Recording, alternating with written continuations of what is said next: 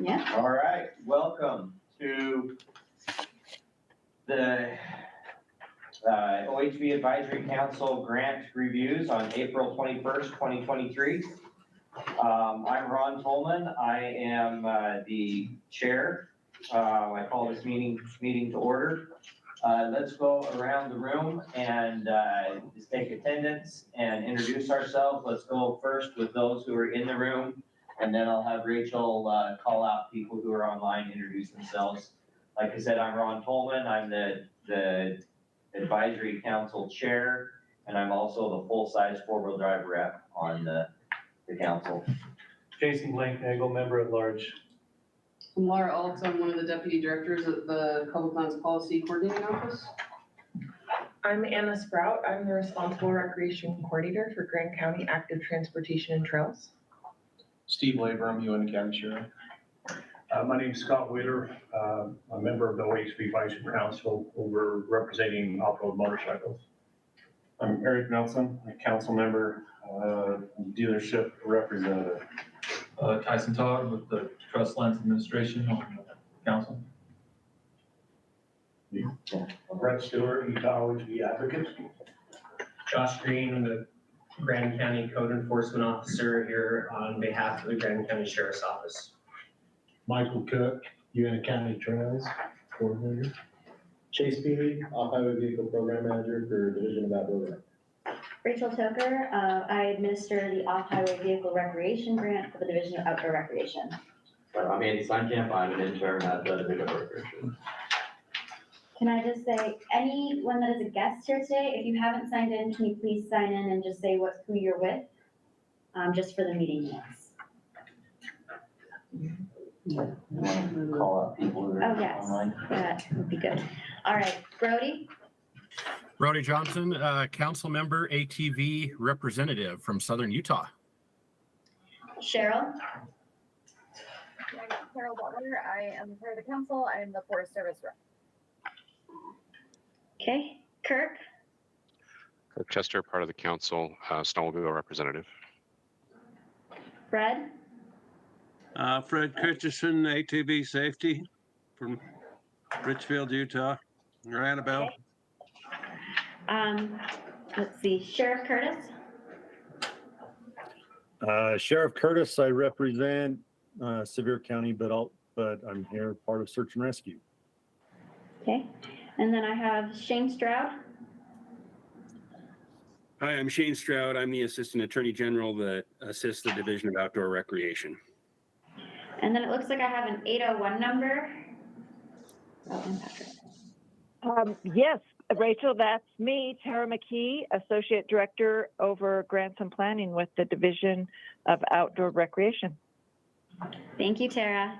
And it looks like Patrick, you're on as well. Yeah, hey, this is Patrick Morrison. I'm driving home from Reno, so apologize for any background noise, but I'm the Grant Program Manager with the Division of Outdoor Recreation. All right, well, welcome everybody.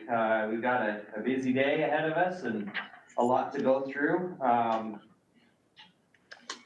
Our first order of business, I guess, is to approve the agenda. Is that a business item, I guess, since that's what it says? We therefore have to vote on that. I didn't realize we did that. Has everybody had an opportunity to review the agenda? Rachel sent it out, I think, earlier this week and then again this morning. This is Brody. I have a question. Yeah. Okay, item number 8, the approval of the program editing the OHV Advisory Council bylaws. There are 2 different bylaws. I'd like to know which one we're referring to. There's a 3-page and a 45-page.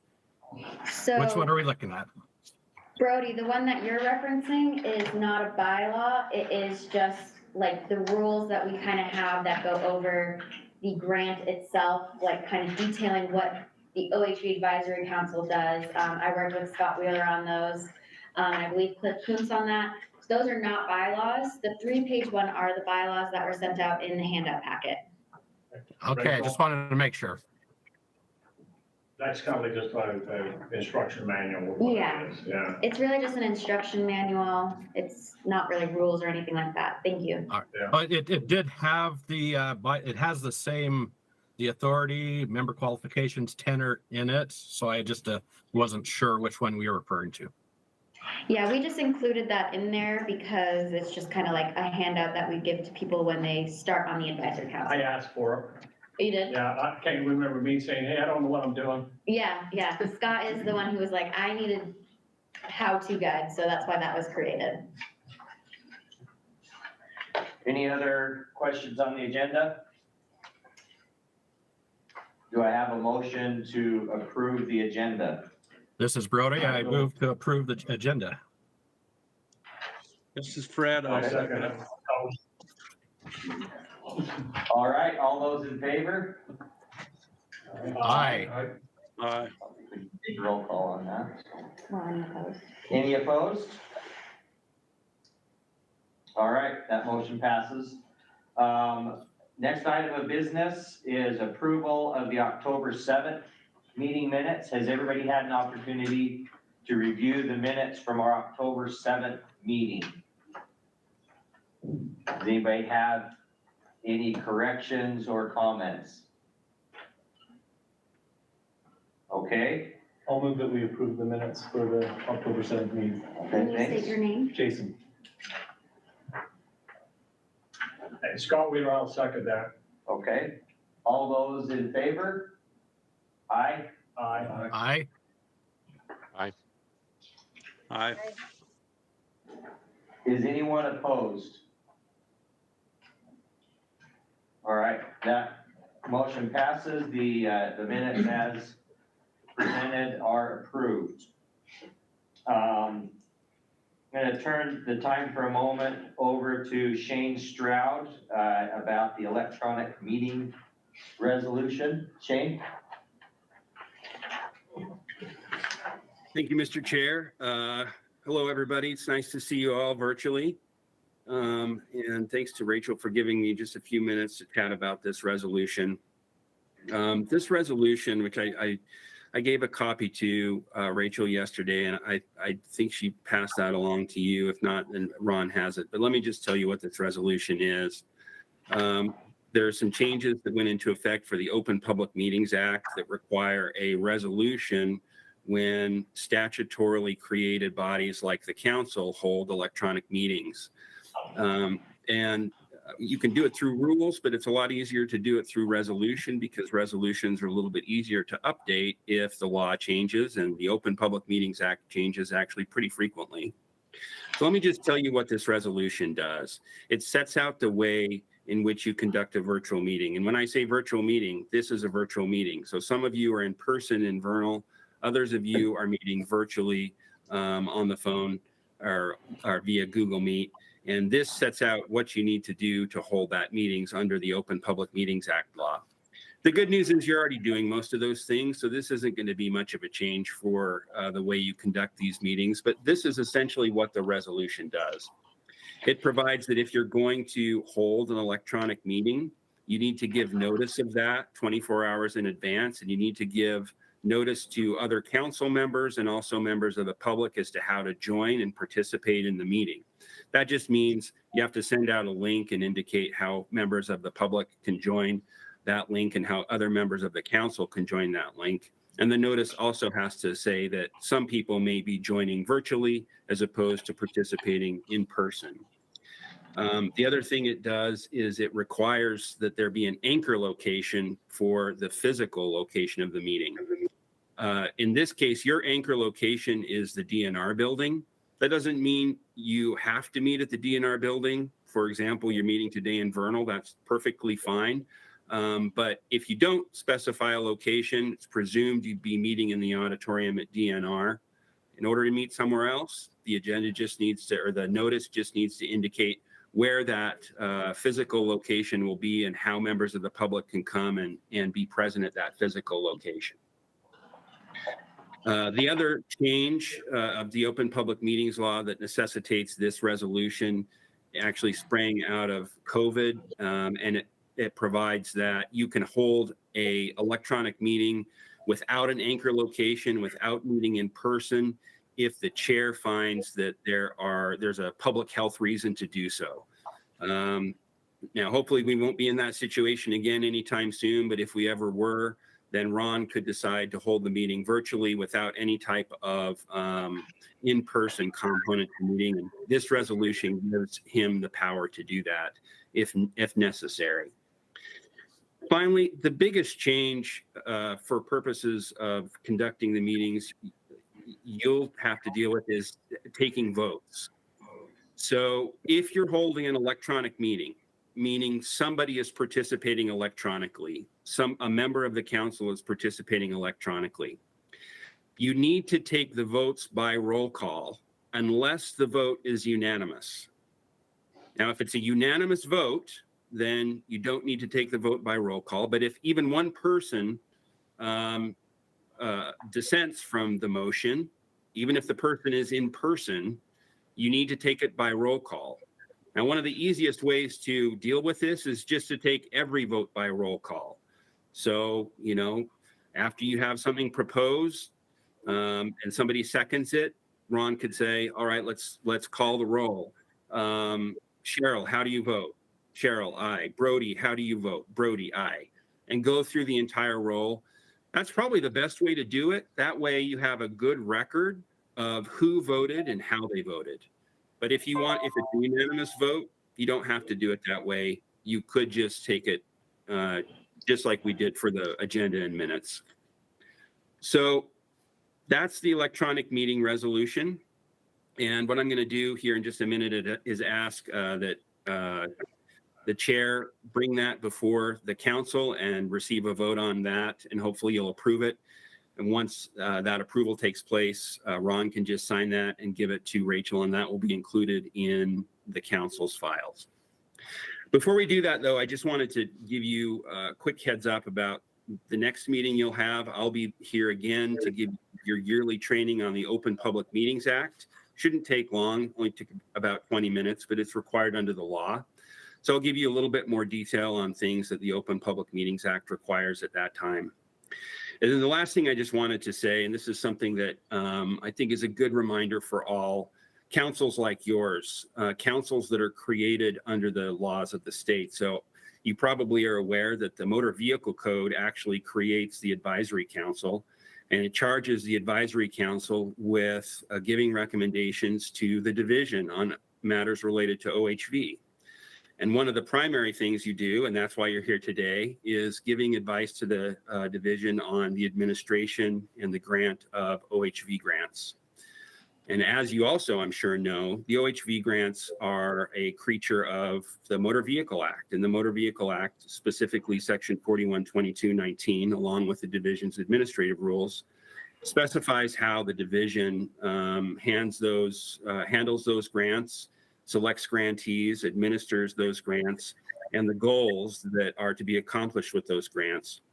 So one thing I would just encourage you to do today, and anytime you're working in your role as council, is to be aware that one of the goals of the council and of the division is that we treat equal parties alike. And what that means is, as you consider these individual grants, you should be looking at, whether those grants are within the goals and the statutorily created authorizations that dictate the purposes of the grant. You're looking at whether the grantee can accomplish the purposes of the grant.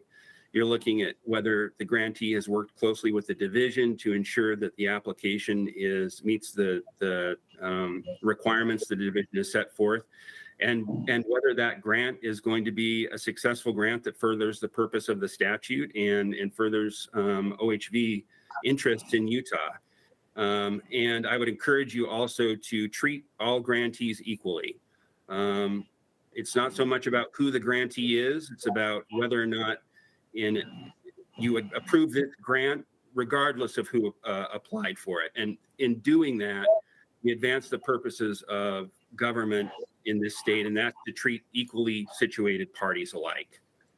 And so that's something, as you consider grants today, try to think of your work in that way. At least that's one component of it. And and think about how will this further the purposes of making sure equally situated individuals are treated equally.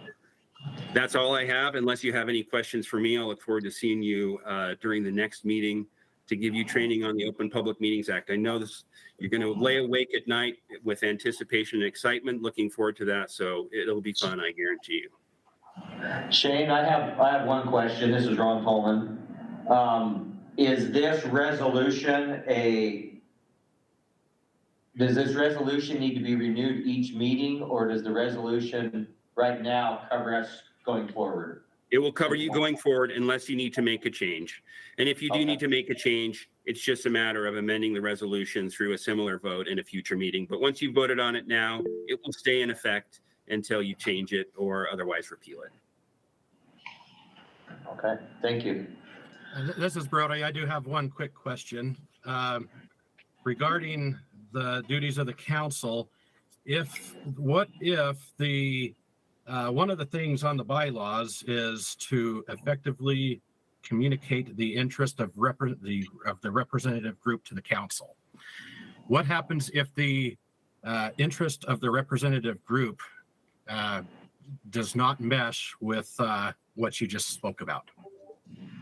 So I guess my advice there, and I think that maybe Chase and Rachel can speak a little bit more to this with their knowledge of OHV that I don't have. I have more of a legal approach to this, but my recommendation would be that you try to reconcile those two.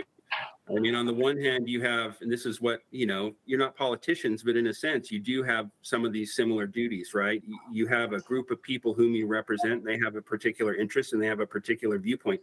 On the other hand, the laws require another thing, and the rules require maybe something that maybe all your constituents won't necessarily be happy with in all circumstances, but you still have a duty to objectively evaluate the work that's in front of you and make a decision based on the laws and the rules, and try to be as even-handed as you can, while still reconciling that against, some of the views of folks that might not be happy with a decision you particularly make. But I think as long as you're making those decisions objectively and trying to treat people fairly and equally situated people alike, you're going to end up on the right end of that decision.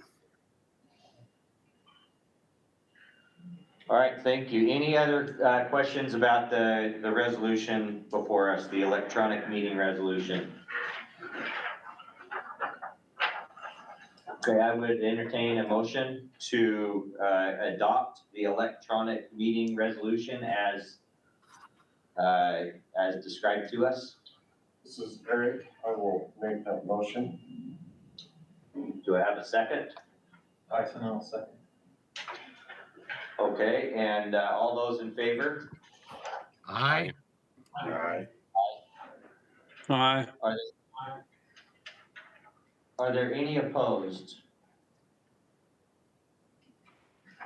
Okay, that motion passes. So upon affirmative vote of a quorum of the council, I'm instructed to sign this. There you go, Rachel. Thank you. And Shane, would you like me to return this to you? If you could just send me a scanned copy and place the original in the council's files. So thanks everyone, and thanks for your service on the council. It's much appreciated. Thank you for your time. Thank you, Shane.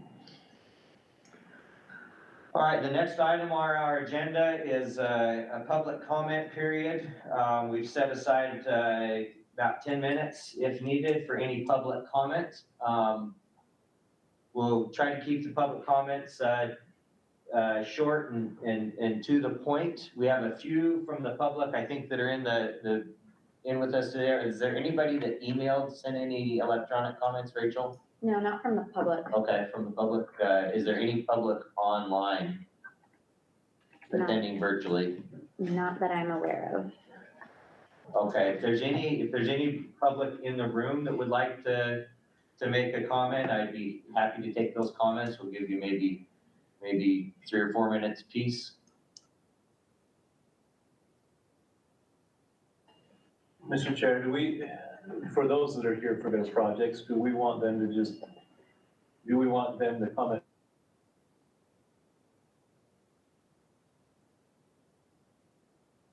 The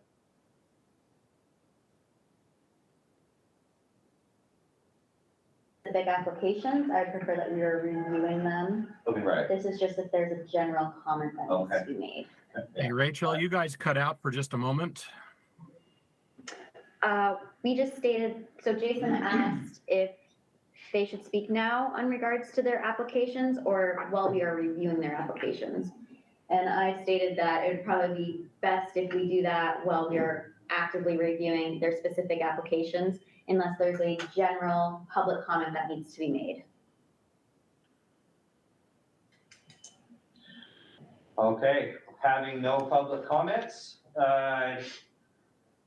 go ahead and let's get started. Begin review for spring fiscal year 2023. I talked to Chase, and one of the things we sometimes get hung up with is in these meetings is what are our limits? What are our percentages? Have we gone over the amount that we're allowed on this category or that category? And I asked Chase to describe to us what the parameters were at the time the applications were put in. As people filled out applications, they were told what our funding limits were in different categories. And I just asked him to speak to that so that we know what it is. And we know if we've got any categories that maybe we have applications that exceed the allotment and we might have to narrow them down or whatever. So Chase, can you take a minute and tell us a little bit about the percentages, Rachel, whatever input you have on that? I just hate for us to spend a lot of our meeting trying to come up with that when it's already been done. Yeah, so Rachel, do you have the percentages? Yes. There? Do we have any categories that might be above the percentage Base. of the appropriated amount? No. So up here, this is how much we started with. Again, this quarter, we added an additional 5 million because historically in the past, we have not been using the full 3.5 million and we need to allocate it. So we just went in and added an additional 5 million. So that's the total available. Yes. Okay, so the numbers we're seeing there, those are our. These were the initial available. Excuse my cursor, it's Patrick from SpongeBob.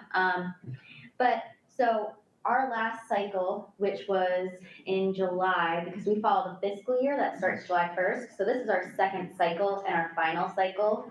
So we had 7.8 million to give out.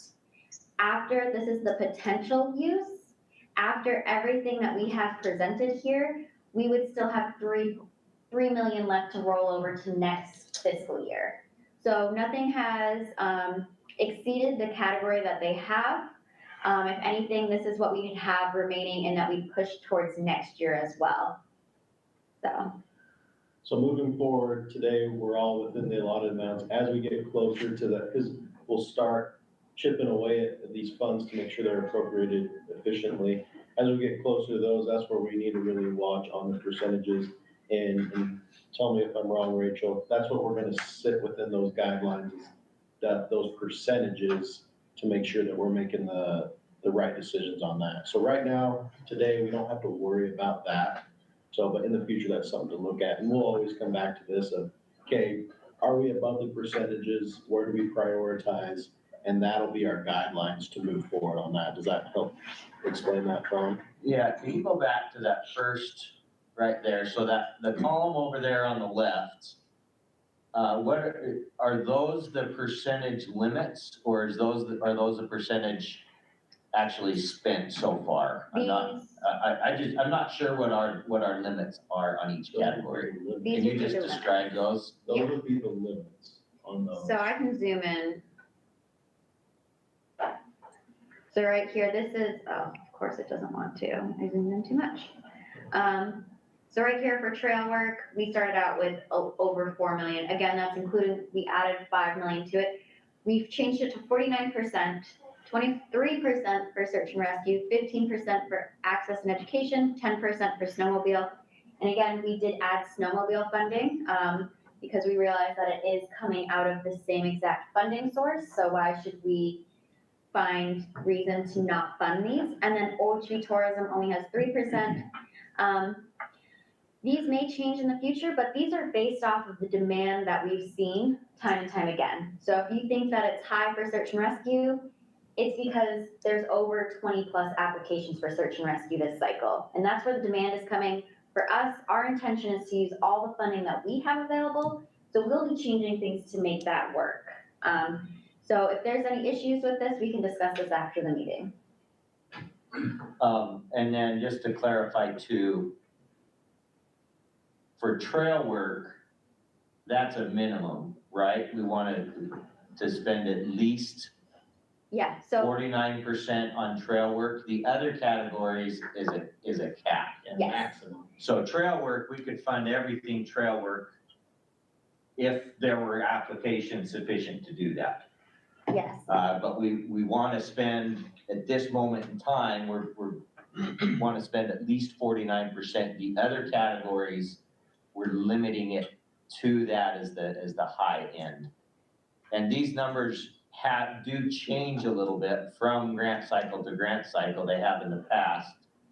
Am I correct on that? yeah, We're trying to, I mean, because of the rules, the admin rules and kind of what we're just trying to find the right mark. They might fluctuate slightly, but for the most part, they will stay pretty consistent. Once we find a good number between all of them of what the trends are now with off-highway vehicles, then it will probably hold stable. And that's in communication with everyone here on what's the right mark and making sure that we're making the best decision possible. So you might see it do a few percentages up or a few percentages down, but for the most part, it's gonna sit true to those numbers up there. and again, we also have a year-round, land acquisition grant that can fund up to $1 million. So it's year-round, it's already open, no one's applied for it yet, but it's gonna be year-round. That funding would initially pull from trail work, and then like, let's say we have 4 applications, so it diminishes the 4 million. Again, this is just with the additional 5 million that we've added, but we would pull from the other categories so that we still have funding from trail work. Because again, that is like the intent of this grant is it's intended for trail work, the majority of it. Right, and I'd just like to state, to the extent that any of us might individually maybe not necessarily agree with the percentages as they are right now. Those are the amounts for this meeting, because that's what the applicants were told. We have input on that with the division, but that discussion would be outside of this meeting. There's a subcommittee, I believe, that is involved in that, and any of us can talk to them and have some influence on that, but those are locked in for this. I mean, we can't change it for this grant cycle because we've already told the applicants that and received the application. So I'm just trying to make sure, I know we have various opinions. I have some opinions on that, but this meeting today is not the time to change that. An outside discussion with the division to change it before the next grant cycle would be a more appropriate way to, if we have any, we're uncomfortable with that to any extent. Yeah, one thing wrong. Go ahead. So because all the applications fall within these percentages, moving forward, what we're really looking for, instead of not funding one or over the other because all the percentages are in there, that's what Shane stated earlier. We're basing it on the qualifications of the grant. And if it's gonna improve off-highway vehicle use in Utah, that's what we're gonna base our decisions off of. Let's not get in the weeds of percentages here and there. They're in the percentages. Are they qualified? Is it going to improve off-highway vehicle use in Utah? And I think those things are gonna be safe to say on operating within the scope of the law to make these sound decisions. Okay, great. Thank you. I appreciate you taking that time. I hope that kind of helps us stay on task. We've got. Ron? Yeah. I have a quick question. Is the cap that we've set on maximum amounts? I know we talked about maybe, not holding to that right now, but are we still using that figure of $350,000?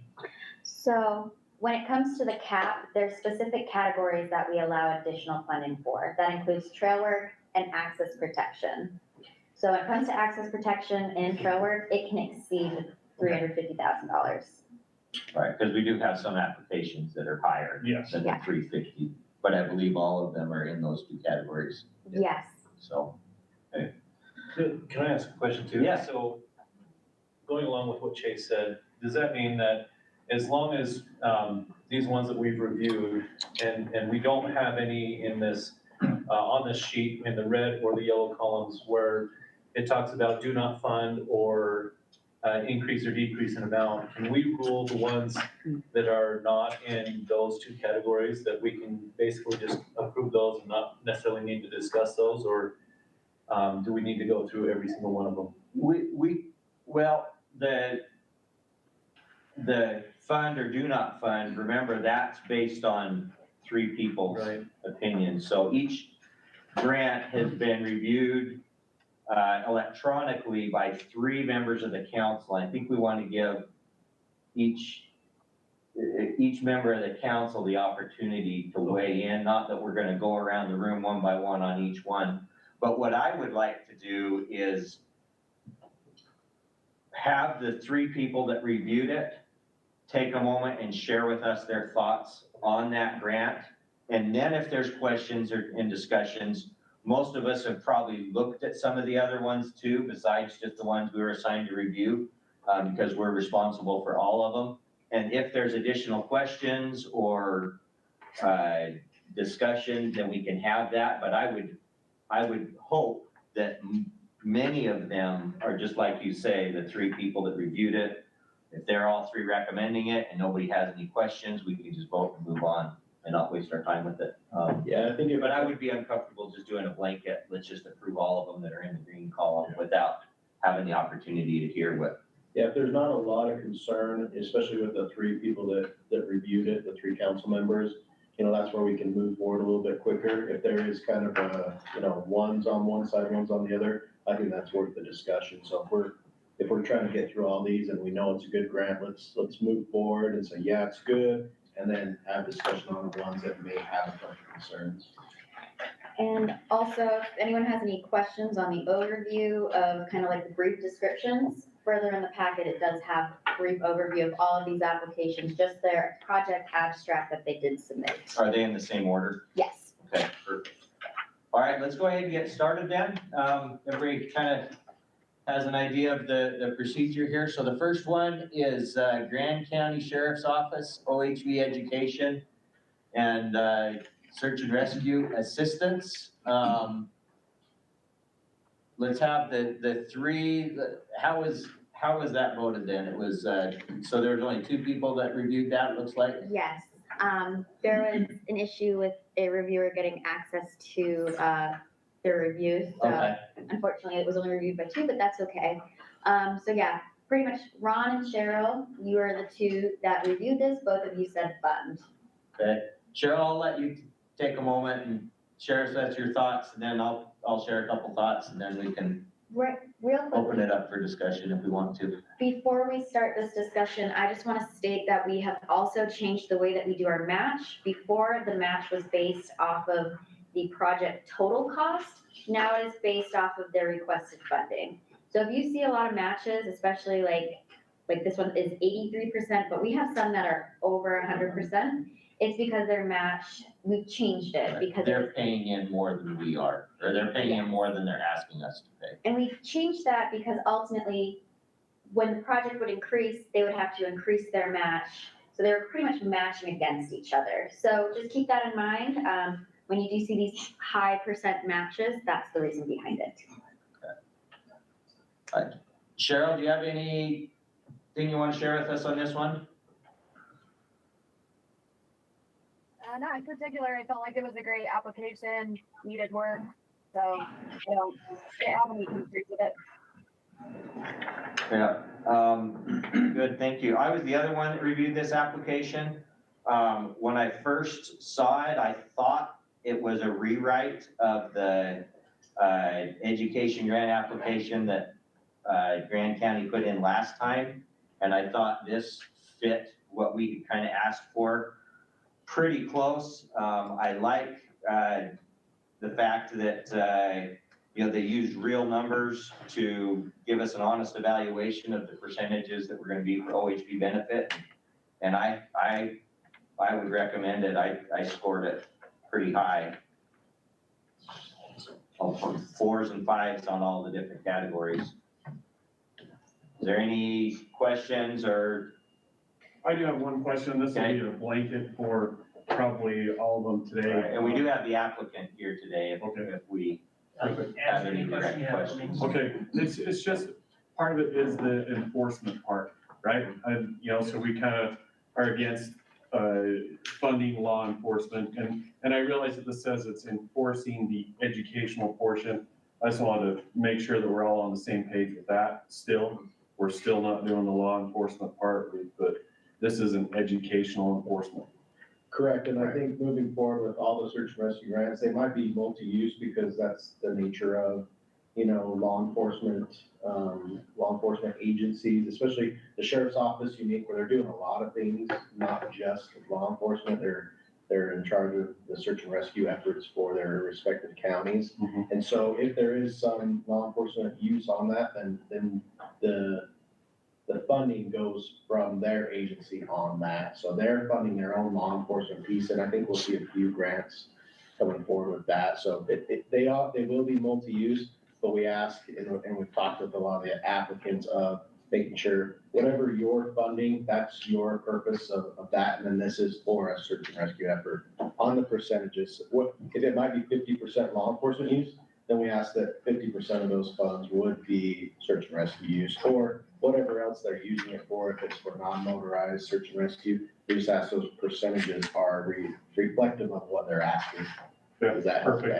And it states several times in all of our handouts and everything else that, it's based on OHV use. So, thanks. Appreciate it. Yeah, and I think they did a pretty good job explaining how they thought the machine was going to be used and being honest about the fact that obviously, there's a machine there and sometimes you need to use it for maybe a purpose different than what was it was intended.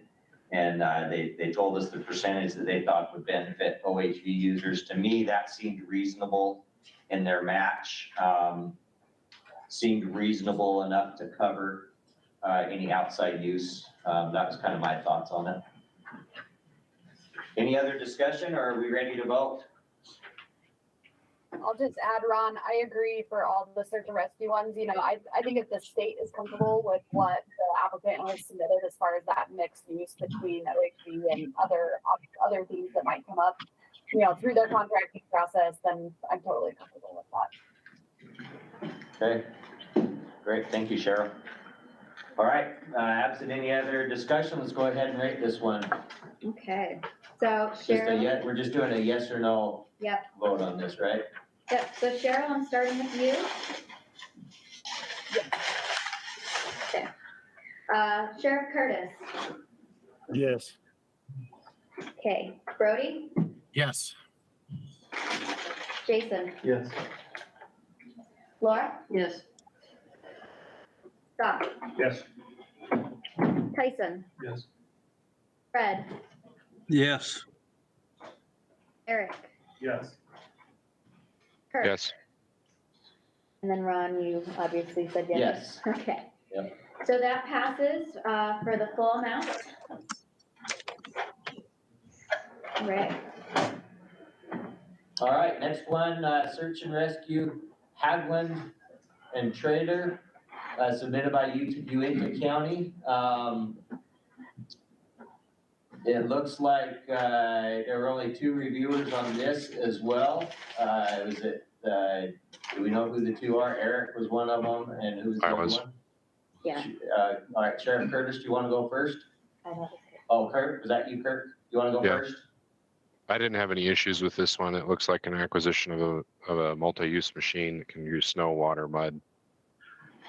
The budget was $195,000 for the acquisition. They're putting in a kind of a $55,000 cash match.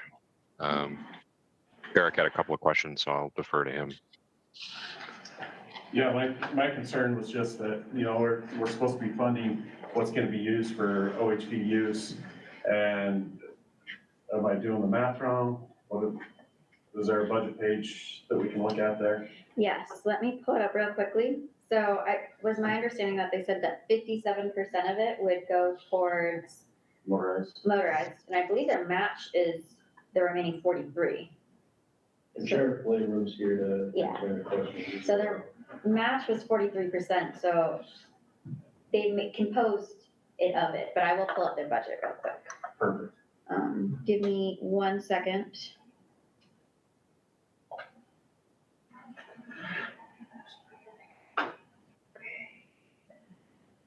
All right, and let me just share.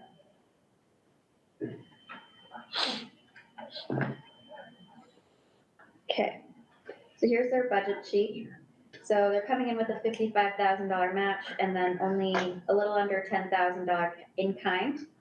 So from us, they're asking for the Haglund machine, and then they're paying for $45,000 towards it, and then they're also paying for a trailer to haul the machine. So the total cost of, the extended cost of the project is almost $215,000. And so based off of their figure and how much they're requesting, it is a 43% match. Okay, thank you. Any additional comments, Eric? No, looks like a robust vehicle. Anybody have any questions or discussion? I would love to comment. I can. The machine is a military vehicle that is refitted, and it will go on snow, in the mud. It floats. If you get in trouble on a river, it's an excellent search and rescue machine. And our snowcat is old. It's in the 60s. We need a machine like this, so very appreciated. Can we test drive it? Sure. All right, let's go ahead and rate it. Okay, We'll start, do it staggered. We'll yes, have a different person start each time, so Yeah. Cheryl's not on the yeah. hot seat. Okay, so I'm gonna start with Sheriff Curtis. Yes. Okay. Brody, Yes. Jason, Yes. Laura, Yes. Scott, Yes. Tyson, Yes. Fred. Fred? Okay, we'll get your score after Fred. Eric, Yes. Kirk, Yes. yes, and Ron, Yes. Cheryl. Yes. Okay. Fred, are you voting yes for this? You did Oh, you need to unmute yourself.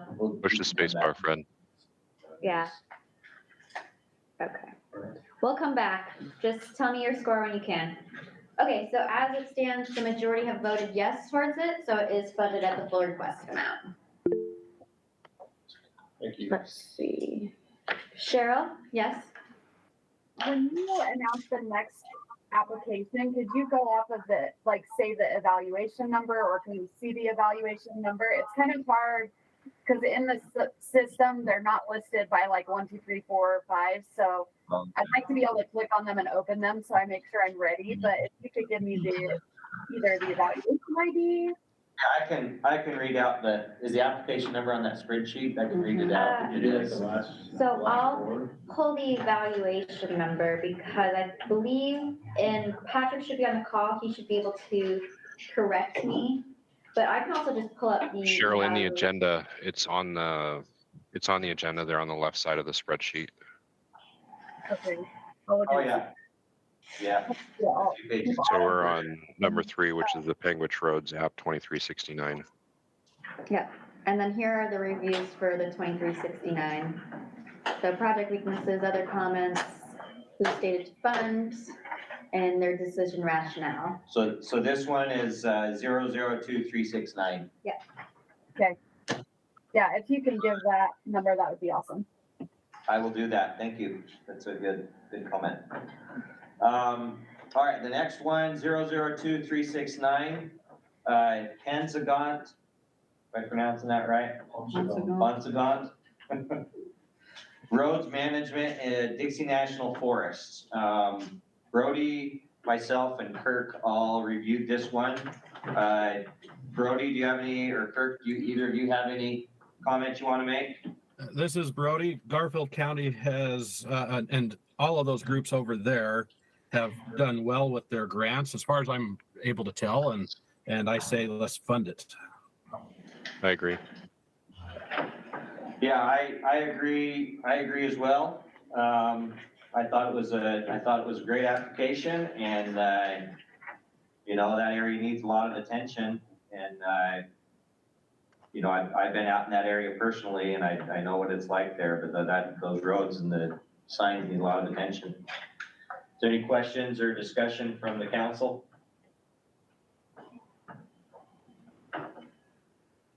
All right, let's go ahead and rate it. All right, Brody. Yes. Okay. Sorry, Jason, Yes. Laura, Yes. Scott, Yes. Tyson, Yes. Fred. Yes. Did you say yes for the last one too? Yes. Okay, perfect. Eric, Yes. Kurt, Yes. okay. Ron, you reviewed it? Yes. You're yes, okay. Cheryl? Yes. And then Sheriff Curtis? Yes. Okay. Also in the future, if I have people that said yes in there to fund it initially, you want me to still ask for your review in case it's updated? I think so, because I know, can think of at least one of mine that I've had some additional thoughts on, so. Okay. So, All right, next application is 002388. Rescue on the Rocks, BLM Rangers seek new upgraded UTV. This is the Moab field office for the BLM. Tyson and myself have reviewed it. If it's in red there, does that mean that Sheriff Curtis did not get a chance to review it? Is that what that means? yeah, Okay.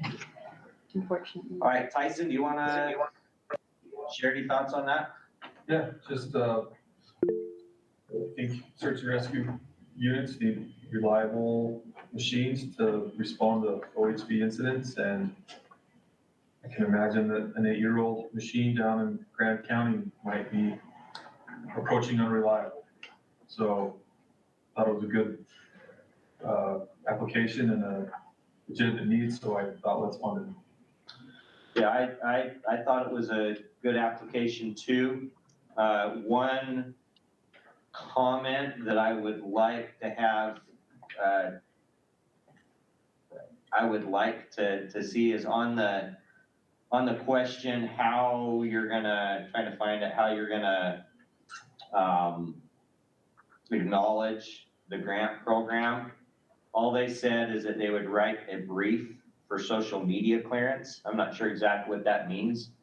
But if they're getting a machine, They'll post. I'd like to see a sticker on it or, you know, something acknowledging the state's involvement in that than just a Instagram post or whatever.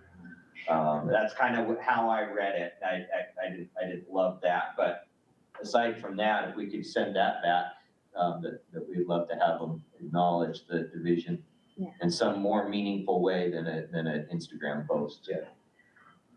How are we on the sticker? The stickers, so, and Sheriff Curtis, we'll get to you right after I answer this question. But when it comes to stickers, we need to print them.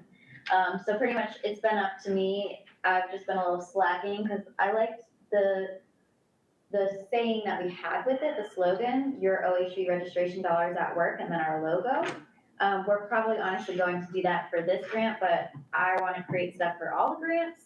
So it should be happening. And then for us, I know I've been saying it's been a long time coming, but I will get those printed. And honestly, I'd prefer if we send especially stickers like this out automatically, just so we don't have big logos on machines, especially if it's for search and rescue, because we are not the people conducting the search and rescue. So just a small sticker just showing that, but we wanted to, I would prefer if we created those and sent those out or set a criteria for it for bigger posts.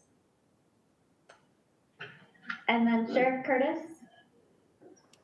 So my question is, on this one, did Grand County Search and Rescue support this idea? them having this and being able to do search and rescue. Do you have any take on this? I'm not with that. Okay. Was there any support letters from Grand County Search and Rescue on this? 'Cause Let's see. that would show Find the search letters. Second. Let me pull it up. So, And that's a valid question since counties are responsible for the search and rescue and So there's they would have a support from. letter from SFRA. Not sure. Pull we that have, up. we Yeah, have, Grand County Search and Rescue. this Said it was, would assist them. We want to know if they received support from some of our other grant applicants, received support from their local sheriff's office. yep, so this has it from the Second county. letter is one, yeah. And then there's this one as well. James. Okay, so it does Yeah. show some support from the sheriff's office. Yeah. Yeah, Sounds good. I'm good with that. I just want to make sure that they're working together, you know. yeah, there's a letter, Grand County Search and Rescue Sheriff's Office. That's about. Good question, good, catch on that. Thank you. Any other comments or input? Questions? All right, let's go ahead and rate it. Okay. All right, who am I at? I'm at Jason. Yes. Laura. Yes. Scott. Yeah. Yes. Tyson. Yes. Red.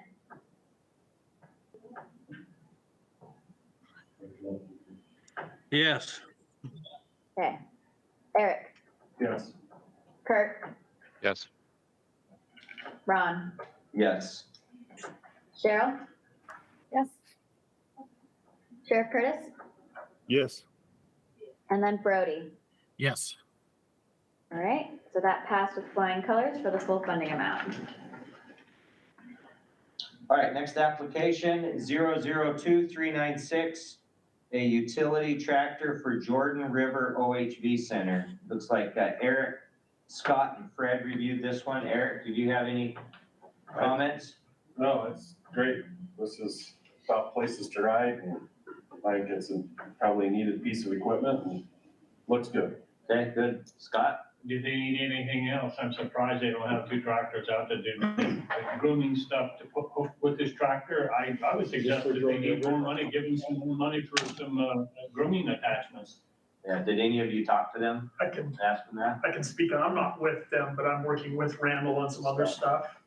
And he could use, there's many things that he can use there as part. Scott, will you introduce yourself? Oh, hi, everybody. I'm Scott with Western Single Track Alliance. And We are, one of our projects that's coming up is at the Jordan River OHV. And we're doing a bunch of stuff for him and then plus what we're doing. And yes, he would, there's many things that will probably be coming to you guys probably maybe next cycle. And I can echo that. He's asked us for stuff, and so I've been pointing Randall to this grant to make sure that he can have the equipment he needs to take care. And that track does take a lot of maintenance. And all of you know, going across tracks, you take quite a bit of maintenance, so he could use some assistance there. Look forward to more. Fred, did you have any input on this? No, I think it's a great idea because it opens up more tracks and it also gives them more training and that stuff. And I think I'm all in favor of it. Do we know how many users are on that track on a day-to-day in the summer? I know that place is a zoo, so. Randall would have the numbers, but Scott. Yeah, they're actually opening it up for more hours and more days this year. So it will It's be highly utilized. more, yeah, and That's then the only what we're place doing in is Salt gonna Lake be County. probably doubling that. So it's gonna be quite a bit. Actual numbers, I don't know. More than one, less than 10,000. That's a good estimate. All right, I want to see them teaching four-wheelers to do what they do on them endurals. all right, let's go, unless there's more discussion, let's go ahead and rate it. Do we want to suggest a higher amount? Yeah, does somebody want to make, I would make a motion that we give $50,000 more for tools to be used with the tractor. okay, So Or this, let's leave it open to let them use it for what they want. So would this be to, Was that Scott's For organization or implements for for the the? tractor or for Utah maintenance State for the Park? tractor. I just, I was surprised looking at a couple other grants that actually did some things at Jordan River that they didn't have that. And I want to make sure that, you know, this thing's taken care of. It's a good place. And, I'm surprised he didn't ask for more. Okay. It's probably because he just doesn't know. He's relatively new to these grants. and Yeah, so- part of, there would have been more of a, part of what he was going to do is on our application. So like what he felt like he needed, and he didn't really understand, he doesn't understand at all, so. Yeah. He just wants to work, and so Yeah. we love that about him, so. Wants to do good work, and if we can get. Again, I propose we give him another $50,000 for implements for the tractor, and to be used where he needs it. What do you think about that, Eric? Rachel? I was just going to tell you the numbers. Sorry, it took me so long to do it. So if we increase it by 50,000, it would be up to it would be 200,850 total project, and then they'd be requesting Right. 163,000. Are you looking at the right? Utility tractor? I just increased it by 50,000. Oh, you already did the increase. I'm like, that's a different number than what. Yeah, this is what it would be with the increase. Okay. And like, do we have enough information? My concern is, do we have enough information to be certain he can utilize that? And Yeah, I mean, They will utilize any funding you give them out there, I can guarantee They're that. gonna utilize it. It's gonna Yeah. offset their state parks costs. It's gonna help them, so. Okay. We can still, and that's something Rachel can keep an eye on administratively as far as we can just. how they're spending that extra, that it's within the spirit of their application, it's not unrelated. They're 5 minutes Because none of away, us have so talked to them. we can so yell yeah. at them. Okay, all right, so that was you made the motion. I made the motion to. This is Kirk, I'll second the motion. Okay, Kirk seconds it. Any, all those in favor? I, Aye. Are there any opposed? All right, we only have to do a roll call if there's somebody opposed, right? Nice. So, all right, so, let's go ahead and rate it at the higher amount, Yes. So again, this increased is, amount. yeah, so again, this is with the additional $50,000. So Laura? Yes, I'll just say I've never been a part of a grant group that gets to give extra money to people, so I appreciate that. Also, hold on, let me share my screen. Sorry, I keep going back and forth, I apologize. All right, so Scott, you made the motion? Yes. Okay. Tyson? Yes. Okay. Brad? Yes. Okay. Eric? Yes. Kirk, you seconded it, but are you still in favor? Yes. Okay. Ron? Yes. Okay. Cheryl? Yes. Sheriff Curtis? Yes. Brody? Yes. And Jason? yes. Okay, so just an update with that, we now have a request total of still 4.7 million, but just an additional 50,000. So this is just increased by 50,000. So this is the correct number though. But yeah, and when it comes to eligible, even if we used everything, we would still have over $750,000 left for trail work that we could fund. Cool. All right, next application, 002404, Manti La Salle National Forest, motorized single track maintenance, out of the Fair and Ranger District. Scott, Jason, and Kirk reviewed that one. Scott, do you want to start with any comments? I know the people that go up and maintain those trails, and they use their own machines, they use their own equipment, and I have no problem with this at all. This is a good grant, and these bikes can be used for more than just the maintenance of the trails. They can use to be monitored, they can use to, it's so much quicker to go on a bike to go check things out as opposed to side by side. It just, it's no brainer, and we ought to suggest them that when they apply for these grant applications, to put multiple tasks that machine should be used for. And I even think on search and rescue items, maybe we ought to look at that too and say, hey, we can use this machine for search and rescue and we can use the machine for something else when they apply for it, as long as it's in the position that it can be used. So, yeah, I have no problem. I think this is a good grant. Okay, Jason? I echo what he says. It looked like a really good opportunity to help these guys with the trail maintenance, so I'm supportive of it. Okay, Kirk, do you have comments?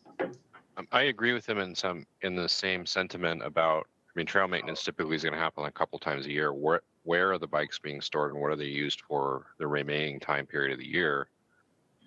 It would be helpful for us as reviewing these grants to understand that, if your trail maintenance is going to last a week or 2 weeks a year, what's the other 50 weeks of use for? Where are they being stored? What are they going to be used for? What's the visibility? Just fill us in on those things is helpful for us as grants, but I support it as well. All right, any other comments or questions? Let's go ahead and rate it. Okay. All right. Who did I start with? Scott. Yes. Okay, Tyson, Yes. Fred, Yes. Eric, Yes. Kirk, Yes.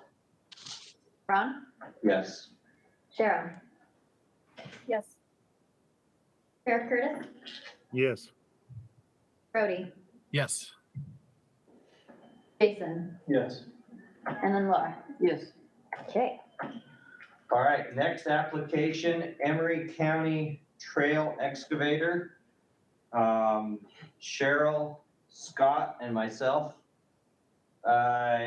reviewed that one. Scott, I'll let you go first because you're first on the thing there, and then or Cheryl, I'll let you go first, and then Scott, and then I'll make a comment. Cheryl? Yeah, no, overall, I was really happy to see this grant. I think these folks are doing some awesome work with great partnerships. I think the one thing I was curious about is they do have crew time in there as a match, and I know they also use over funds to fund those crews. So I guess if there's just, as long as there's a way to make sure the match isn't coming from funds from over for those crews. Okay. Yeah. Okay. We can make note of that, and also when we're doing a review, we can kind of double check that as well. And Emery County, I know I spoke with them on this grant, like if anything, we can figure out a way for them to their match pretty easily. Yeah, it was a little unclear to me because I'm like, but then they're asking for crew time in another application, and then they're using crew time as a match in this application. So anyways, that just kind of stood out to me. But other than that, I think it's a great grant and I would fund. Okay, Scott? This grant application initially had a pickup truck in there. They blew up the truck they were using, and actually Jim Jennings, who's the land council guy for Emery County, I met with him a week ago, and he was pulling a 24-foot trailer with a half-ton pickup truck, and I asked him how that was working, and he says not very well.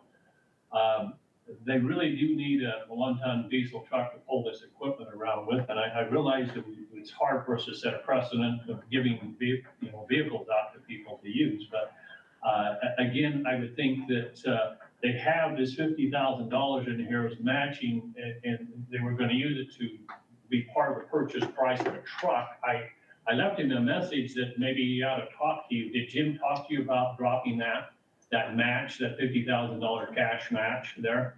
So they spoke with me regarding it, and they originally were to come and request a vehicle, the truck that their match is paying for. And we said historically and to this time, we've never approved a vehicle. The only time that we've ever actually approved like a truck per se was because it was not registered. So it was registered as an off-highway vehicle. So that's why we don't pay for trucks. So that's why they're using their match to pay by that vehicle. So you talked to discuss that with him then? Okay, that was my concern, that this would get kind of mixed up and that they would be liable for that $50,000 for that. But on that end, it's a good grant. Them guys spend so much time out there, a ton of time out there doing trails. They need a bigger machine to work with bigger routes for the UTVs that are out there. They're big as Jeeps now and stuff. And so, it's a good grant. And it's my understanding, and I apologize, Emory County, if you're listening and I got this slightly wrong, but it's my understanding that that funding is already allocated. So they were like, we already have $50,000, and they originally were going to pay for other things with it, and I asked them to reorganize it so that the $50,000 that they have allocated goes for the truck. Okay, so, and, when I reviewed it, and let me just clarify on the spreadsheet, it says my comment was to increase 145. My comment was to increase it to 145. And the reason for that comment was about the truck. They mentioned in here, that if we can pitch in towards the truck, and the purpose of the truck is to haul crew out to the trail, out to the excavator to go use it. So it's transportation to and there. And they mentioned several times in here that if we can help with that, that they would accept that. So my calculation on increasing it to 145,856 would be to basically pay for part of that, but then still leave their match, put their match at 25%. So if we're comfortable funding a vehicle that takes the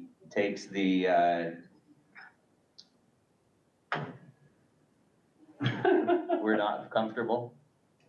Not operating within the rules, and if we wouldn't have funded a vehicle for anything else, my recommendation is not going to fund a vehicle. If there's other things to fund, yes, but not a vehicle.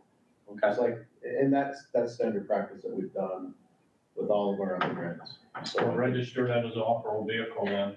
A type 3. There we go, yes.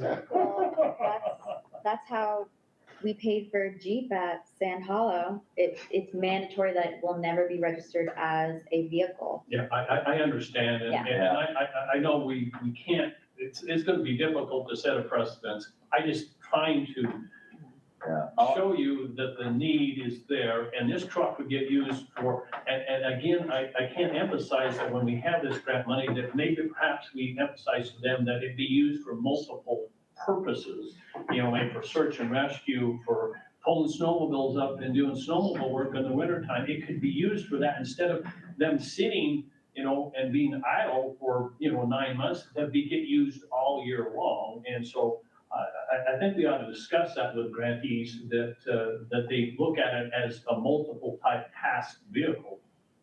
True, but moving forward with this, that would be up to the agencies or the organization for them to take care of their own fleet concerns. I think that shouldn't be a concern of ours, because a lot of other entities rotate vehicles out anyways between state, county, and local.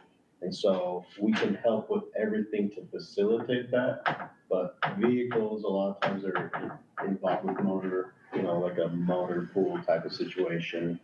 So that'd be my suggestion, and what we need to move forward with is, let's fund other things besides vehicles. Okay. All right, any other discussion?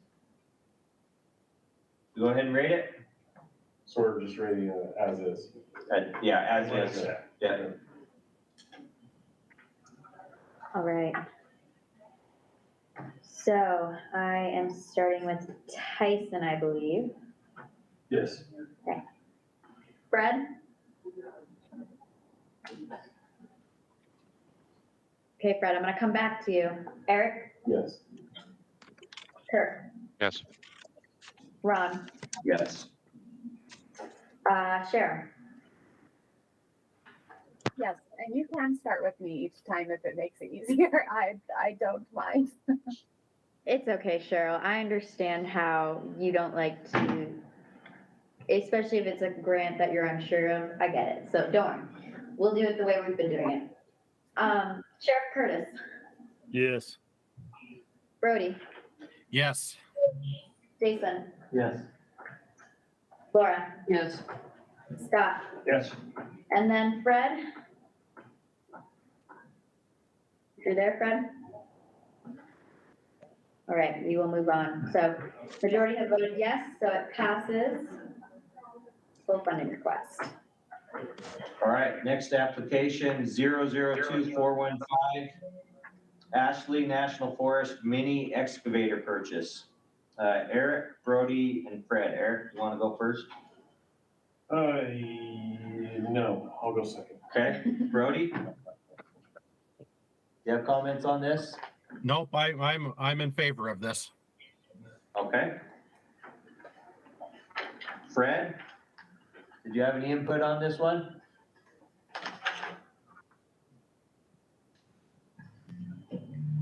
Fred, are you talking?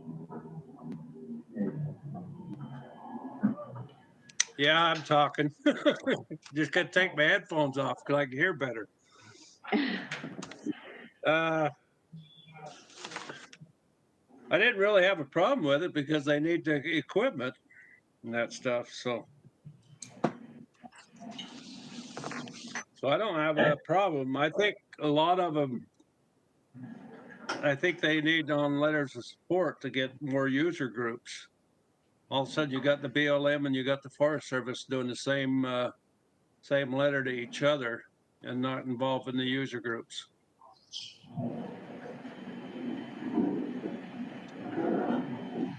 But Eric, no, you have I'm in any- favor of it. No, it looks good. I'm in favor. All right, unless there's other questions or comments, let's go ahead and rate it. Okay. All righty. Fred, you're starting. Yes, Okay, yes for the last one as well? yes, Okay. Eric? Yes. All right, Kirk? Yes. Perfect. Ron? Yes. Sarah? Yes.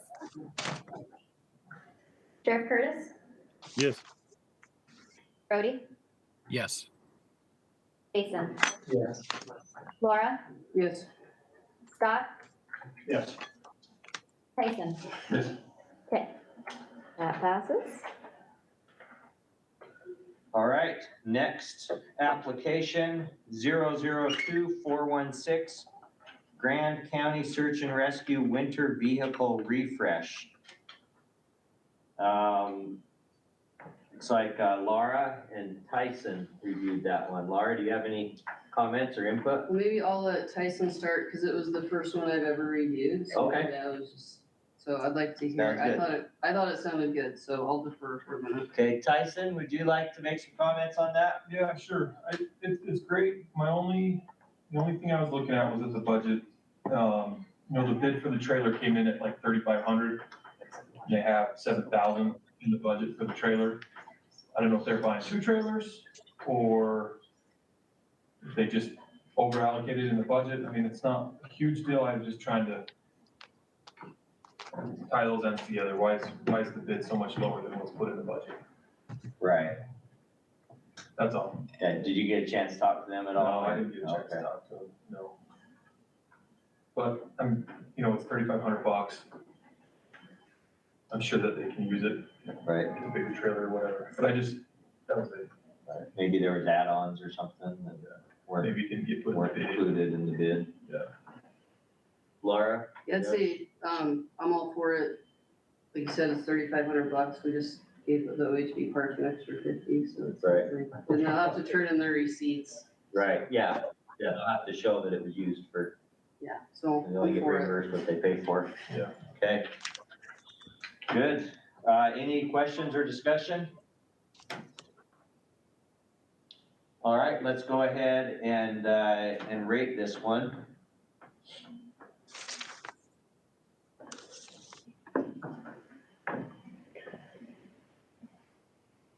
All right, I think we're gonna start with Eric. Eric?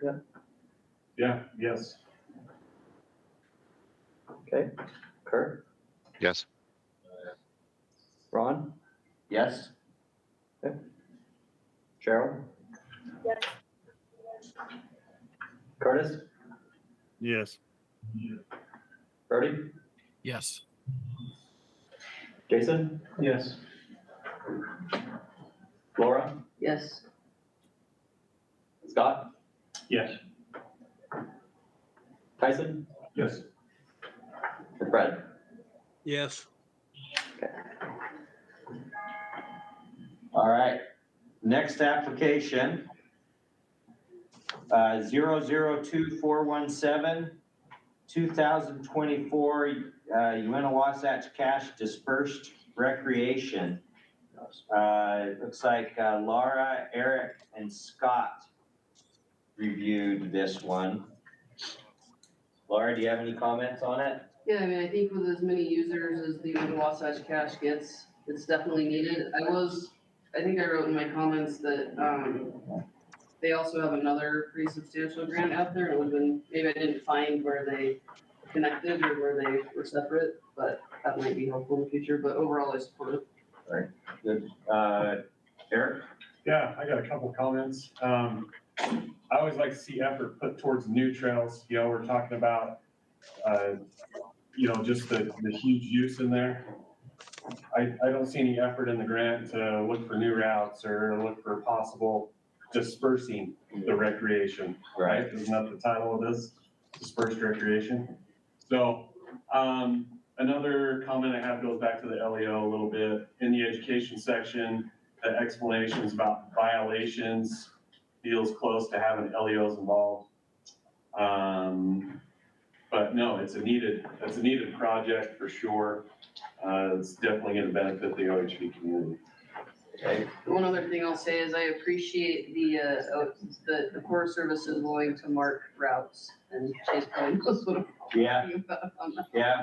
Yeah, they don't have the funding to do it. They don't have, but they're willing to do it. Scott?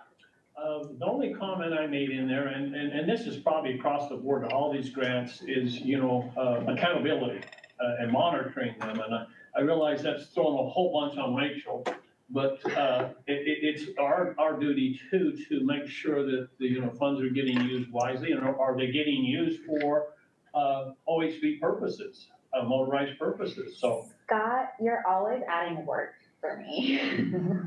Love ya. I just. Always Scott, only Scott. Well, I've always been a noisy kid. And so, but I voted for it. I said, fine, I like it.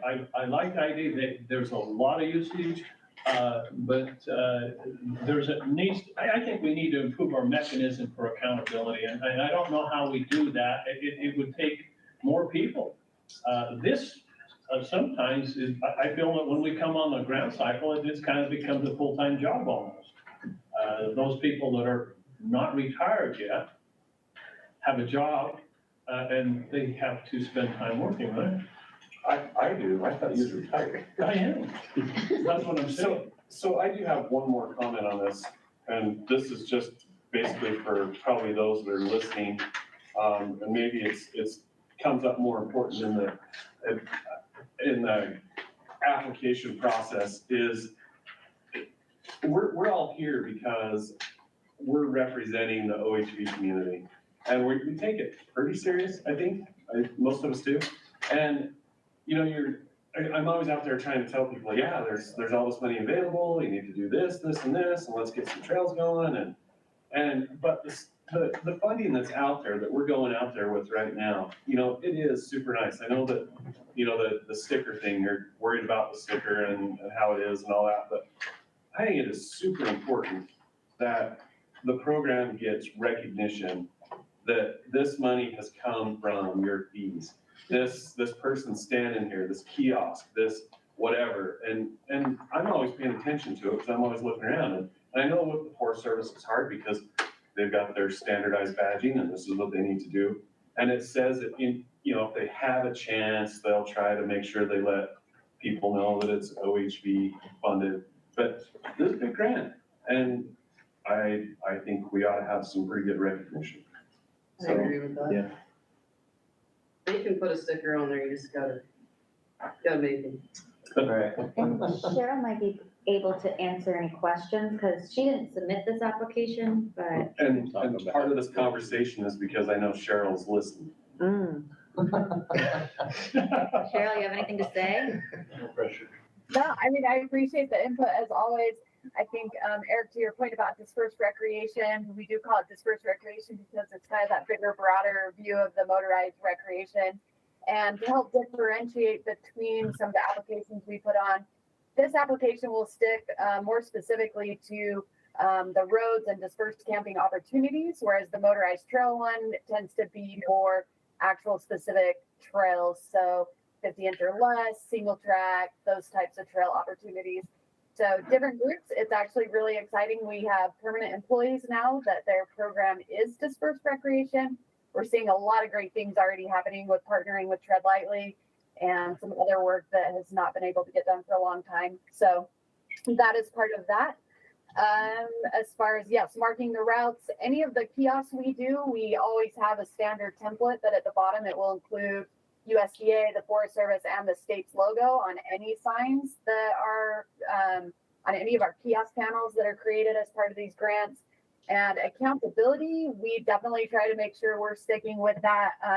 Rachel can speak to the closeouts we submit, but they're usually very thorough, lots of great pictures, lots of great information. And we'll keep trying to do that. And I would also say if anyone ever sees that they don't think we're being accountable, please let us know, because we definitely want to make sure we are. So I think those are the main points people brought up. But if there's anything else, let me know. And I always appreciate Eric's questions. The new trails, Eric, that one maybe we'll get to a place where we can do that if we can actually keep moving forward in the way we are with some of our maintenance, which is exciting. Very good. Okay, good. All right, let's go ahead and rate this one. All right, Cheryl, are you going to abstain from this one? You should, if not. Okay, I won't call on Cheryl. Yeah, I think I'll move from our forest. I probably should. Yeah, sorry. Eric, Yes. Kirk, Yes. Ron, Yes. Sheriff Curtis, Yes. Brody, Yes. Jason, Yes. Laura, Yes. Rob, Yes. Tyson, Yes. and Fred. Yes. Okay. That one passes. Full request amount. All right, next one, application 002434, Coral Pink Sand Dunes Trail Machine, Coral Pink Sand Dunes State Park. Brody, Tyson, and myself reviewed that. I'll let Brody and Tyson go first. Brody, do you have any comments? I do have one or two comments. I think Chase cleared up some of my puzzlement with this one, but the only comments that I have is that on the application, it marked trail work for search and rescue and patrol. And then my only other question would be if there was a swapping of vehicles for law enforcement, and I don't know how all that worked, why is not a replacement vehicle for law enforcement coming from law enforcement funds? I can answer that, Brody. So the unique thing with Coral Pink is they actually have sufficient amount of law enforcement. They have a Jeep, they have 2 Raptors. And so we're moving things around the state to make sure other people have that. They used to have a Honda Pioneer, so I'd say they might use it for that, but for the purpose of what they have down there, they have sufficient patrol vehicles, and that's my responsibility to make sure they have that. This would be largely used for all the other applications, and that's what they were using with their Honda Pioneer is trail work and campground activities for the OHV users and stuff that we don't fund as outdoor recreation for those purposes of what the state park rangers need for patrol. So he might have patrol on there for some other things, but what they have down there, and this wouldn't swap this vehicle out, this would actually be a park-owned UTV and not part of our fleet with Division of Outdoor Rec. So that's the unique aspect with this. I hope that clarifies that, Brody. Yes, I appreciate that. And what you said earlier helped out as well. Yeah. And I can also speak a little bit on this. So Patrick, and maybe you guys know him, he used to actually be an intern for the OHV program. Then he became a ranger. this is his first time ever applying for a grant. And when I first reviewed this application, he had clicked off every single category and was like, well, it could technically be used for this. And I was like, don't do that. That might be the nature of state parks, coming from state parks, you just use it for everything that you can. And so Yeah. what he's using it for is for a lot of different things to make sure he's getting the biggest bang for his buck. And I think we recognize that in some other grants is what's this piece of equipment doing all year round?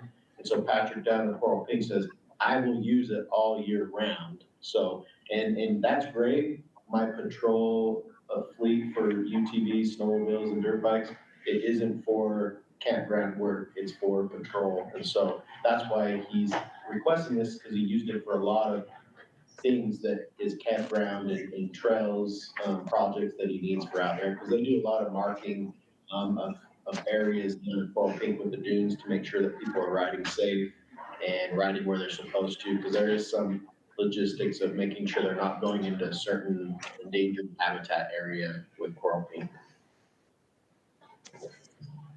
Tyson? Yeah, that's kind of how I looked at it, was it's almost well, an element of it is the access protection. From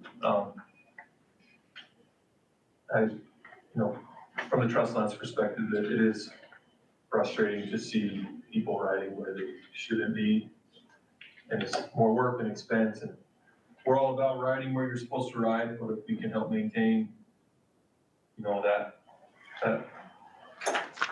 agreement that's already been put in place with BLM to keep off that endangered land, that's access protection in my perspective, so I think it's good.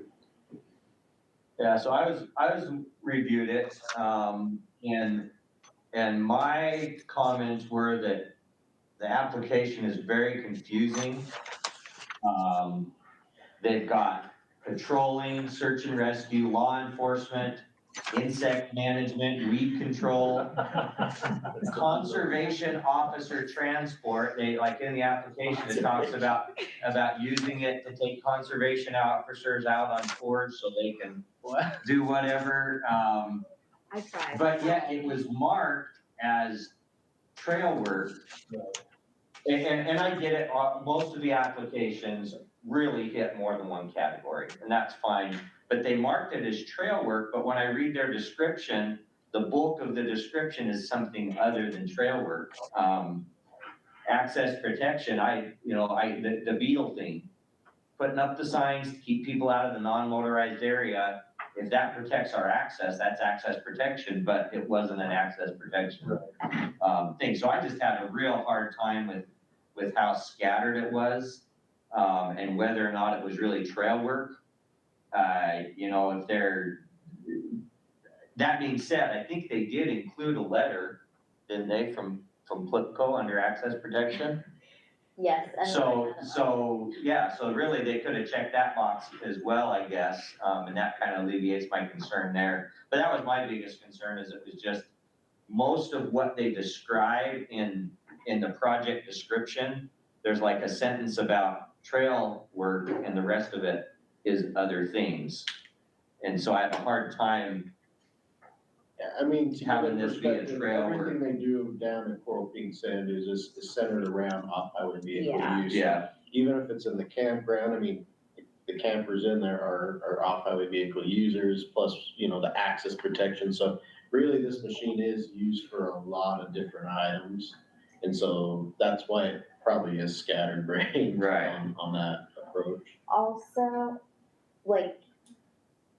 Patrick is not a grant writer by any means. He is law enforcement for sure. He's the park manager, so he's making sure that place runs and he's gonna do the work, so. We also, as a division or grants and planning team, we do plan to have a presentation with state parks, just to kind of hone in on what they want to apply for, because now we're separated. So they'll be having to apply for grants just because a lot of them are park managers and they're not well versed in this. They're not used to office jobs. So we'll be working with them on their applications. Go ahead. So just real quick, just in the whole being fair, is there some way we can fix this application so that it's accurate, or do we move on and wait till next cycle? I guess is my question. I'd like to see a better application. to me, it's so scattered. I'd like to see a better application. That's more focused. Comment on that? So, I mean, what are the qualifications? Does it meet, coming back to the center of the foundation, does it meet the qualifications on what we need there? That's what we need to answer. The way it was written, I think it doesn't, because they marked the trail work box. And they said that the bulk of it was trail work, but.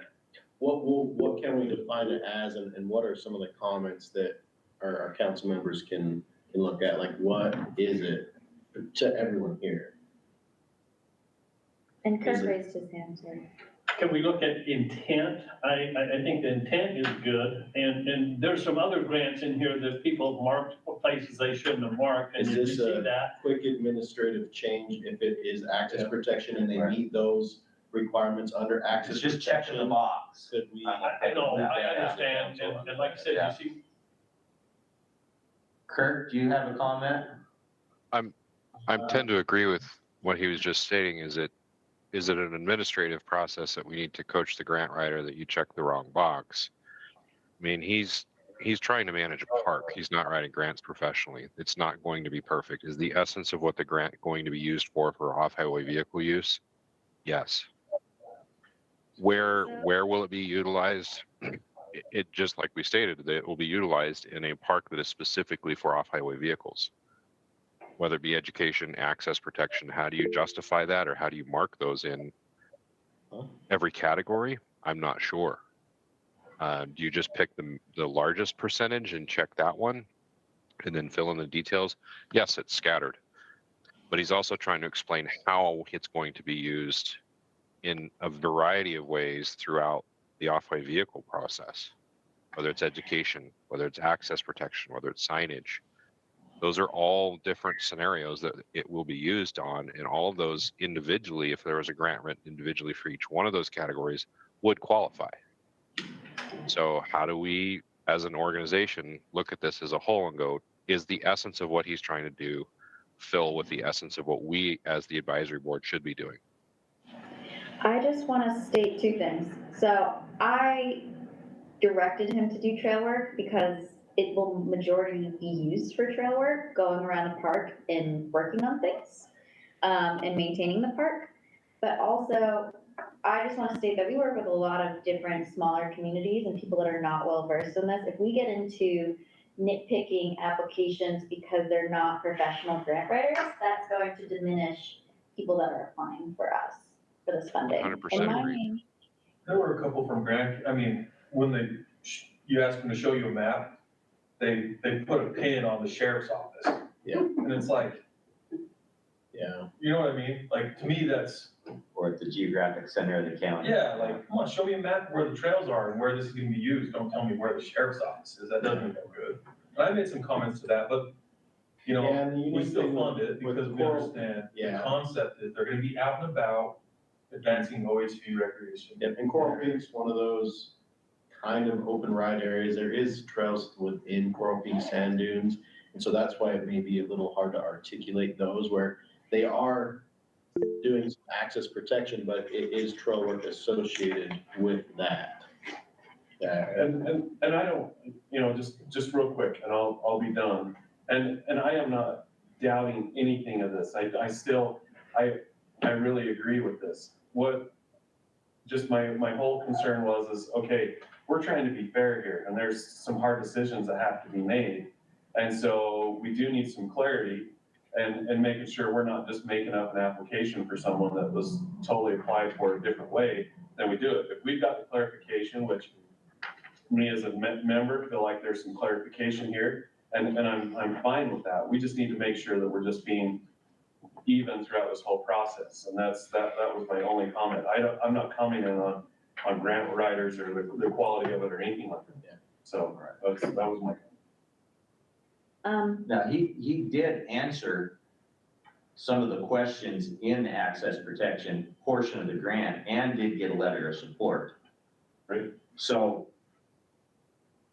we do have the information there. It's not like it's just I think it, missing like on another one. it might be a little messy, but I mean, it is Yeah. equally all of those things. Yeah. And maybe that's what we look at as a totality to this is, yes, it is equally all of these things and yeah, it might be a little gray, but are we still within the scope of the law of approving this at, you know, as a council? So that'd be up to you on figuring that out on, you know, I think we've talked about, you know, the validity of it and it is valid on all those. All right, Brody, you had a comment? I'm just thinking until that training occurs for state parks, can Chase and Rachel just take a few minutes before the grants from state parks are sent to us and just check them out? Maybe give them some insight, some thoughts, some corrections, and then have them send the final version to us in the future. So I did help this applicant. I worked with him on this. The thing is that I'm not, at the end of the day, I'm not a mind reader. I don't know what you guys are going to pick up on that I didn't pick up on. So I did work with him. It's just at the end of the day, some things get through that probably shouldn't have. And it's, if anything, it's a learning lesson for me when I'm helping my applicants. All right, any more discussion or should we rate it? Rate it. All right, let's go for it. All right. I think, Eric, did I already ask you? Yeah, I'll vote again. I don't care. Okay. Yes. Okay, Kurt? Yes. Ron? Yes. Okay, Cheryl? Yes. Sheriff Curtis? Yes. Okay. Brody? Yes. Jason? Yes. Laura? Yes. Scott? Yeah. Tyson? Yep. And Fred? Yes. Okay. All right, next application. Behind Wild Horse Butte signage submitted by Goblin Valley State Park. Eric, Jason, and Cheryl reviewed this one. Eric? You want to go first? I do have a couple comments on this one. So I'm familiar with the area where they're asking for, and reading through it, they're talking about, you know, camping areas. And we all know that area right there is highly non-motorized, unless you're considering a minivan, because everybody's running out to the hiking trail. And so, yeah, something that's telling people where they can camp is a great idea. Telling people if they can or where they can ride OHVs is a great idea as well. It looked like we were funding the most of it on this one. Let me pull that up. I can also pull it up.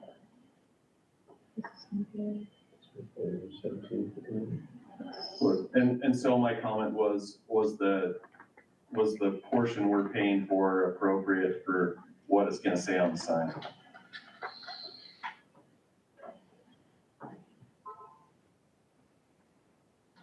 And I'm all about information. I'm all about letting people know. But is this gonna be letting them know about OHVs or letting them know where they can drive their minivan? It's state, right? It's state park. So Scott's familiar with the area. Can I ask a question? Yeah. I didn't review this grant, it wasn't under my deal, but this is part of the expansion of Goblin State Park on the other side, where there's a lot of camping going on, or is this someplace else? This is right by the pay station, right at the turn to go to Little Wild Horse. So that would be that Sitlow That swap? Oh, Was that the Sitlow one that got swapped or? I thought that was right. The turn there wouldn't be by the pay station, that would Also, be going to the, also Goblin Valley, by Wild Horse. Remember when we met? so over there? between the traditional Goblin State Park and Little Wild Horse and Bell Canyon, there's a That whole turn- huge area for That camping turn that off they to go- expanded. To go towards Little Wild Horse. And so that's where the signage is going. So look at this map up here. It shows where the kiosk will be placed and where things go on. So is it just an individual kiosk then? That's it? Yeah. It's just two kiosks. It's a little fun. it's no big deal to think. But I understand the concern of, that is a large, I mean, it's a multi-use area. If you go north there, that's Temple Mountain and all those OHV trails up there, so that would just be the clarification on this. Whether it was clarifying Temple Mountain use down there, what did you say, Scott? For that? So this isn't clear over by the pay station, that's what I. No, so that road, so can you, where is the pay station?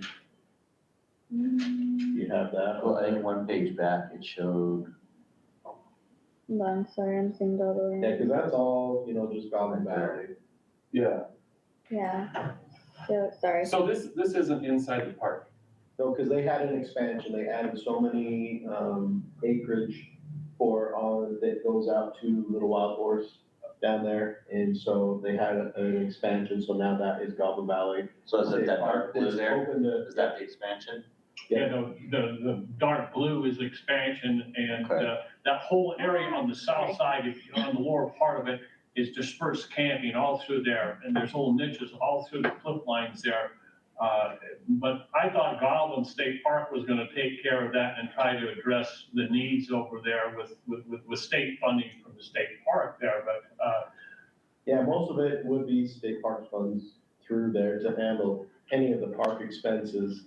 But they do have a, you know, north of there with, Temple Mountain, that's where a lot of people will kind of hover around by Goblin Valley and then go up into Temple Mountain for those trails up north of them. So I'm not sure. Sorry, I If it's directing people up north.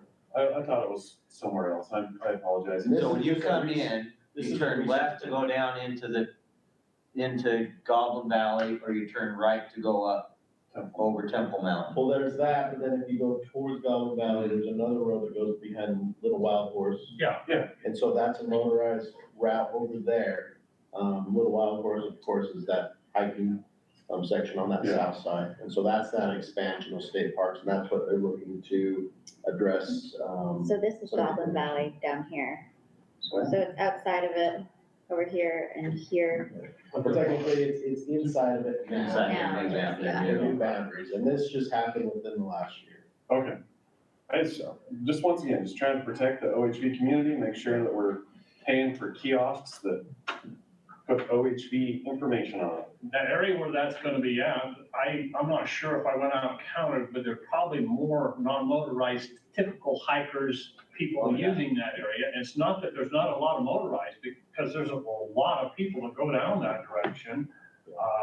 The motorized do tend to go more north from there. Yeah, they're gonna go. Well, they go both directions, but, you know. Where they're Little Wild camping, Horse I see Valley, them camping that whole north, that's reef what is they're a big hiking area.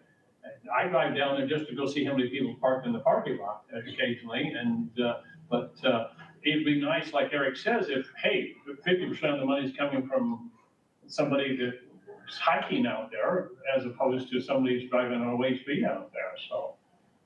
I'm with him on that there. I'd like to see, you know, hey. And I go out hiking too out there all the time, so. It's beautiful. I'm part of one of those. I think it's just depending on where that kiosk is placed to better give some information out to the OHV users. Is it actually gonna get to our users, in that specific location? Well, Scott, I can give you work. What's that now? I can give you work, Scott. What if would you be willing to potentially work with them and help them place it so that it is visible? I have. You I've have? done. Oh. What else you want me, you want me to print some maps out for them? And- Yeah, Okay, we can do that too. okay. They'll pay you to do it, So- because it's in the grant. One more thing on this is I don't see this being trail work. So with categories, where would you put this though? That's the issue. I don't know, but Yeah. So would kiosks still fall under trail work, considering it's guiding our users to? Education. Does the kiosk include a map of the trails and direct them? Kiosks are part of required infrastructure for trails and roads. So to me, like they're part of the infrastructure, just like a bridge or a retaining wall would be, to have good signage and information for our users. That's my vote, is I would keep them in trail work, because if you're gonna have a trail route, you need to have trail signage. And so It's defined directly in the guidelines we were given, signage and Yeah. trail work.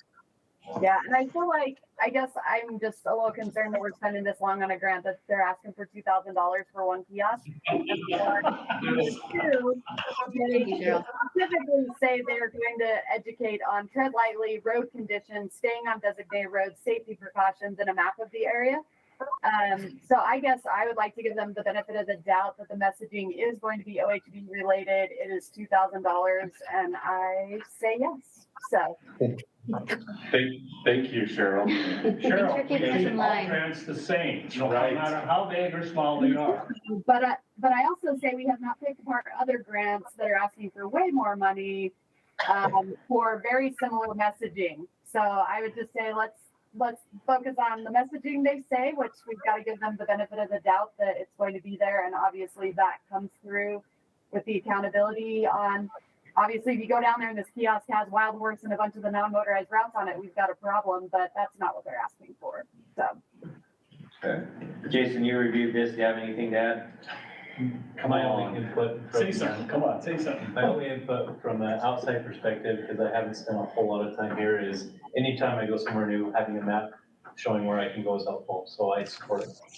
When I park Should we- somewhere, that's the first thing that I do is I look at their map because I will get lost. I'm glued to a phone. If I can't get on a phone, I find a map. So can I pat myself on the back? Yes. If you go to Little Wild Horse and Bell, the map's there, I produced that map, okay? If you go hiking there on that, I produced that map for the BLM. I'm gonna go take a picture have next to it. No, I'm gonna give you an air high five. Yeah. There we go, okay. Okay. All right, let's go ahead and rate it. All right. Sorry, everyone, for the delay. I'm not sorry. No, I wasn't saying delay. I was saying the delay for pulling this up.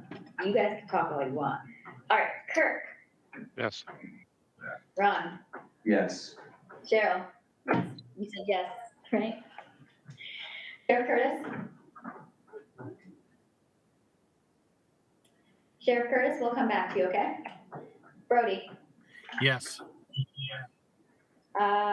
Jason, Yes. Laura. I have a couple questions. I'm totally kidding. Don't do it. So is that a yes? Yes. Okay.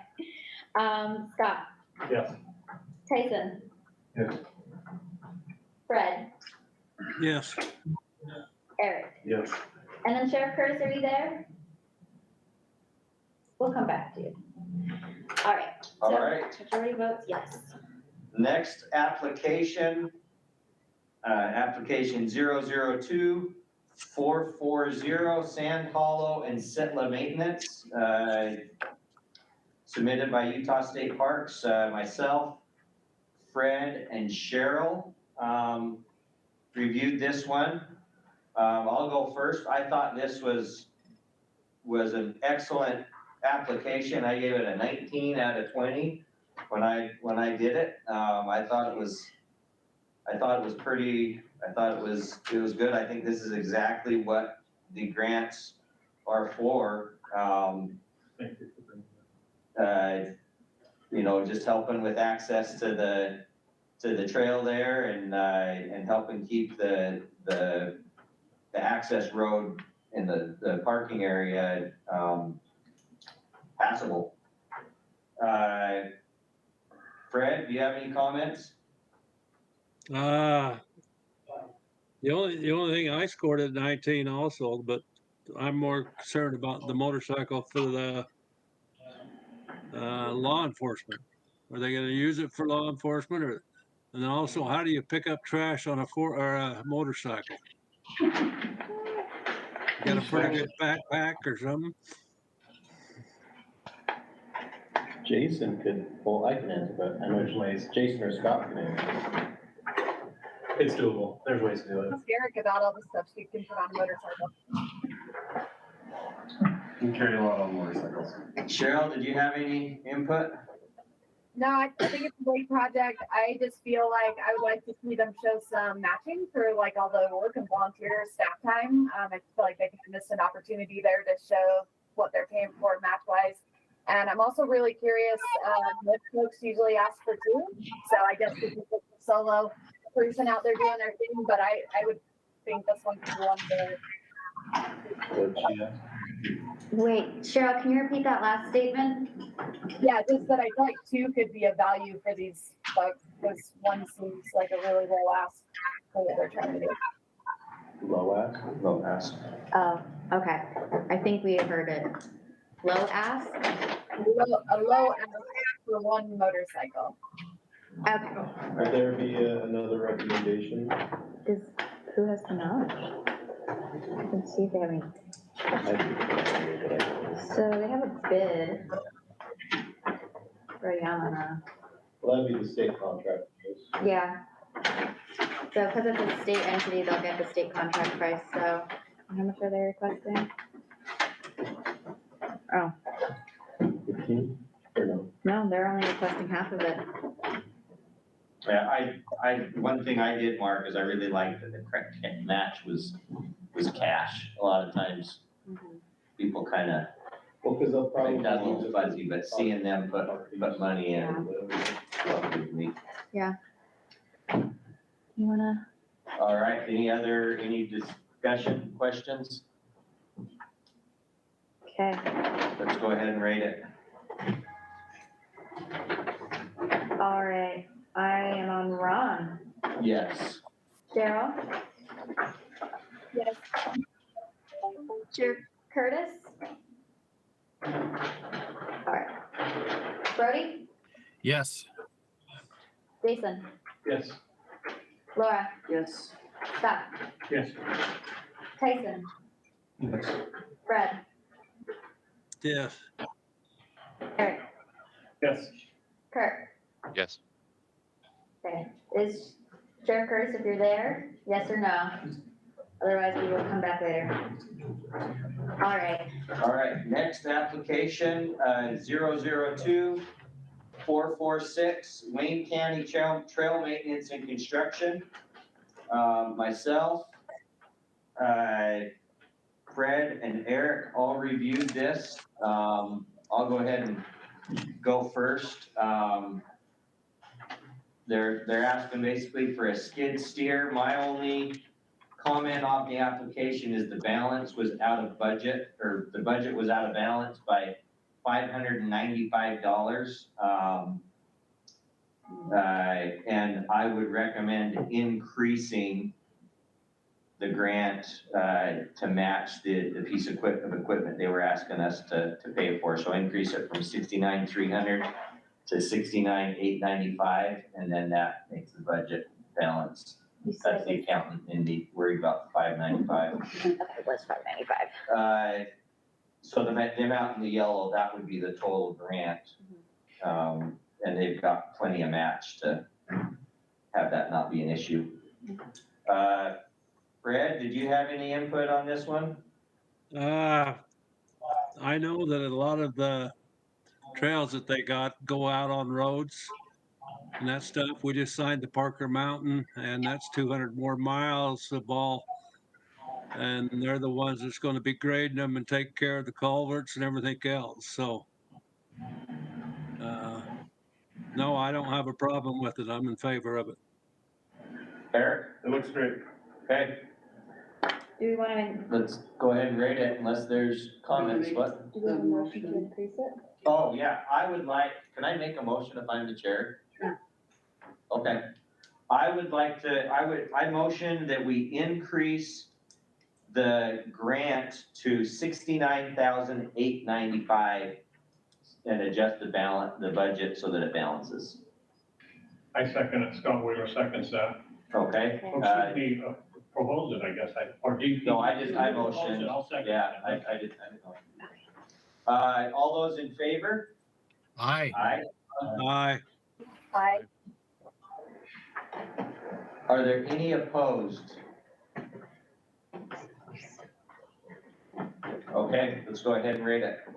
Cheryl, I'm back to you. Yes. Sheriff Curtis. Brody. Yes. Jason. Yes. Laura. Yes. Scott. Yes. Tyson, Yes. Brad, Yes. Eric, Yes. Kirk, Yes. Ron. Yes. Woo, that. Next. Yeah, Do we want to do a working lunch because we're only on application 15? yeah, probably. Should we do one more and then we'll? Yeah. Okay, because then we get the bottom of my page. Okay, perfect. I really want to flip this page over, so. Application 002448, Utah Division of Wildlife Search and Rescue Assistance in Bullfrog. This was, submitted by, Division of Wildlife Resources. Kirk, Brody, and Jason reviewed this one. Kirk, do you have any input or comments? I support it. Okay, Brody, I also support it. Jason? I support it. All right, let's rate it unless there's a question or a comment. Okay. I don't know if Sheriff Curtis is still on the call.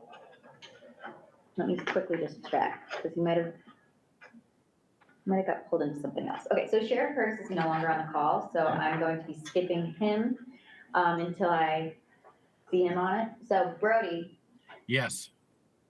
Jason, Yes. Laura, Yes. Scott, Yeah.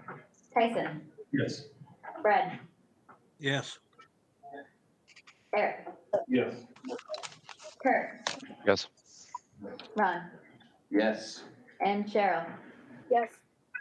Okay.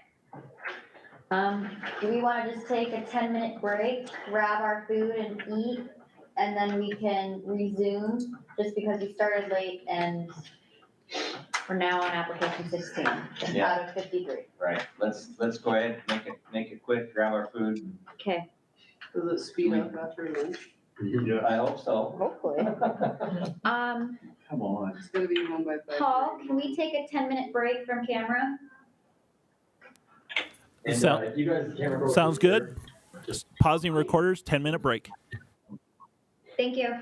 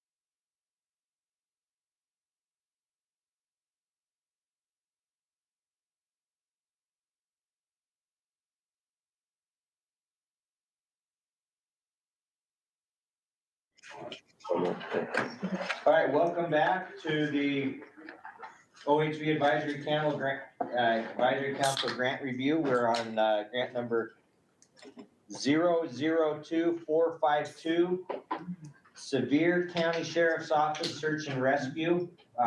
Scott and Laura reviewed that. They are gonna, instead of having each one of you, giving you each an opportunity, if you marked it green, I'll just let you speak if you request to speak.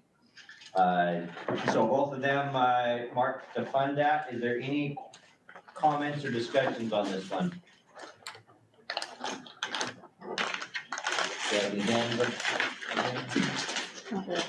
All right, let's go ahead and rate it. Okay. I do also just want to state that Sheriff Curtis had to jump off the call. We had something come up, so. All right. Brody, Yes. Jason, Yes. okay. Laura, Yes. Scott, Yeah. Tyson, Yes. Fred, Yes. okay. Eric, Yeah. Kurt, Yes. Ron, Yes. and Cheryl. Okay. On to the next one. All right, application 002455, motorized avalanche forecasting, submitted by the Utah Avalanche Center. Brody, Kirk, and Laura all reviewed that application and all marked it as to fund. Is there any additional comments or discussion or questions? Eric? Gosh, dang, I feel like I'm killing this meeting today, and I am so sorry, but we gotta, I'm not comfortable just cruising through this like this. I mean, there's gotta be some comment on this much money, and we're just blasting through it. You know, our instructions were to go through our list, and we did our list, and we spent a lot of time on our list. And so I don't know if there's just a little bit of information that needs to be said about this before we just do it. Okay. I can speak to this one. So, yeah, I mean, those that reviewed it, or anybody's welcome to speak up. I just don't, if you marked it to do it and you don't want to make a comment, I don't want to waste time if somebody doesn't want to I comment. respect the public money, and that's fair and probably definitely how it should be, so. This is just for some equipment. I think it was two snowmobile trailers for the forecasters to get to and from, and some PPE equipment, if I'm not mistaken. And I guess I'm generally always impressed with what the Utah Avalanche Center does and how they conduct themselves, and I didn't see any issues with what they were getting. And if it helps keep more people safe from avalanches, I did appreciate that their statistics, they put avalanche deaths kind of pre-forecasting, and if they projected that out and then forecasting, like how many more deaths we would have a year. And deaths are going down even though there's more users in the factory. So I think if we can keep that going, that's a good thing. Thank you. I can speak to this as well. The trailers that they are currently using are in rough shape, and they are like a half-size trailer, so they just barely fit a sled in there. So forecasters are also using those for trailhead education days, which makes it more difficult. I spoke to Chad yesterday regarding this particular grant, and of the 8 forecasting locations that they use, 6 of the 8 are motorized, majority motorized. So a lot of the access that we are seeing out in almost anywhere, even ski access, is motorized to ski. So I'm 100% behind these guys. They do a great job. Chad is one of the consummate professionals in the industry.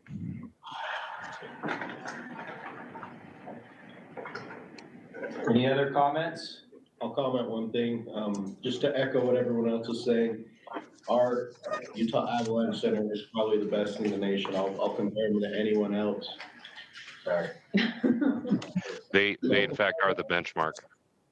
Yeah, they set the benchmark, and you know, I visited other states and I've seen their Avalanche Centers go, and Mark Staples and Chad and all their crew, they are the biggest ralliers on snowmobiles. I want that on public, on that public meeting that they are some of the best snowmobilers out there. So that just goes to show you they have a special interest in motorized use with that. So just like Kirk was saying, they do a great job. Great. Any other comments, questions? Let's go ahead and rate it. Okay. I am on Jason. Yes. Laura, Yes. Scott, Yes. Tyson, Yes. Fred, Yes. Eric, Yes. Kurt, Yes. Ron, Yes. Cheryl, Yes. and then Brody. Yes. Next application 002465, 6-passenger side-by-side for Cache County Sheriff's Office Search and Rescue. Jason and Tyson reviewed this. Do you have any comments you want to make?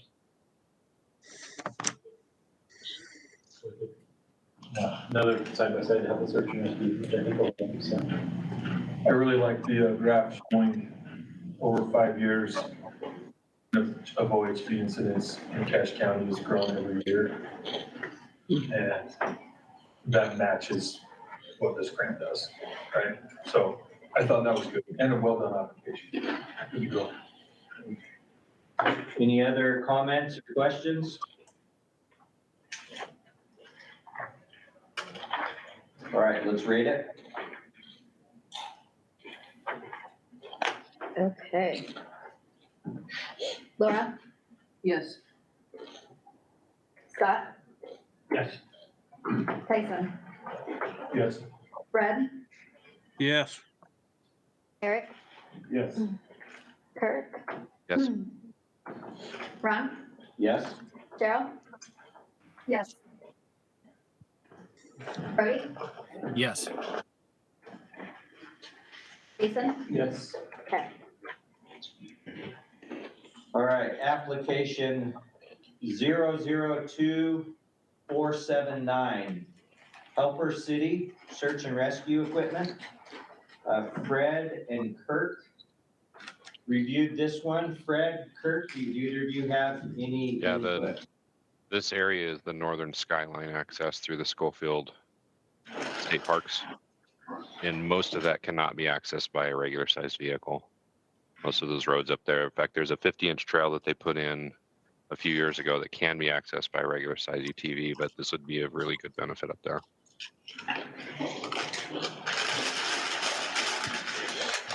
Yes, this is Fred. I'm in favor of it. And from what I'm looking at, it was with the fire department, which kind of threw me off, but I guess the fire department's EMTs are the search and rescue guys up in that area. Yeah, they are volunteer. They're 100% volunteer, so. Yeah, we need to support them.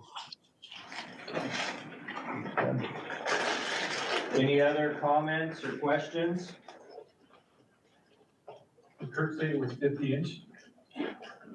Kirk, would you clarify that? There is a 50-inch trail going up from Pond Town. You can go around through the Bear Ridge area or up. I don't remember the other draw, but they both access from Pond Town Creek. But a larger size 8 UTV can access there from a search and rescue standpoint. But there is a lot of that area that is only UTV. I snowmobile there consistently, but a lot of it is only accessible through UTVs or in the winter sled access. And they do groom that certain area as well. And then from the Clear Creek area, there are a significant amount of roads down into Helper and Price that are in similar fashion that can only be UTV accessed. This is a Polaris North Star, which is not 50-inch, right? So right. Be able to get to most of it, but not all of it. Okay. I think that 50-inch section is only about a mile long, and it can be accessed by a full-size vehicle from either side. Oh, okay. All right. That was my concern, was we're buying a machine that's too big for the trails. But No, they can access it all the way around from the other side if they take Bear Ridge down. okay. Thank you. Yep. Any other questions or comments? All right, let's go ahead and rate it. All right, I think I'm on Scott. Yes. Tyson, Yes. Fred, Yes. Eric, Yes. Kirk. I'm gonna assume Kirk is in Yes. support. Okay. Ron, Yes. Cheryl, Yes. Brody, Yes. Jason, Yes. Laura. Yes. Okay. All right, next application, 002518, picnic tables for Garfield County OHV trails. Myself, Jason, and Fred reviewed this one. I just had a comment. They marked the application as a tourism application. And they're putting picnic tables out on the trail for people who are on the trail to use. I talked to Caden, the applicant, and talked to him about that, and he agreed with me that that's probably more trail work than tourism, because you're not using the picnic table to draw people into your county. It's a benefit to people who are already on the trail. So I had his permission to switch that from tourism to trail work. And that was my only comment. Other than that, I thought that was great. I've been up at Powell Point and wished I had a place to sit and eat my lunch. Now I will. Go ahead, Fred. I'm gonna say I'm in favor of it, because I know like on the Paiute Trail, we've got over 50 tables out there, and they're a great asset out there, and the people use them, and we put them in locations where full-size machines don't get into them, or campers and that stuff. We got a couple that they can get into with the campers, but other than that, almost all of them are, it's pretty nice to stop and sit down on a table. So I'm 100% in favor. Okay, do you have anything, Jason? No, I like the concept of picnic tables on trails. I think it's really fun to have them and really beneficial, so. Okay, well, do you think I need to make a motion to switch the category, or is that something you can do administratively? Just move the box. Yeah. That's all we gotta do, okay? I don't need to vote on that. All right, let's go ahead and rate it, unless there's other comments. Oh, let's go ahead and rate it then. All right, I'm on Tyson, I believe. Yes. Okay, Fred, Yes. Eric, Yes. Kurt, Yes. Ron, Yes. okay, Cheryl, Yes. Brody, Yes. Jason, Yes. Laura, Yes. Scott. Scott. Yes. Scott, okay. I know with the Iron County one, he wanted to call in. And I sent him a picture of the login, so we'll see if he gets it. Okay, should we skip it for a moment, or? Yeah, why don't we, hold on, let me see if he's on. He'd be on a cell phone, you said. Okay, yeah, let's skip to the next one. All right, we're gonna skip that momentarily. Application 002535, helmet project by Paiute Trail Committee. Scott, Tyson, and Jason reviewed this one. Do you have any comments you want to share with us? I think this one's a really novel idea. I like the idea of positive motivation to wear a helmet. I'm ticket to parents. What's that? After they write a ticket to the parents. I'm guilty. I've been ticketed for this exact thing, so. Had a bike helmet on and found out that was wrong, so. Anyways, I like this, and I think this should be something that we continue to support, so. Yeah, I agree. I think it's a good effort. Keeping kids safe, and hopefully it translates into ride with friends with helmets, and it's never kids not ride with helmets. I think. Scott, anything? Okay. Any questions or comments? All right, let's go ahead and rate it. Okay, sorry, just trying to finagle this. Hold on, sorry, there we go. Into contact. Paul, by the way, I just sent the contact for you, do the outbound call. Okay. We will Yeah. dial him now. Sorry, real quick on that. Yeah. Is there, I did write down that I would like to see, I don't want 200 helmets just not, unclaimed for.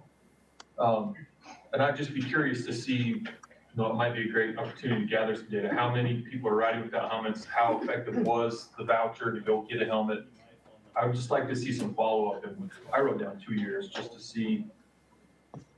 Okay, I can tell you right now, we ran it for 2 years. The first part of the year, the price of the helmets were fairly reasonable. And then all of a sudden they jumped up. I know in the back, we spent over $20,000 for a helmet. We've been doing this program for years, and it's been quite successful. Too bad Nate's not on there. He's one of them that ends up with certificates for the sheriff's department. And so we give it out through the sheriff department, and I notice our statistics on the Paiute Trail as we take pictures of the riders, our increase on usage of helmets has gone up drastically. So the kids are wearing their helmets. Okay, awesome. Good. All right, should we go ahead and rate it? Yes, real quickly, sorry. Paul, I think he's on the phone. I think he's just muted now, so he figured it out. So we're good, Paul. Thank you. Okay. All right. Fred, I don't think I can vote on this one, can I, since it's my name? you are correct. My apologies. Eric, Yes. Kirk,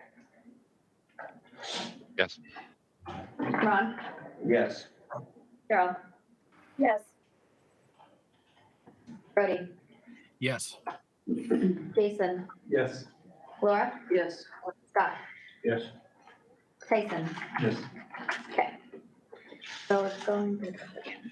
All right, let's go back now. One application 002530. Color Country OHV Supplies and Maintenance 2023 to 2024. And that was submitted by Iron County. Cheryl, Brody, and Eric all reviewed this application. Do any of you have comments? Yes, this is Brody. I actually live in Iron County, and after the flooding of the past 2 years or so, a lot of the trails, especially out to the west of the western part of Iron County, have been washed out and are damaged or just are no longer even there. And so, yeah, they're going to put this to good use. They could probably use a little more, but Mike Worthen with Iron County is a top-notch guy. I think every one of his grants that he's put in through Iron County has been successful. So, and he doesn't try to pad anything, and so he tries to be spot on. Eric? So I think most of this grant's great. The trail work, all that is needed. The only issue where I kind of ran into something was they're asking for money for some mapping again.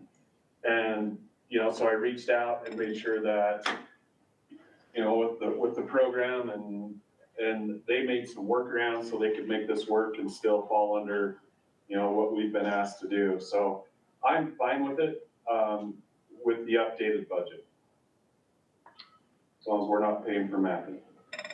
So I spoke, and the applicant's on the phone, and so I guess it's up to the advisory council to decide if it's considered mapping, because the applicant doesn't, I know he stated mapping, but he says that he doesn't consider it mapping. It's more, I'm not sure. He can talk more on it.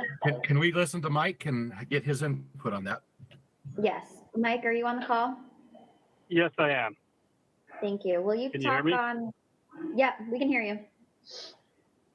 Well, what I've got on there is and that, it may be a misnomer because the mapping's all done as far as the layout on the OHV trails and where they are, and they're on paper map. We even also have them printed on a brochure maps that we hand out to the public.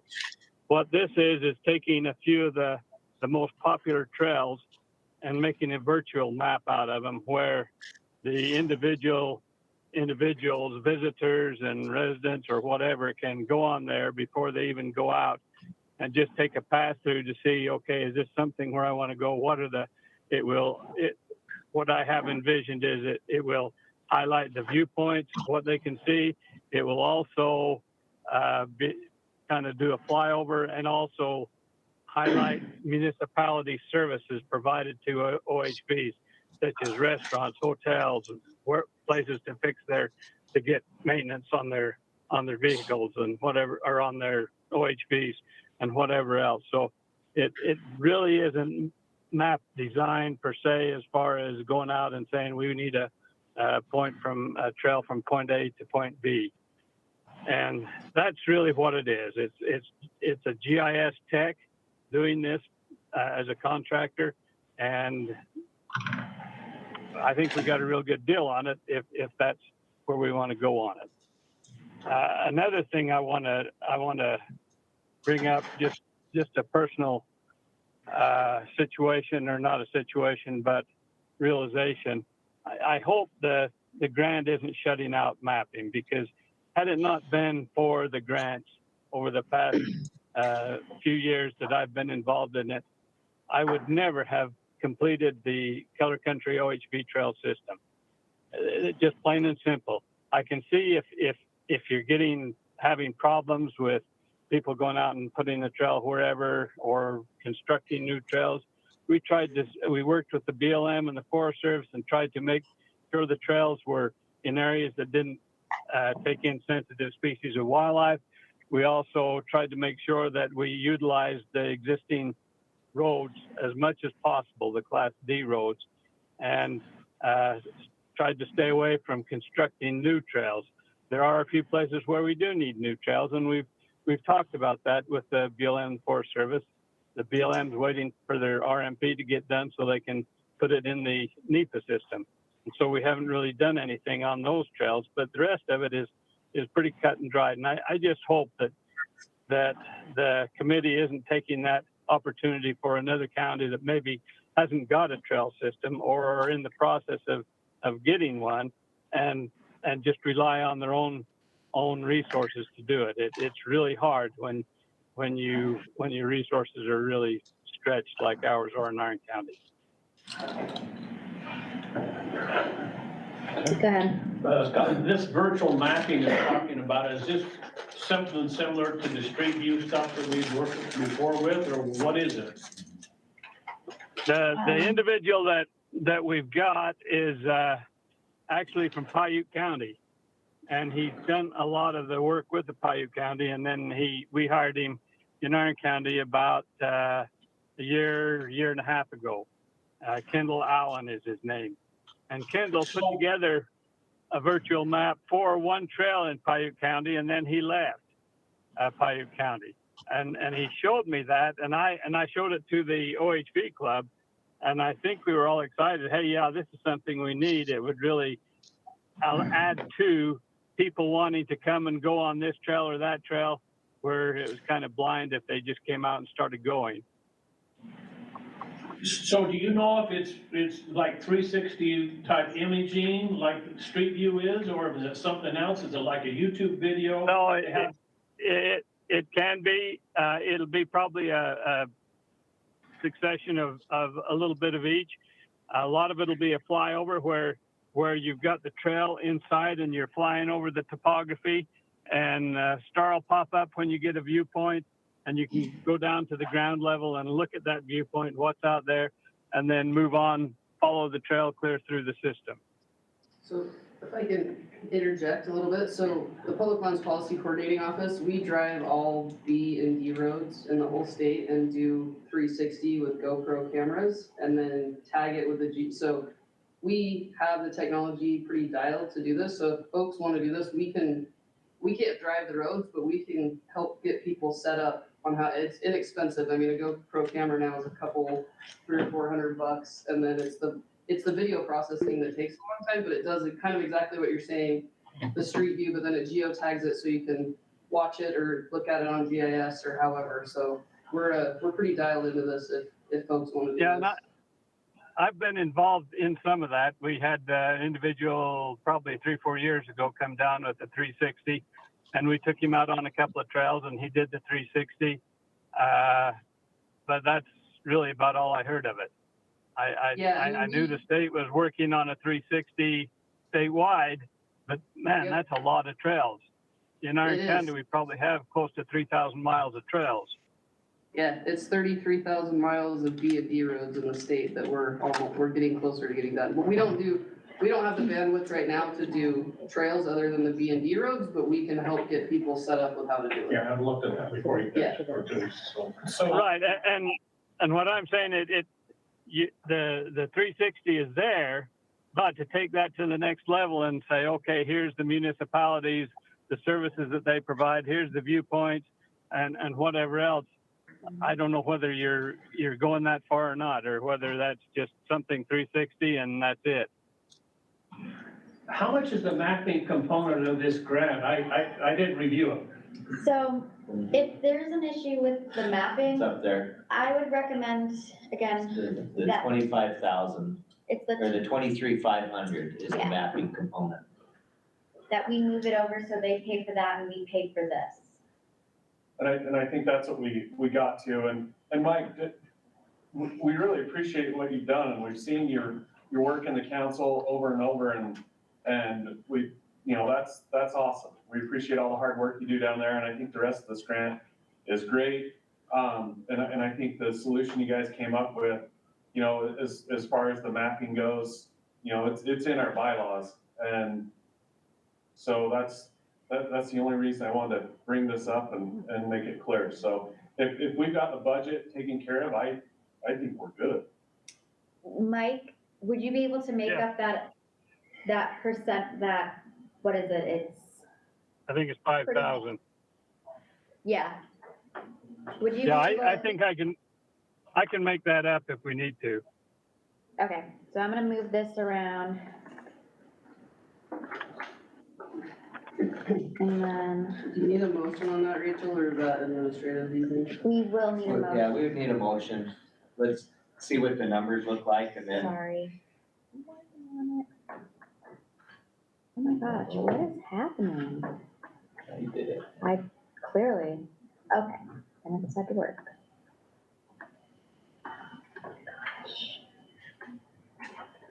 Sorry, everyone. I'm working on it.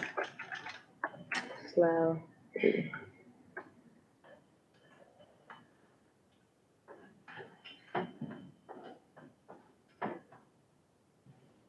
All right, so it would change, your match would be the 23,500, and then your request would be 143,896 with 70 cents.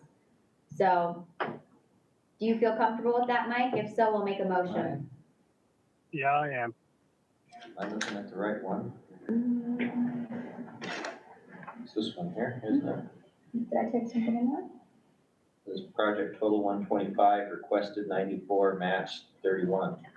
Let me look at something real quick. Oh, wait, am I on? Yes, I am. Okay. Yeah, because on funding request, I have 94.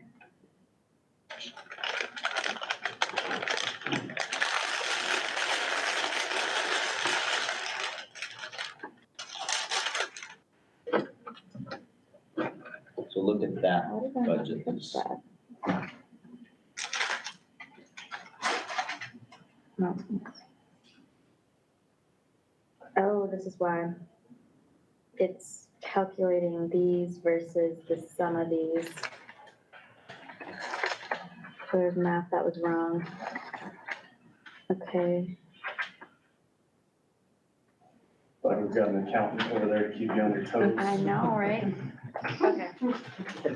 There we go. Alright, so Double check those. So basically, that's the number Eric had. We decrease it to 89,896.70. Yeah. Okay. Is there a motion? I'll make that motion to decrease that amount, change that amount. Do I have a second? So Okay. All those in favor? Aye. Aye. Anybody else in line online in Aye. favor? Yeah, in favor. Are there any opposed? Okay, that motion passes. Let's go ahead and rate this grant based on the adjusted budget. Okay, let me just quickly double check my word. Because Well, you have the same number that I was just, Eric had calculated, so I think. well, is this 23 with 125? Okay. Yep. So,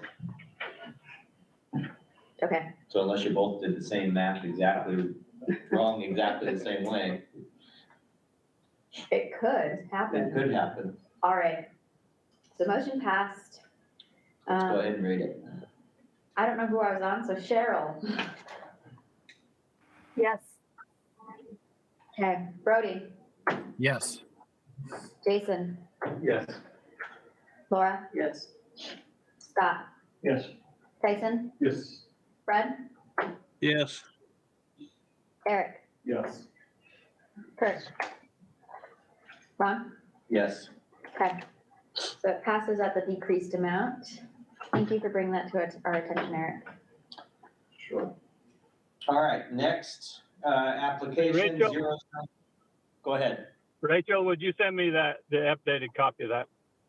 Yes, I can. Thank you. Hey, I appreciate the committee. I really do, because this is a godsend as far as trying to develop OHV trails. Thank you. Thanks, Mike. Thanks, Mike. All right. Application 002543, Moab Motorized Trail Ambassador Program submitted by Grand County Economic Development. Fred, myself, and Cheryl all reviewed this application. And a couple of us marked it as do not fund. Let's have, Fred, do you have any comments on this one? Well, yeah. I mean, I scored at 18, but I think it's good for the training and the tread lightly and the trail host type stuff. But I think the training needs to become through local agency, not bringing in foreign groups and that stuff. Can you clarify the form? Yeah. What do you mean by foreign groups? SUA. The applicant is here and can speak on behalf of that. Can I speak to that? So I just want to introduce myself to the committee, including those of you virtual. My name is Anna Stroud, and I'm the responsible recreation coordinator for Grand County Active Transportation and Trails. And so my department is a department that trains our current trail ambassadors and will be training the motorized trail ambassadors as well. And so we are the county, and we are a department in the county. We don't have any association with SUA.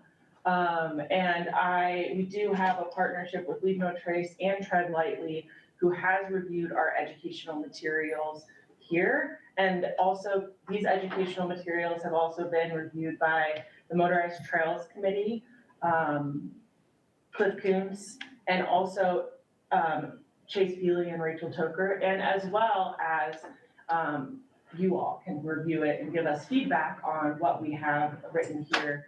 And so there is no association with SUA.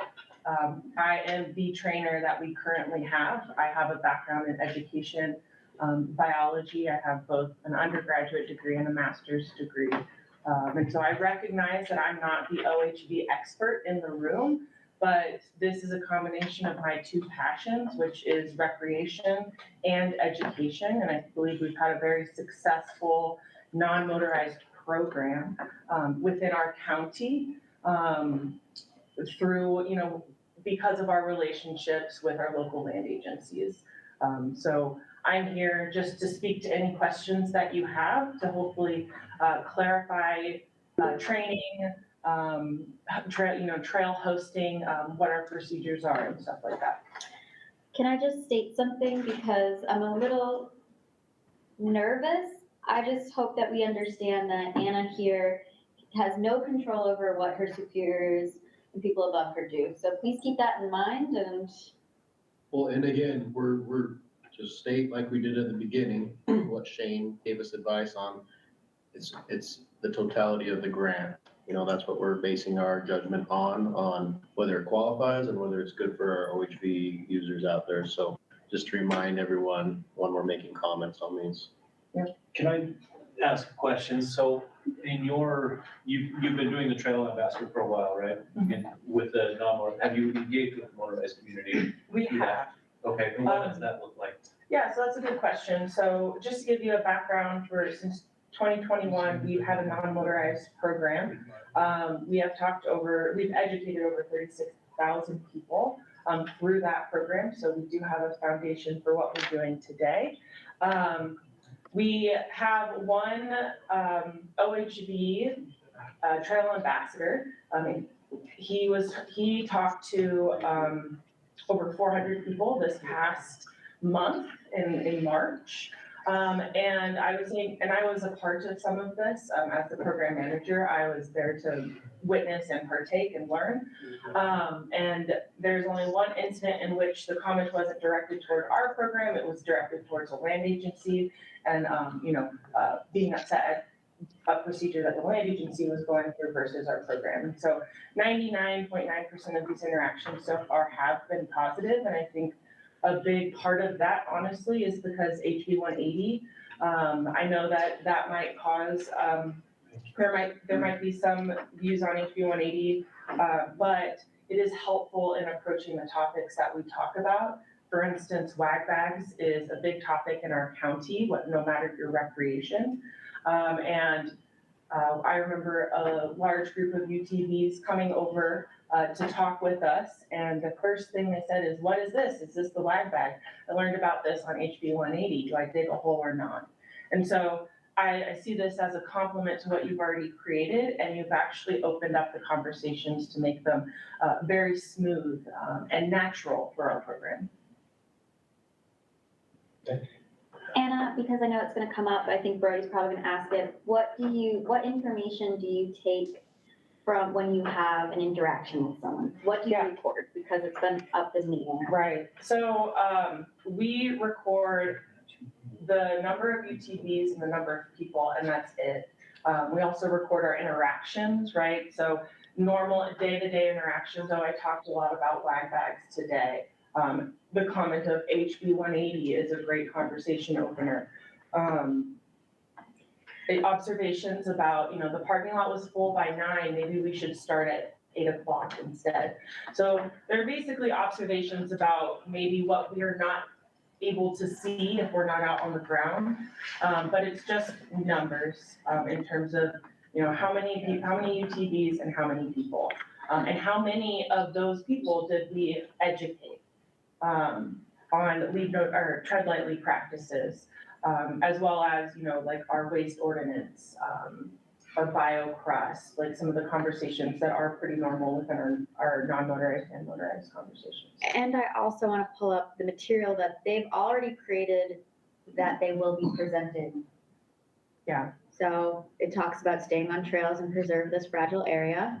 I'd like to, if you were to see if you could go back up for a second. Yeah. If you could see our non-motorized, I have it here, and I'm sure it's somewhere in here, but we have created non-motorized depictions of trail increase. So trail damage is ubiquitous across all recreation activities. I'm an avid mountain biker myself, and I can describe to you trail damage in very specific locations. So when I talk about damage, please know that I educate on damage on every form of recreation in our area. And so this is the motorized version of trail widening in our area. but we also have a version of mountain bike trail widening and hiking trail widening. So this is not an uncommon, this is a very consistent with our branding. I'd just like to comment, just because Rachel and I, we did get to visit down there, and we saw the Trail Ambassador program by Corona Arch, correct? So we saw that, and so the interactions are positive interactions. I know there was some concerns that it might be what I would consider law enforcement by nature, but it's not. It's what it is. It's a Trail Ambassador program. They only approach people who want to really approach them. They're very cautious on how they talk to individuals, and this is across the board, and they're going to treat all the recreational users with respect. So it wouldn't be considered that watchdog program of reporting. I mean, if there's a threat of life, you know, they would probably report it to the proper agencies to help someone out, but their purpose is there to give information, and a lot of the interactions, they come to them, not they seek out, you know, the people and try to shame them. It's definitely a positive interaction. So I just want to make sure I'm clarifying that for the ambassador program, that they've included us at every level of this development, as well as the Motorized Trail Committee with Coons and Right with Respect. And so that's just to give you a snapshot view of what's happened before today. Yeah. A common communication, there's a couple of communication highlights that I have in our training, and one of them is to take out the phrase you or I, including the term tourist. So when we're talking to people, we're talking about we as a community, our goals. We're really trying to bring in everybody into this conversation. There is no you did this. We also use the technique called authority of the resource, which is as opposed to authority of the agency. So Chase has authority of the agency. I do not in any capacity, and all of our trail ambassadors know this. So me changing a behavior looks more like building a relationship with somebody and being very objective in my approach rather than trying to use authority of the agency in which I can say what you're doing is illegal, et cetera, et cetera. I come in as, hey, I'm really happy you're here. I'm really, I'm happy you're out on these trails. They're really beautiful. I want to talk to you about our landscape. We have biocrust in this area, extremely fragile. We're out here and we really want to make connections to encourage folks to keep our trails the way we see them today so that all of our children can enjoy them in 10 years. And so that's the approach that I would take. And if I don't change behavior today, that is okay. We kind of just try to build relationships. And I would say in our non-motorized program, we had people come back to see our trail ambassadors specifically. So we actively try to build these relationships. Rody, you had a question or comment? Yes, so I think I'm going to be voting in favor of this, but I did have a question on one of your letters of support. It was from Barlow Adventure, and I was hoping that Rachel would pull that up. Yes, I can pull that up. Give me one. This is where my concern came in, that there may be some tracking of OHV users, whether the recording of license plates or other kinds of descriptions. And so once he pulls that letter up, I'd like to just read the one section of that really quick. Okay. Is it this one? Hey, it says, and regardless of user, and this at the bottom, or end of the first paragraph, and regardless of users' experience levels, we have observed time and again that the physical presence of a perceived official, in parentheses, on the trails, let's see, you got that blocked with something right there, makes a huge difference in the behavior of users. So that's where my concern was, is that there's going to be some tracking with that. And so it just gives the impression that something else is going on. And so as a representative of the ATV community, that would be kind of a red flag right there, that there's a perceived official or that you want there to be a perceived official on the trail. So. Yeah, and I can speak to that. So there is research that shows that just your physical presence as a trail ambassador or as some type of, and I think a lot of times this is on rangers more often, but just your physical presence is encourages a change in behavior, and that's just the research that's out there. And so, one thing, we track the amount of people that we see numbers wise versus the amount of people that we educate, because our physical presence can change behavior based off of research. And we're also evaluating our program currently with Utah State University, our established hiking program, to evaluate the effectiveness of our program. So again, back to my question, that perceived official, would that perceived official would there ever be that it'd be implied that that person has some sort of law enforcement capacity or the capacity to somehow restrict their usage of the trail system? Okay, yeah, so I can't speak to each individual's perspective of our ambassador program. Some people don't want to interact with us, and we perfectly understand that regardless of recreational use. But I think in general, a trail host program of this kind, not only ours, but others around the country, can be perceived to have some sort of official presence. But we specifically design our gear. I'm wearing our official uniform. It's outdoor research, it's a sun shirt. It has no official markings of a law enforcement presence. So we specifically designed our uniform so that we are less likely to be perceived as an official enforcement presence. Okay, thank you for that information. Yes. I'm not familiar with that group that wrote that support letter. Who are they? Nina Barlow? The one we just read there. Who's that? Oh, yeah. They used to have a Jeep rental place in Moab. They have another one in Sedona. They've closed their Moab rental location, but Nina still does.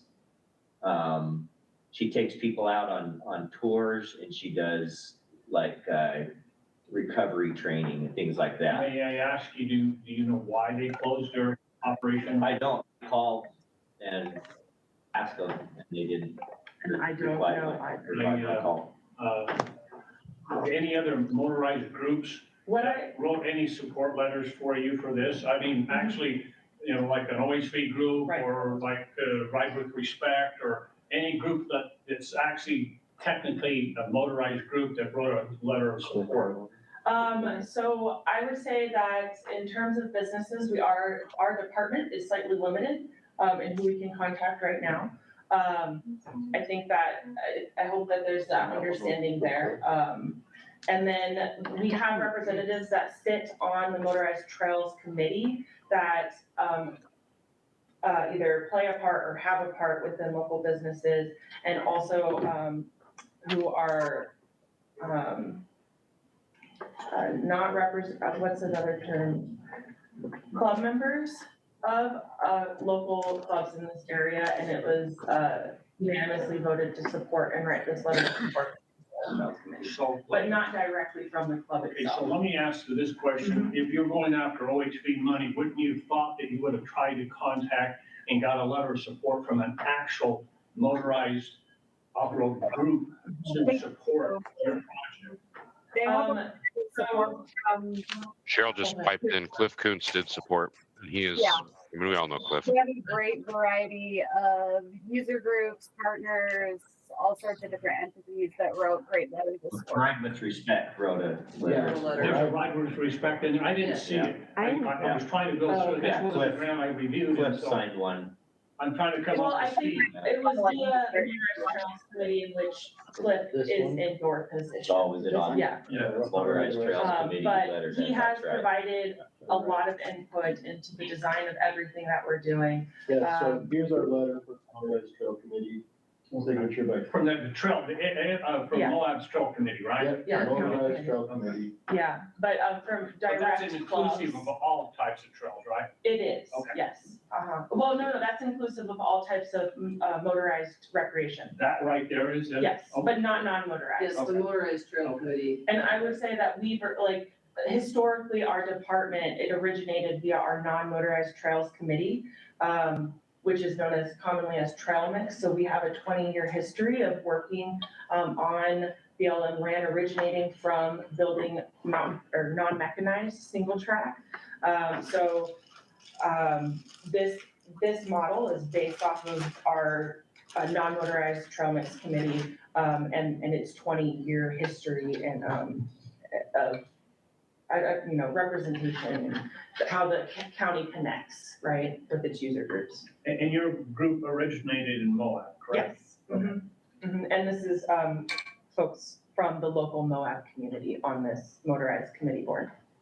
In addition to that, Mike Thomas went down to help you out with the trail host program of what our agency does as well. So he'll provide training so that not only the motorized trail committee, but our program's been including in the materials that they promote to the off-highway vehicle users down there. So we've had some inclusiveness there. Yeah. Cheryl? You're muted. Yeah, hand down, but unmute. No, I just wanted to say thanks for a great proposal and being here and able to answer these questions today.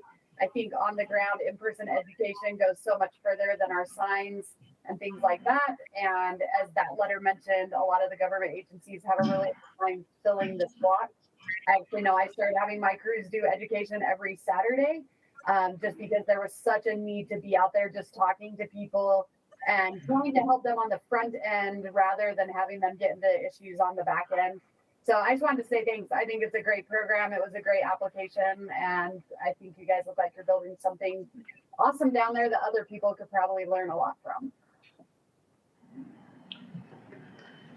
So I reviewed this grant as well. A couple of the comments I had. The first thing is we had a different application from Grand County for education. That was the sheriff's application. It was education and search and rescue. When I read this application, this other application, at first I actually thought it was the trail ambassador, because this is the second time we've seen the trail ambassador.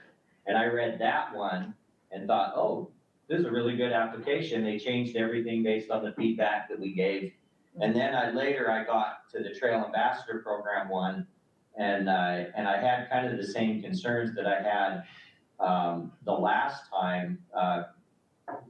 First of all, we have the one part of the county's asked for a machine for education, and then another part of the county's asking for 2 more machines.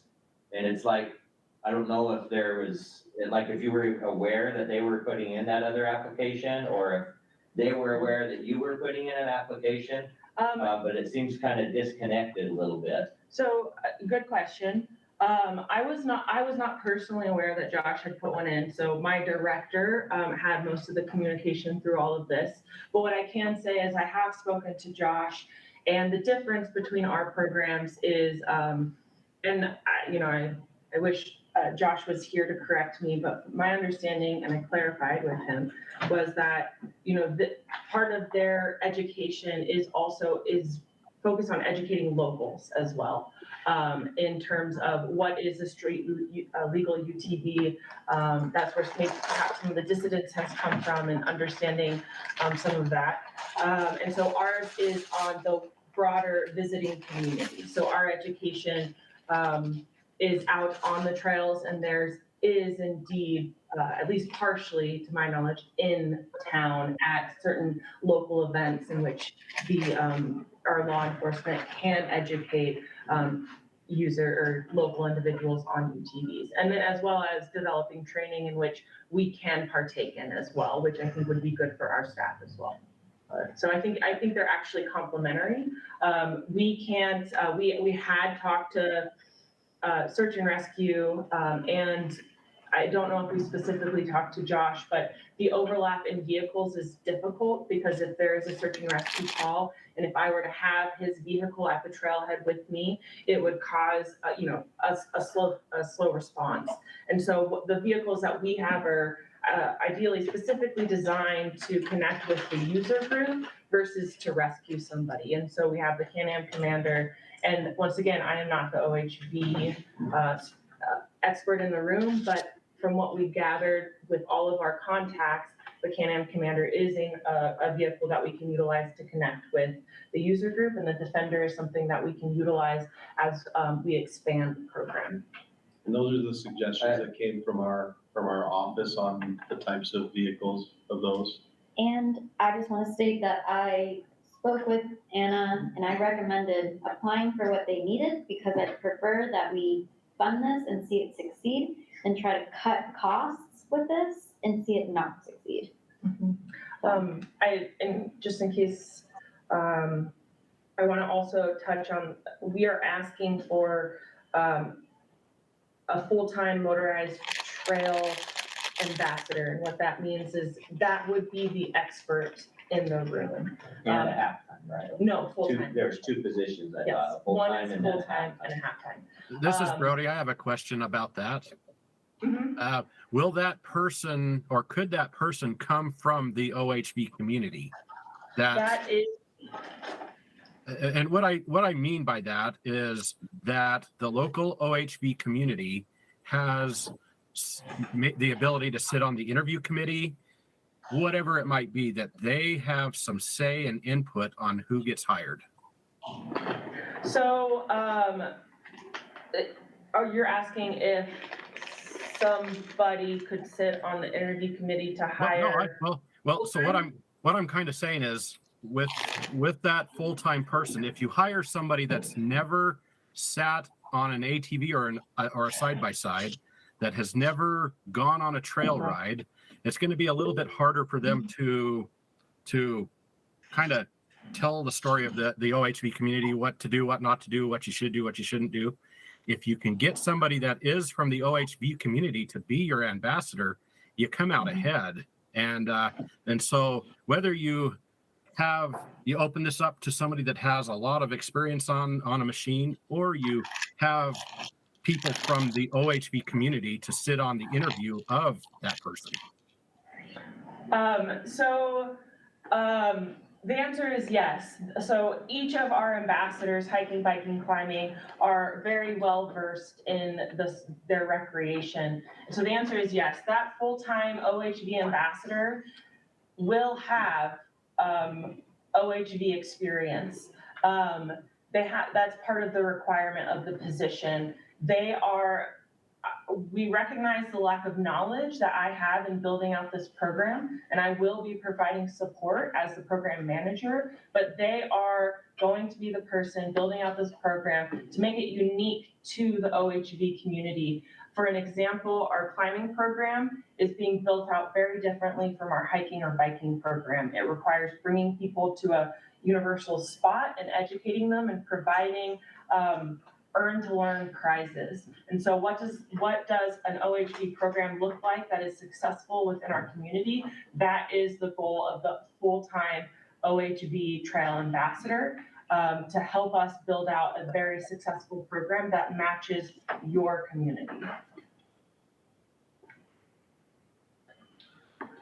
So I have one more concern.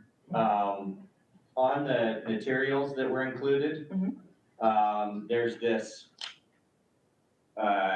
examples of damage on Grand County's motorized trail system. There's a picture of, it looks like probably some Jeep tracks going off through the middle of the brush there. And there's some guys raking up some trail damage. And then there's this example, it says, example of trail grading, the alternative line, so it's just showing where people have gone off trail.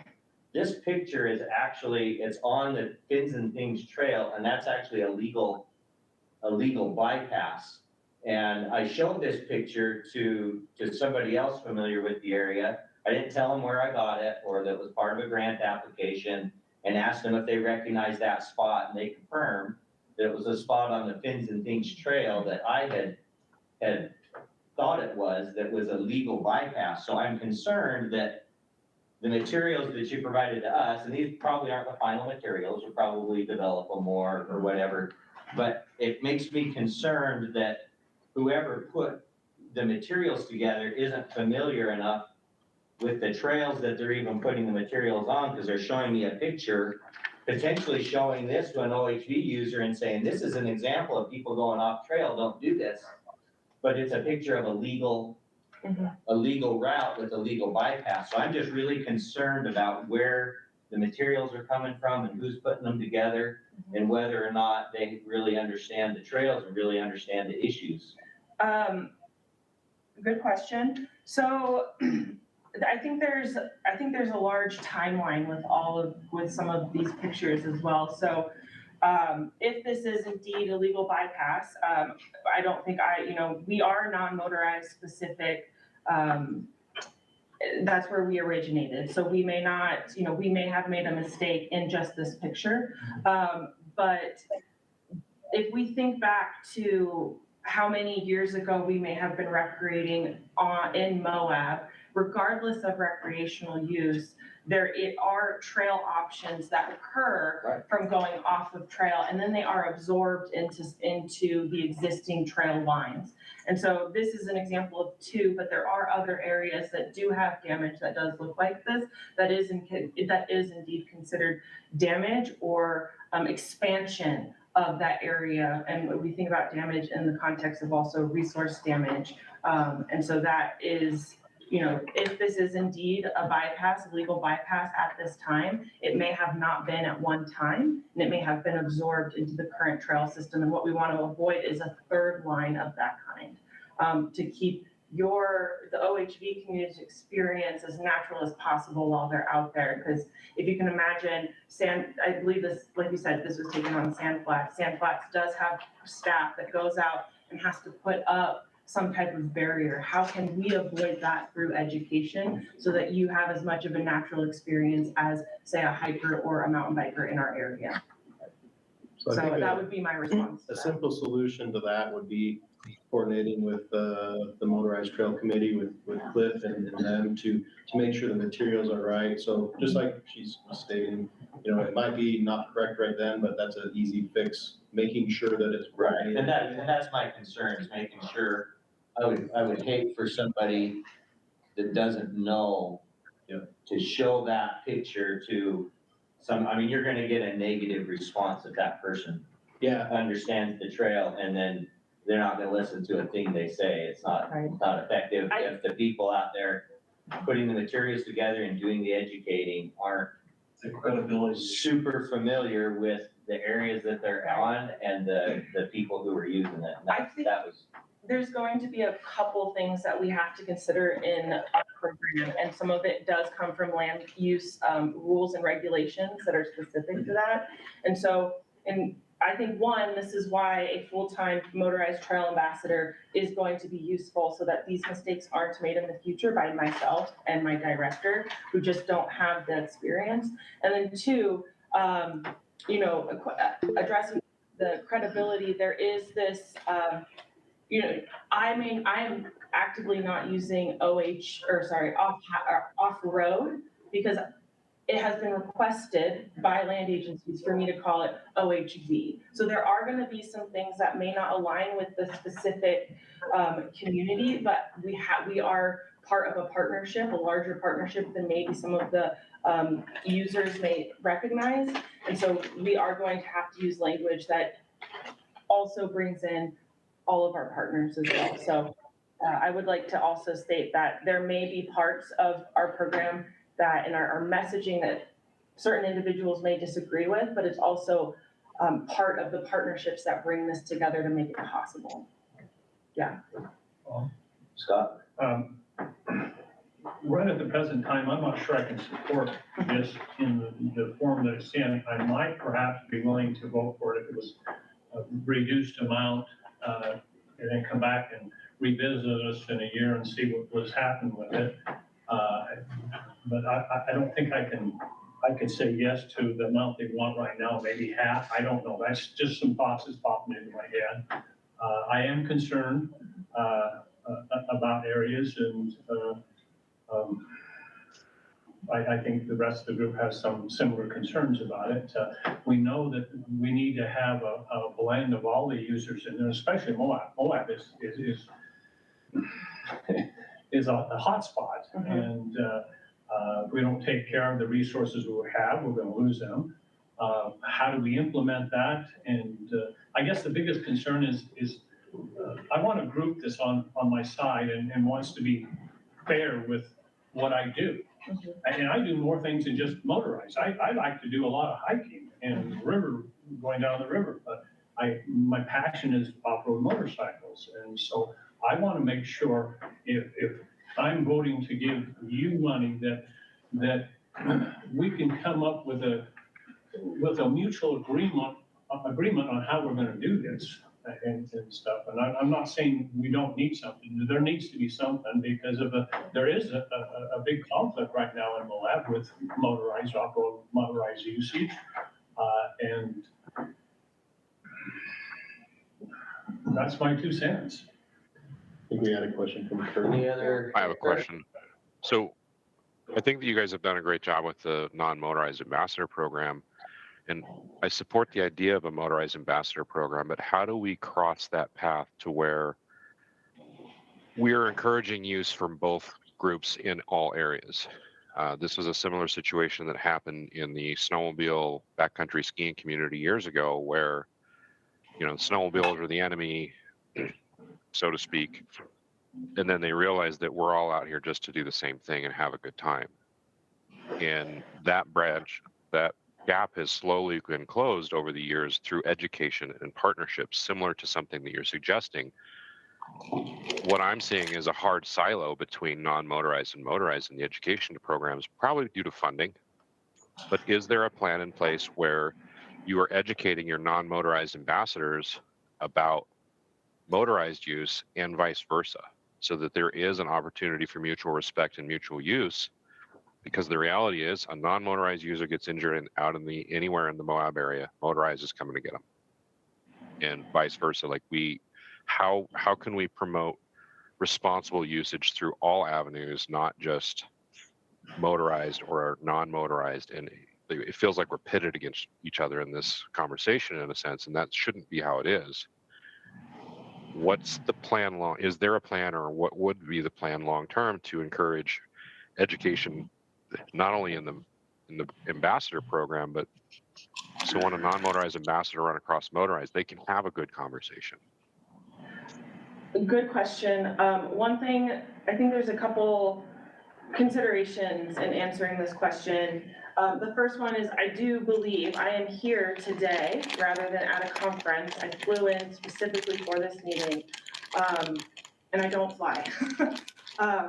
But I do think that this is the opportunity to remove that silo. And one of the reasons I think this is because we originated non-motorized. We don't have a stake in any game, right? We have been heads down, nose to the ground, building trails that our team was passionate about. And so we're moving into this with the same level of collaboration that we have done historically to create what we have today. So I would say this is a great opportunity from my perspective, based off of our level of collaboration that I don't think the motorized community may have perceived recently or in the past, right? And then I think the second part of your concern was, motorized and non-motorized, how do we have them interact in a way that is great for both? I think one of the in our community, we do have focus areas. So we have motorized and hiking and biking focus areans. And so the overlap of our trail ambassadors with other user groups happens, but it happens very rarely. And I can say to this that when it has happened, the interactions have been positive. So I can think of being at the bar and loop, and I have seen UTV folks entering, and we've just had a great conversation where I offered them water, wag bags, electrolytes, guidebooks, etc., on the local area, and they were thankful. And so in any interaction, our trail ambassadors are trained to create a positive experience. They're required to create a positive experience, right?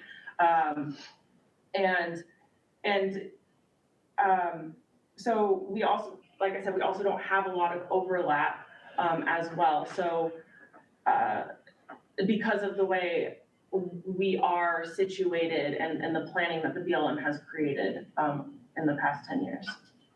So to add on to that, us visiting down there, we're at the Poison Spider Trailhead, which is what we all know is a multi-use trailhead. And so the interaction's the same with the motorized community and the non-motorized. It doesn't differentiate on the type of information coming, like the wag bags. It's the same across the messaging there, and as well as respectful use of the trails, and the same message is spread across. So they're getting the same message, and I think they've answered to, they're getting an expert, getting there to talk the talk of OHV users, you know, just like their other trail ambassador programs. So I'd say overall, that's not siloing in itself. This trail ambassador program is casting a wider net to make sure the message is straight across to all recreational users, because we all know Moab is not just recreationally used for motorized or just used for non-motorized. It's a lot of people there. That's their message. It's for everyone, not just for specific users. And moving forward on when we do vote for this, let's also look at the merits of the grant. Did they fix what we suggested last time? And that's what we need to put our concerns on is, did they fix what we asked them to fix?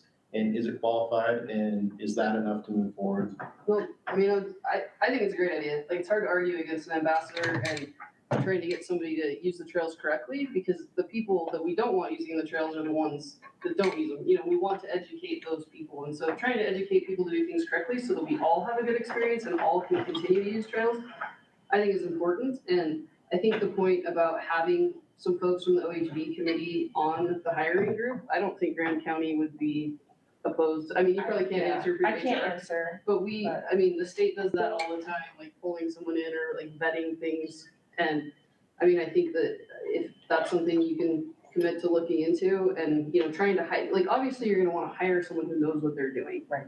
Like, you're not going to hire a person who's always done non-motorized recreation to run this program. I think Grand County knows enough that you got to hire the right person if you're going to get a good result. So I trust that the county's going to make that good decision. And I mean, I think it's a good program, and I agree with Chase that we have to look at the merits of the program and how you scored it and vote it that way. And maybe perhaps leave some other feelings aside. I would like to say another reason we are introducing this program in green is to not separate any user groups. If you go to, you know, I've worked at Mill Creek a lot, and, you know, we have UTVs come and park, and I have those conversations with them. So what we want as a program is for a user to be able to go to see the waterfall that they want to see, go ride the trail that they want to ride, go see the arch they want to see, and see us as a program, and not separate who we are and what we do by changing colors or you know, siloing with our design. So we really we see this as an inclusive approach to not silo users in our area. Cheryl, you have a comment? Yeah, I think, like, I'd just like to summarize, like, they made a commitment to have this individual have OHV skills. Like, to me, stepping beyond that is kind of an overreach. No one sits on anyone else's panels to determine if they're going to hire the best trail crew employee for a job or, you know, that kind of a thing. So I think that we need to trust the merits that they're going to hire someone that has OHV experience. They've made a commitment to train this individual and being able to deliver positive education, information, and materials to help educate these users. It's not an enforcement issue, and they're using consistent messaging. They're working with the state, they're working with Chase, they're working with Mike. I mean, I feel like all the parts and pieces here are in place to make it a successful program. I will also say, because I run education programs, if people aren't happy about what they're hearing out there, they will make it known. And so I trust the public to also be a gauge for us on whether or not this is successful. I had people call my office all the time telling me about my employees and the message that they heard. And so I think we need to give this a little more benefit of the doubt. They've had a great program already in other areas. see what happens with it. Comments, vote on. Any more discussion, questions? Okay. All right, let's go ahead and rate it. All right.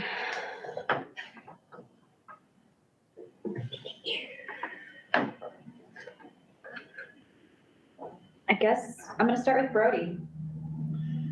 I'm gonna vote yes, but I have to disagree a little bit with Cheryl. I think they need to have somebody on that committee that is from the OHV community. It's so, but yes, with that caveat. Maybe, but if it's something that they say no to, we have to respect that. It could be where they. That's fine. You know what? Well, at least we made our voice heard. So I'm saying yes. Okay, Jason, Yes. Laura, Yes.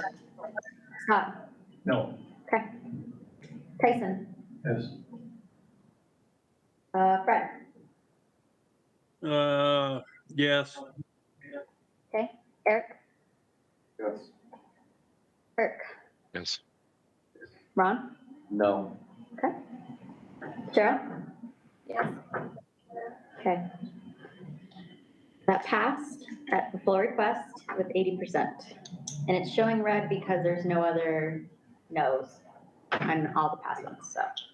All right, next application, 002566. This is Desert Roads and Trail Society paving Highway 7 to Sand Mountain OHV staging area and restroom. Myself, Cheryl, and Laura all reviewed this application. Cheryl or Laura, do either of you have comments? I guess my only comment would be, I felt like the match was a little low, that maybe the water company should put in a little more money, but overall, I think it's fine. It's a big ask, I guess, is the way I look at it. Yeah. Cheryl, do you have anything? Yeah, I think for me on this one, I kind of feel the same way. I'm super curious too about the trailhead. Like I could not tell from the map, and I feel like we're paving a super expensive road to go to what looks like a really small trailhead. So is anyone familiar with that trailhead? Yeah, go ahead. We can both speak on it. Yeah, I'm super familiar with that trailhead. It's a sand road right now. And it gets a lot of traffic. People pull in there and park and unload their machines. And with it being sand, it just washboards really, really quickly.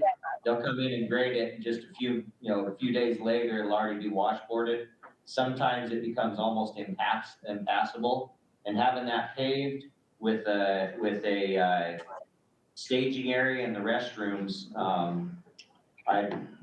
That's the big staging area by the water. Once you get up there, what do you think the capacity is for parking? I mean, is it a pretty substantial parking area? It's very substantial, yeah. And it's gonna be packed out. Yeah, it's always packed. No, like capacity wise, like how many vehicles do you think can fit at the end of this paved road? Is it like 5 or is it like 20? Well, if you look at the map they drew out, they're actually proposing making a paved parking area larger than where people are parking now. So if you kind of look at That was a comment I had, is they could use some help with a map, because that map was not. yeah, the map, I mean, if I wasn't familiar with it, I wouldn't. Yeah, I just want to make sure that the super expensive paved road actually went to something worthwhile. So- The maps and images did not make it look like Yes.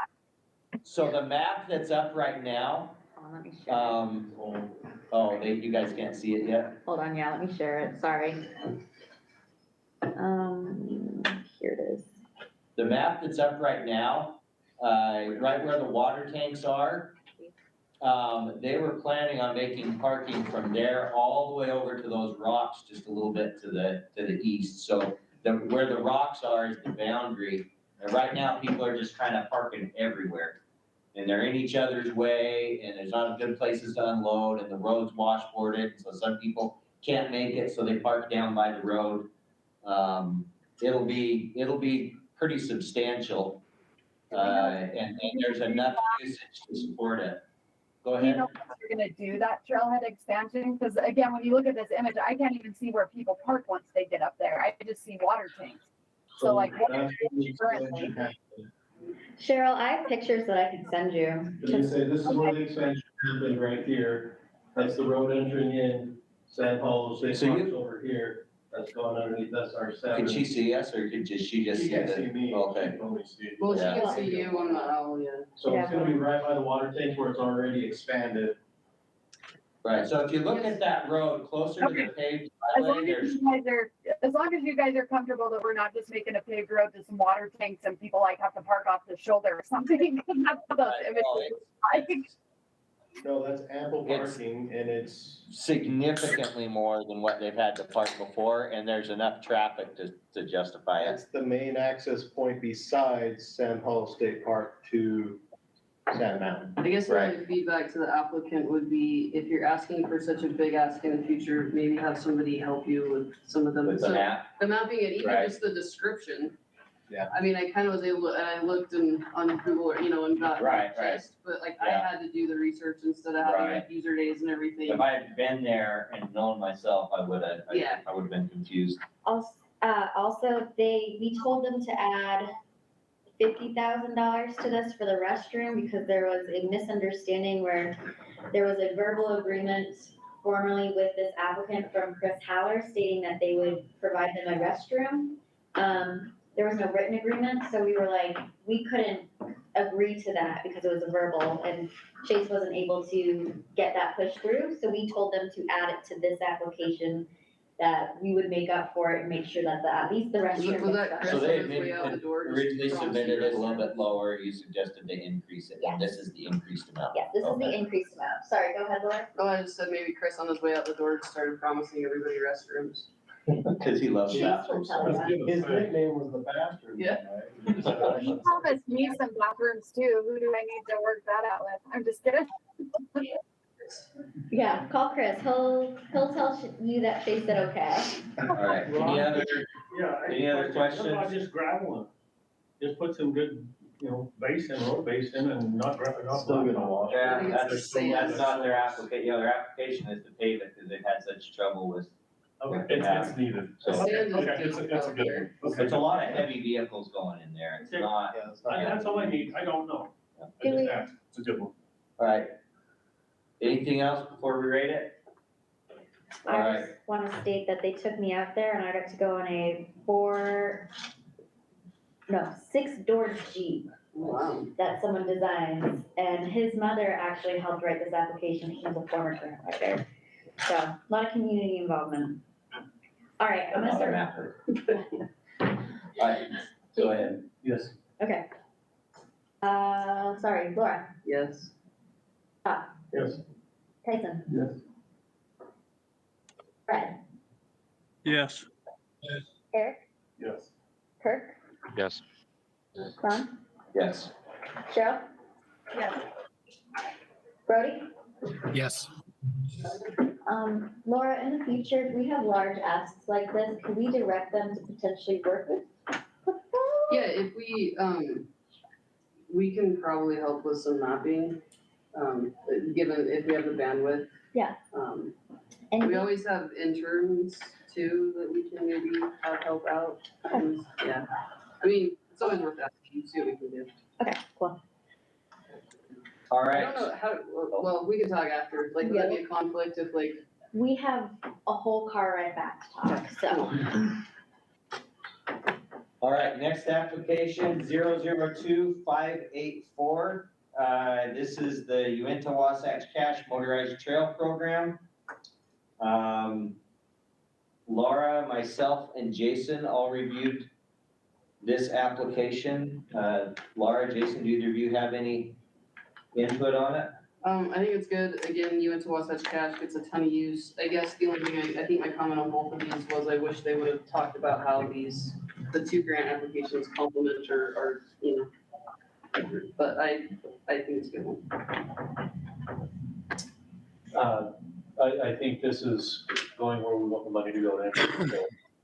So, and I think it's very well documented, these applications that have come in from the forest and in this forest particularly have been very thorough, and I appreciate that. I agree. I thought it was a good application. Any, you have something to say? I was just gonna compliment the forest, the Uintah Wasatch Cache National Forest, because we're looking to map out these grants to show where, like, making a visual map for people to see, an interactive map. And I wish every trail work application gave as much detail, because their sections are gonna be so detailed and other ones are just gonna be potentially a ping on the board. So congrats, Cheryl. I know that people in our division, I showed them this and they were very impressed, so thank you. All right, let's go ahead and rate it.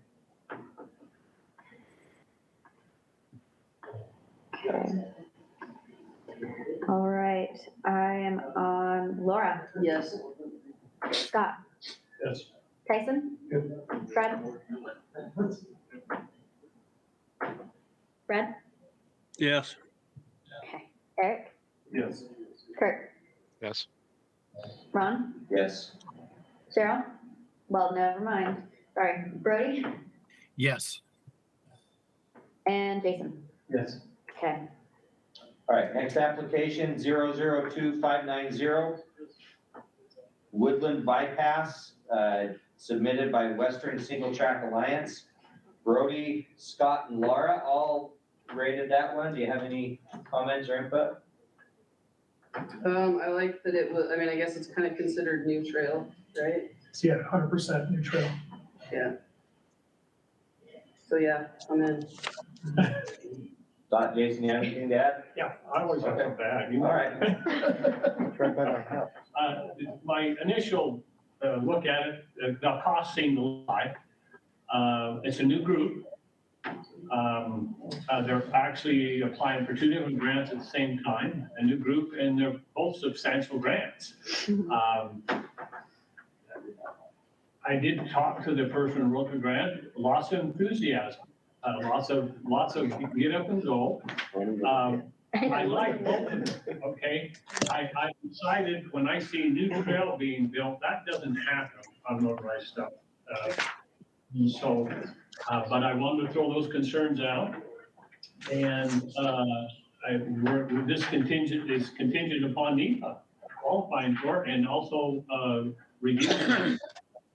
It's not typical to have something happen within a year on Forest Service property. It takes usually years to get something done. And so then would be my only concerns is that this would be funded if NEPA allows it to happen.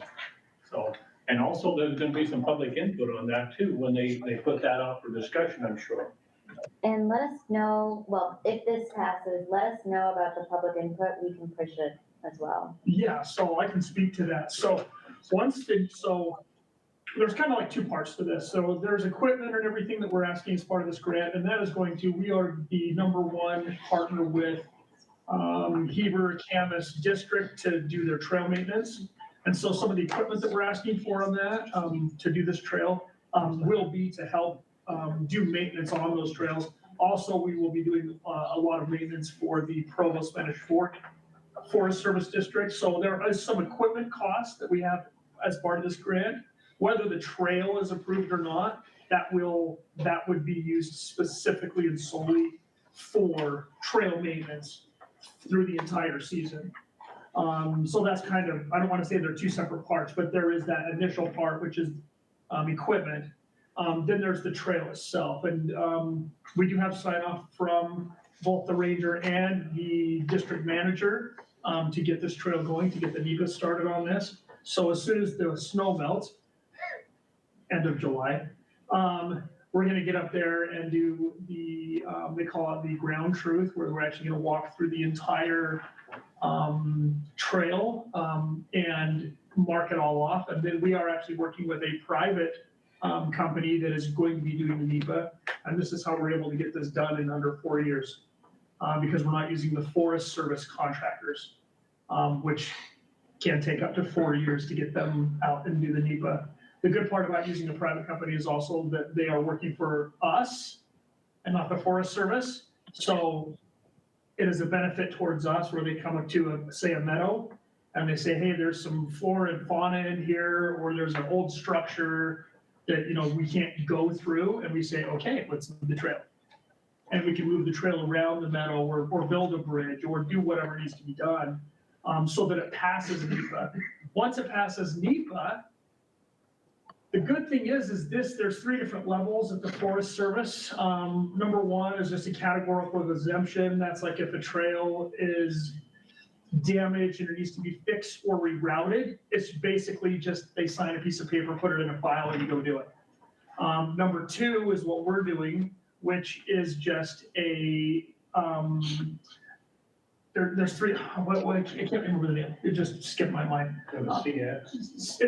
It's just basically you just have to have a NEPA done.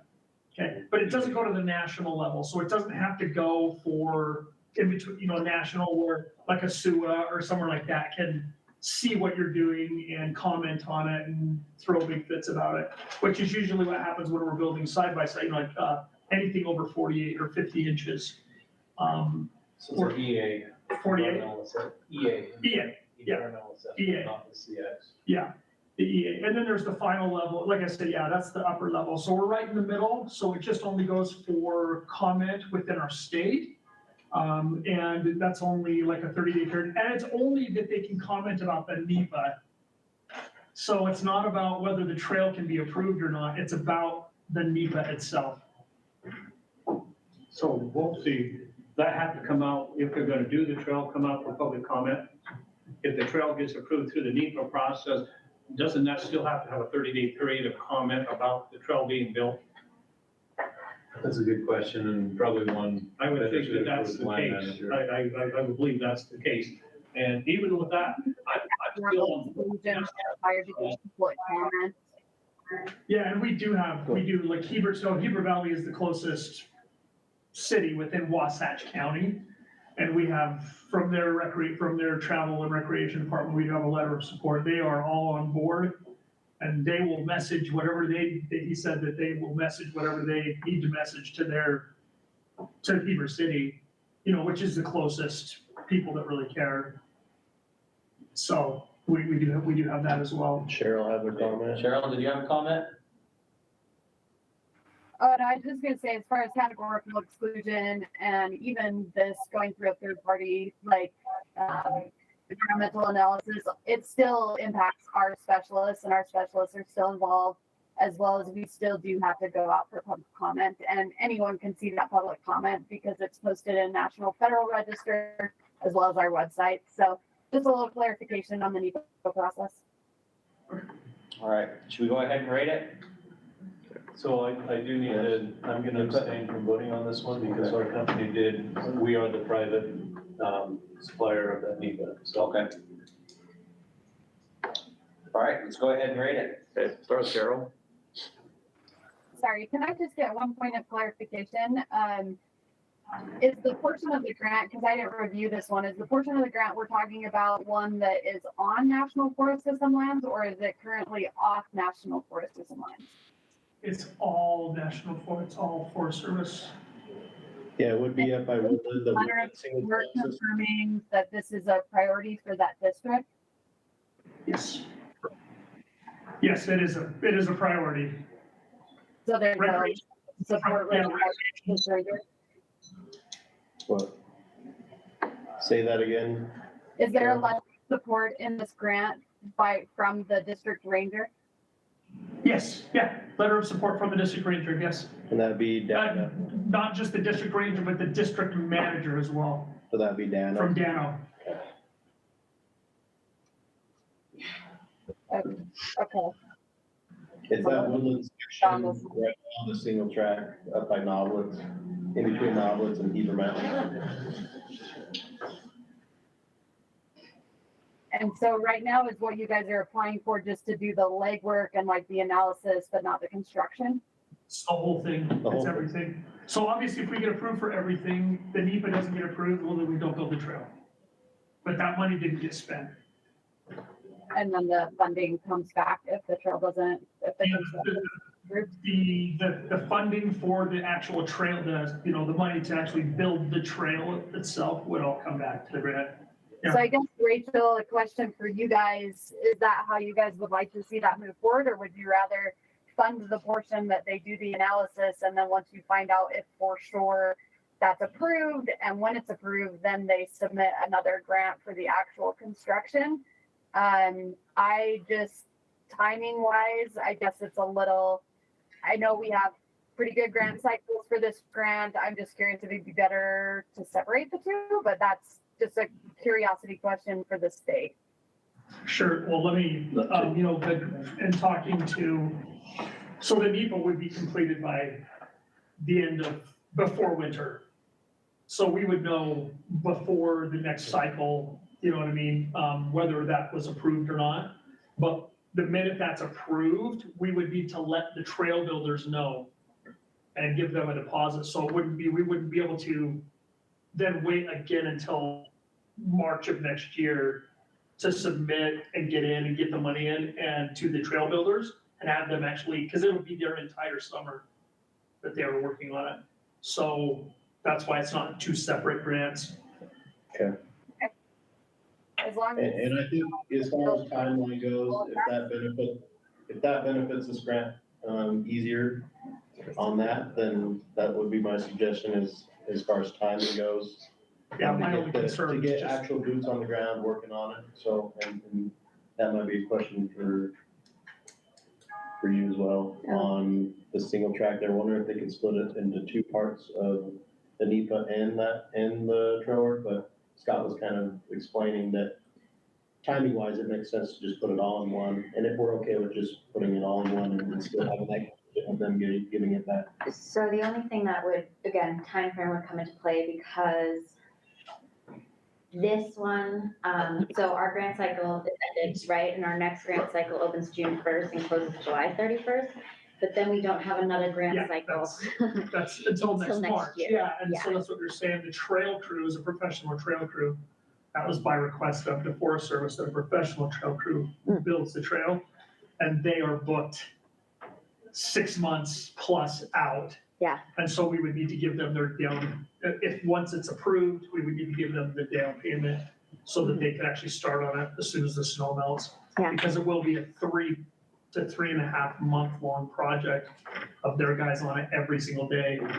With ones that we have larger asks on, now that we have someone that handles contracts and stuff, I want to be more on top of things. We're also requiring more information from our applicants after they've been awarded. So we have like a time frame, like 6 months in, we want to report on what's happened. So we do try to stay on top of that. So we'll know about the NEPA probably, hopefully sooner rather than later. Yes. But yeah, so it's up to you guys, but I feel comfortable with this. I think that keeping it as one is works best for the applicant and their needs, but again, it's up to the council. And obviously I can't spend the money if I can. I think if it works for us administratively, I think we're good to. Go ahead and rate it. Okay.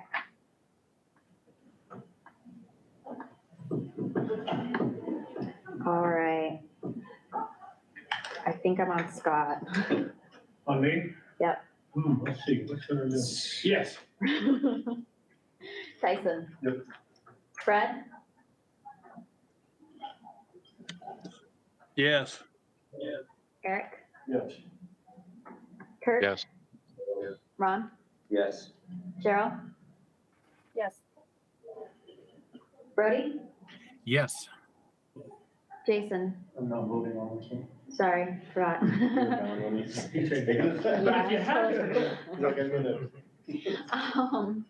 Laura? Yes. Okay, cool. All right. All right, next application 002594, Millard County OHV Search and Rescue Trailer and Equipment, submitted by Millard County Sheriff's Office. Fred and Tyson reviewed that one. Do you have any input? Yeah, I'm in favor of it. I think the search and rescue there, the Fillmore Group, they're all volunteers again and they need the equipment. So I'm in favor of it. I think it was good. There's not a lot of calls, at least according to the data that they shared with us, like 3 or 5. But Millard County's huge. Yeah. I think it's great, so go for it. Yeah. Any other comments or input? Questions? Let's go ahead and rate it. Okay.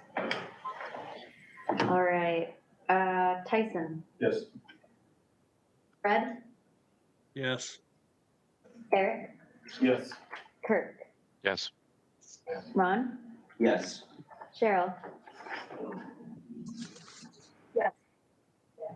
Okay, Brody, Yes.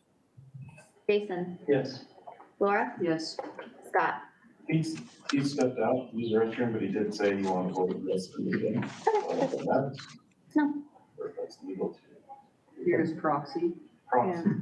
I'm his proxy. All right.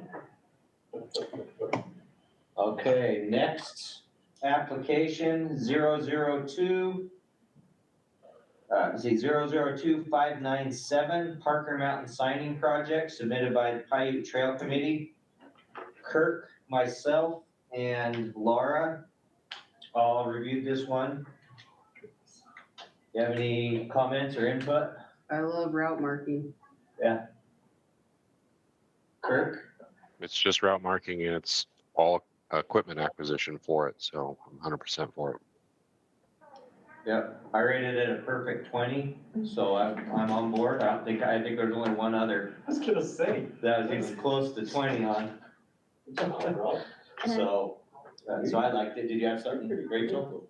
I tried to have them increase their request, but they said no. Well, I was like, okay.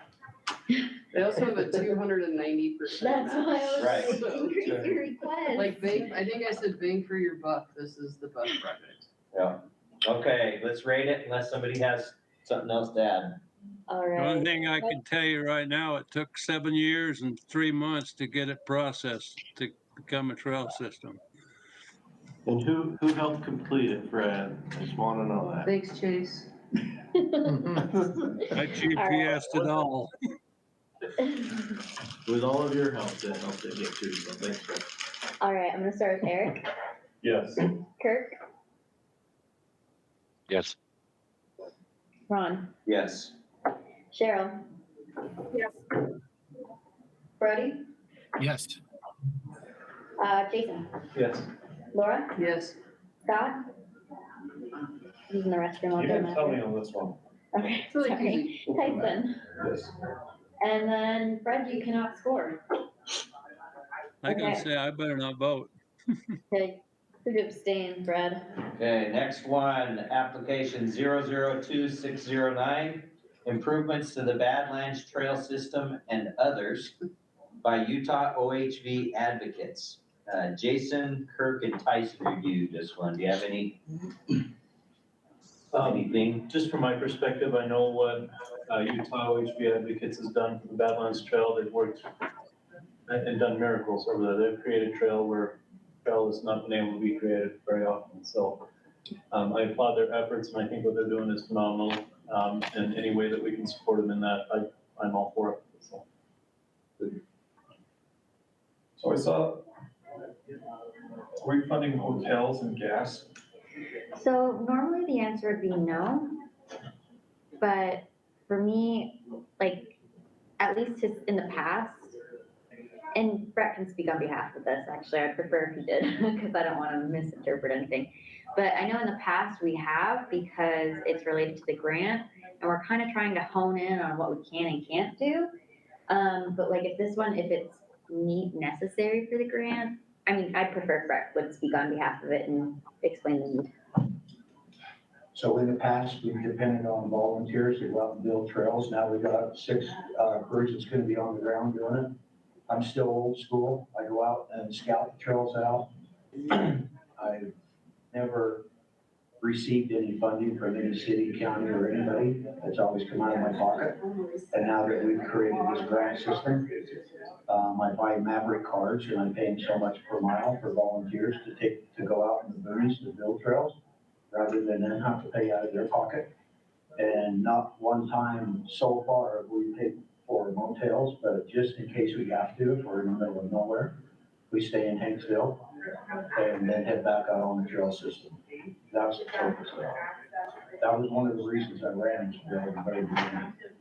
to take care of volunteers and people that go out and donate their time. So if that's not sufficient, then One, just because I remember we have it in the past, right? We have. We have, For, we have for a couple. yeah. So just, I was thinking large scale. Are we gonna, our Pike Trails Committee, are we gonna, I think What it, were the reasons that's why my we, only thought. so what were the reasons why we didn't fund it in the past, and what were the reasons why we did? so I just want to give an example of where I think we need to decide the categories that can be used for. Like, I feel like it could be used for access protection and trail work, and maybe not search and rescue because they have a source for that. But we had a grant come in, and Brody is aware of this grant, and so is Fred. They were on the Jamboree event, where they tried to show, like, going to a airplane tickets and a rental car things. It was a tourism grant for part of their match. After the fact, they had an RV show, go to an RV show, plane tickets for an RV show, that kind of thing. And so that's why we're trying to hone in on like where it can be used. If it's for trail work, yeah, I don't I have a feel more problem with this. comfortable. I'm just saying like, If it's Yeah. directly related, especially to directly trail related, work, fine, but but that would be the direction So- we want to go. yeah. one other thing that it includes, if I'm out on the trail and we're missing some numbers or some signs that are needed for us to continue on, because right now I'm in the works of over 1,000 miles of trail.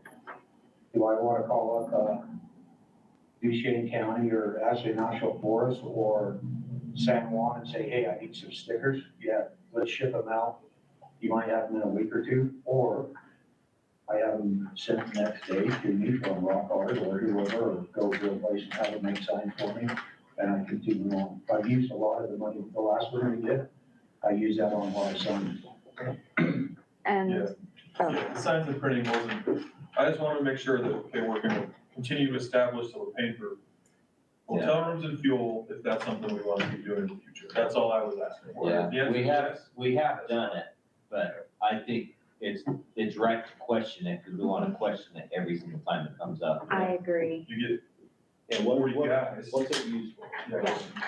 I prefer that we kind of fund it on a project by project basis, so that we don't run into any mishaps like we did with that tourism grant. I just want to also state that right now we don't really have an overview of what the grants can and can't fund. We have kind of some light thresholds for what they can, especially when it comes to like search and rescue and like vehicles and anyways, we have some hard no's. But we don't really have any hard yeses or a list because it's always growing. But I would like to, especially for our program guys, even if it's just something that I can send off to applicants, a list of what we can and we want to fund. So I plan to create that at some point. It's just gonna have to be broken out by categories because it's okay for some categories, not okay for others. But I would also really like the advisory council to look that over so we can kind of have a general idea of what's okay and what's not okay, but also allow for changes when the OHV side of things progress as time goes on, you know? So, All right, well, let's rate this one. okay. Let me just share my screen. All right, I started with Eric, so Kirk, Yes. okay. Ron, Yes. Joe, Yes. Brody, Yes. Jason, Yes. Laura, Yes. Scott, Yes. Tyson, Yes. Fred, Yes. Did you hear me that time? I did. Eric, Yes. hey, Damn mute button. you'll get there one day, Fred. Scott, did you approve the last grant? It was for trail work, it was the Pike Trail Committee. I think. Parker Mountain sign. Yes. Parker I Mountain. did the one before that, I think you You were. didn't tell him the second one. completely missed Some one. of the second one. I told you yes, yes. Okay, Just cover for me, buddy, cover for me. Application 002615, Green River, Yorkie Bottom OHV Destination Interpretive Kiosk, submitted by Sage Riders Motorcycle Club. I spoke with our Attorney General today, and I asked, is there written anywhere that it needs to have a match? And the answer was yes. So we are going to, if we approve this one, we're going to have to add some form of a match to it. So we will have This thing has to have a match. So if I was to say I was gonna guarantee this happened, and that I would back it, and I would co-sign on this happening, can I do that? I mean, yes, but what if we just added 4 hours of time? Well, they do have 30 hours of time in there. All he was bringing out, yeah, well, maybe not 30, 10 hours of time to put the kiosk up. Why didn't he put it on his budget? I know, he did this specifically, you know what, he did it specifically because it's the low amount, it's a couple $1,000s. Yeah. I think we ought to look at small grants like this, funding them 100%, maybe have, and let's say if somebody is a new. There has to be a match. Which the Attorney General said it has. Okay, there has to be a match. It could But be, you're I mean, personally technically it could be a guaranteeing penny and it's a match, but. He's gonna be out there digging. I know, if we wanna add I asked him if he would feel comfortable if we added 4 hours of in-kind in case this arose, and then I just wanted to double check, so yeah, What, we have to. what he was trying to say is, hey, let's say I don't have the money to pay for this. I want you guys to pay for it, then I will do it after the fact. I understand you need incentive, but it sounds to me like he said for sure you have to have a match. That match. Doesn't have to be cash. Yeah, it doesn't. In-kind counts, It's so in-kind. it's 4 hours of digging a hole. You just counts need as a to match. move it to the right column. So if you put 1 hour of match, Time, if you put 1 hour match, We could do that. Yeah, let's do that and let's, put it in an hour. We're gonna do, We can talk about kiosks for another, what? I was gonna say, One hour. today is the hot topic. I don't wanna- I will put the 1 hour in. we have $30. The rate right now is $29.14, so you have to work an hour in like 2 minutes, okay? Put a note that Scott's Call it on the way home and going talk to about it. put in Yeah. one postal. Take all the labor that's taking us to be. Yeah, I'll contribute the time I What you spent. spent 5 minutes on it? Yeah, we're part of the way there. It seems like you purposely. 5 minutes too much? All right, do we need to vote on that change or that's administrative, I right? think that- Because that you've just talked need it. to him and I've he's spoken to gonna do him, that, yeah. and he was like, sure. Okay, so, Alright. any discussion before we rate it? No. All right, let's go ahead and rate it. Kirk, Yes. Ron, Yes. Cheryl. Yes. Brody, Yes. Jason, Yes. Laura, Yes. Scott. Can we discuss this more? No. Yes. Tyson. Fred. Yes. Eric. Yes. Okay. All right. Another page flipped over. Keep moving. We're on No break, no 31. break on this page. Are we speeding up? Hopefully. Application 002621 Jordan River OHV Skills Course submitted by Western Single Track Alliance, Fred, Cheryl, and Scott. You reviewed that. Do you have any initial thoughts? Yes. Okay. Would you like to share them? Oh, that was a yes, I approve it. Oh, okay. That was your thoughts. All right, Scott, I'm putting it in All there. right. Cheryl or Fred, do you have any input on this one? Anything you want to share with us? No, I'm in favor of it. I'd just like to see how we're gonna get the four-wheelers on it. You drive on 2 wheels with the thing. Yeah, you okay? drive, You take 2 wheels off, yeah. it'll go on there perfect. All right, let's go ahead and rate it then. So I was just curious, I mean, I think it looks like a great place to learn skills. I definitely appreciate what they're doing. I guess just my question on the fencing, is the vinyl fencing a good alternative to pole fencing? Because I know they were like, the current fencing there will kill someone. And I'm like, well, is vinyl fencing the safe alternative? So I guess just, that was my only like thought, but the rest was really cool. Yeah, sure, Cheryl, so let me say, the fence they have right now are 40-foot long utility poles. So if you slam into one of those, you're done. Got it. So those poles are around the exterior of the property, and that is actually going to be replaced with 6-foot-high chain link, which captures people really well. Got it. Okay. The vinyl fence is actually going to go around the 2 tracks. It's going to go around the motocross track, because right now there's nothing keeping people from running on the track. And then around the enduro skills course and enduro cross track. So that's where the 2 the vinyl fences are going to be. Okay. Yeah, I'm good. All right, any comments before we grade it? Questions? Ron, Yes. Cheryl, Yes. Brody, Yes. Jason, Yes. Laura. Yes. Scott, I already got you, said it right at the start. Tyson, Yes. Fred, Yes. Eric, Yes. Kirk. Yes. Okay. Alrighty. Next application 002622, Manti LaSalle National Forest Trail Dozer Replacement. This is out of the Farron Ranger District. Laura, Eric, and Fred, you all reviewed that. Do you have any initial thoughts? I think they ran the wheels off the other one, so probably a good idea. That was my main, that was my thought, that's what this whole grant's for, man. Yep. If they're using it enough to wear it out, give them new one. Yeah. Hey, Fred, anything? No, I'm in favor of it, so I'm okay with it. Anybody else? Questions, comments? All right, let's rate it. Cheryl, Yes. okay. Brody, Yes. Jason, Yes. Laura, Yes. Scott, Yeah.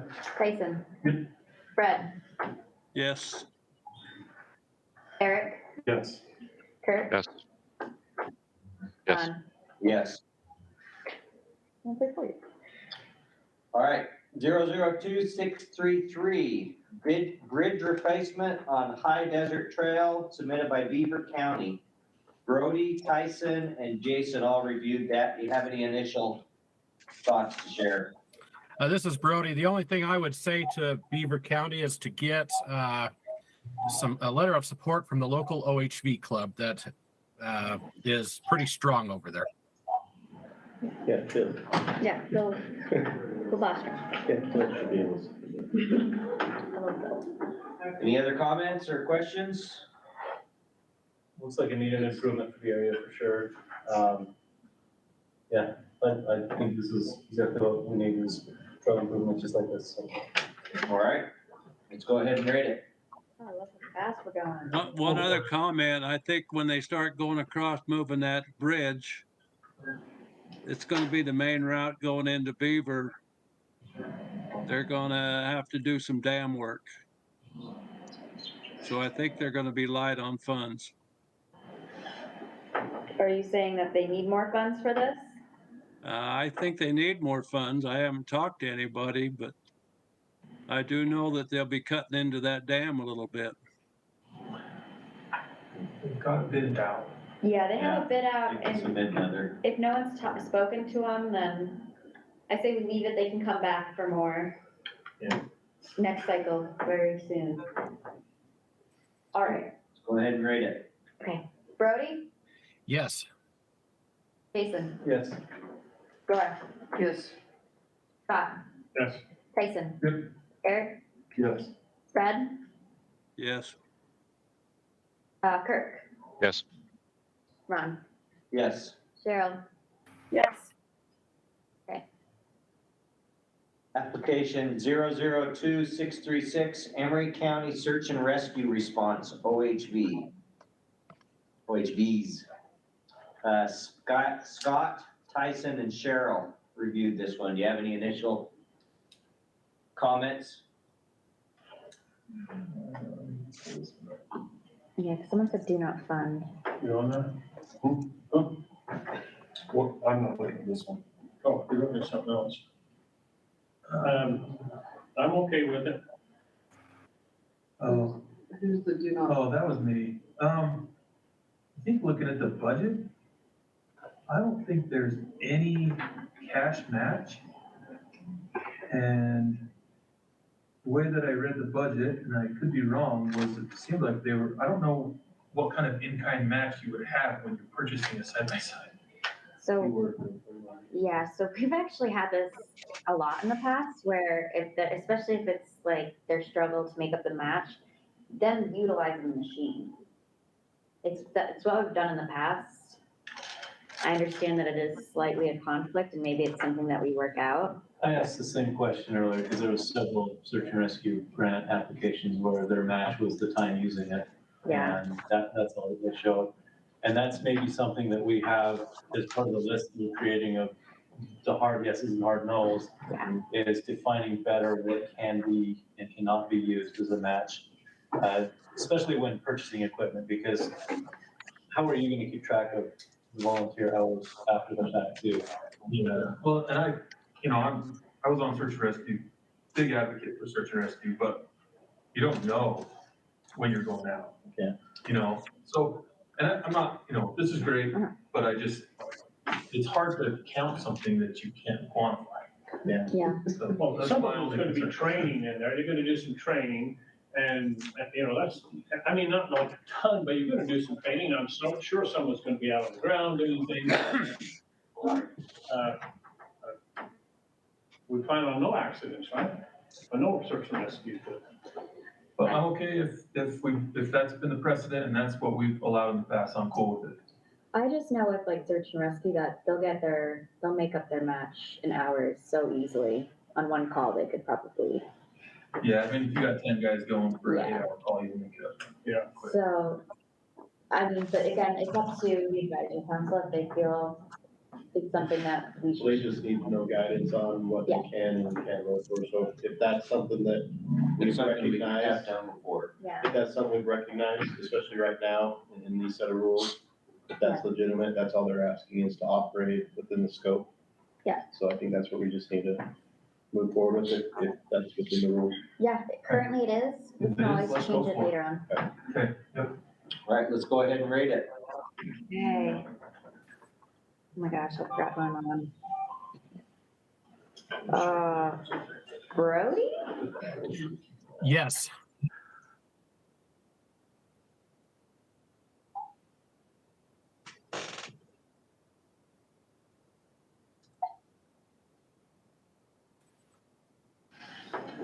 Did you get that? Nope. Yes. Hello? We lost them somehow. You guys lost us? There you are. Yeah, we couldn't hear you. Oh, okay. Was that a yes for Fred? Yes. Yes. Did you say yes? That was Brody. Brody Eric? Yes. Kirk? Yes. Ron? Yes. Gerald? Yes. Okay. Next application, 002651, 2023 Emery County Trails Crew. Barrett, Cheryl, and Scott have reviewed this one. Do you have any? Just real quick, it looks like there's good support from federal managers. It's needed, it's trail work. I think it looks good. These guys spent a lot of time on it. I mean, I'm sure they put in way more time than it is showing them, and they do way more trails than they have listed on there.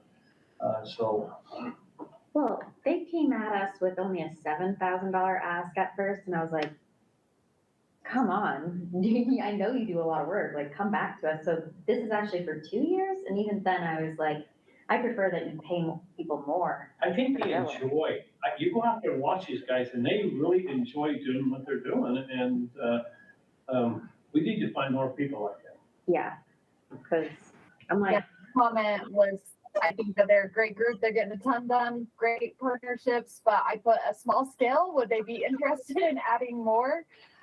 So it must just be a capacity thing on their part, but like, I feel like this is so small for what they're trying to do down there, and it has a ton of capacity and potential, but maybe they don't have capacity. I'd give them more money. That's what I tried. Okay. So. If you already All right. tried and this is what they came back with, then we'll go with it. But I'm like, why are they coming in so small? Like, Yeah, I was really surprised. we need to scale up what they're doing because it's awesome. Yeah. All right, let's go ahead and rate it. All right. We are on Jason, Yes. Laura, Yep. Scott, Yes. Tyson, Yes. Fred, Yes. Eric, Yes. Kirk, Yes. Ron, Yes. Cheryl. Yes. Brody? Yes. Okay. All right, next application 002656, Daggett County Search and Rescue Equipment. Myself, Fred, and Scott reviewed this one. I had a little bit of an issue with the percentages that they had for OHV use. They said they had 13 calls in 2021 and 15% were OHV related, which comes to 1.95. I'm not sure how you have 1.95. And then in the text, they said that the anticipated use for this vehicle, because it's only going to be used in certain areas, was 80%. But then on the question that asked what was the percentage, it said 100%. So it was all over the place. So I talked to Jesse and I called him and he confirmed that was just a typo. It should say 80% is the OHV use percentage of this equipment. This equipment won't be used on all of their calls. It'll only be used in certain area, and he anticipates that would be 80%. After I talked to him, I felt a lot better about that because the numbers were all over the place. Fred or Scott, do you have any initial thoughts? No, I've looked all right with it. And I've tried to clarify the percentage question and people still do it. Yeah, So, sometimes it just, I think it's just, we gotta break them down at some point. yeah. Any other thoughts or comments? Let's go ahead and rate it. Okay. All right. Laura, Yes. Scott. Yep. Tyson. Good. Fred, Yes. Eric, Yes. Kirk, Yes. Ron, Yes. Cheryl, Yes. Brody, Yes. Jason. Yes. Okay.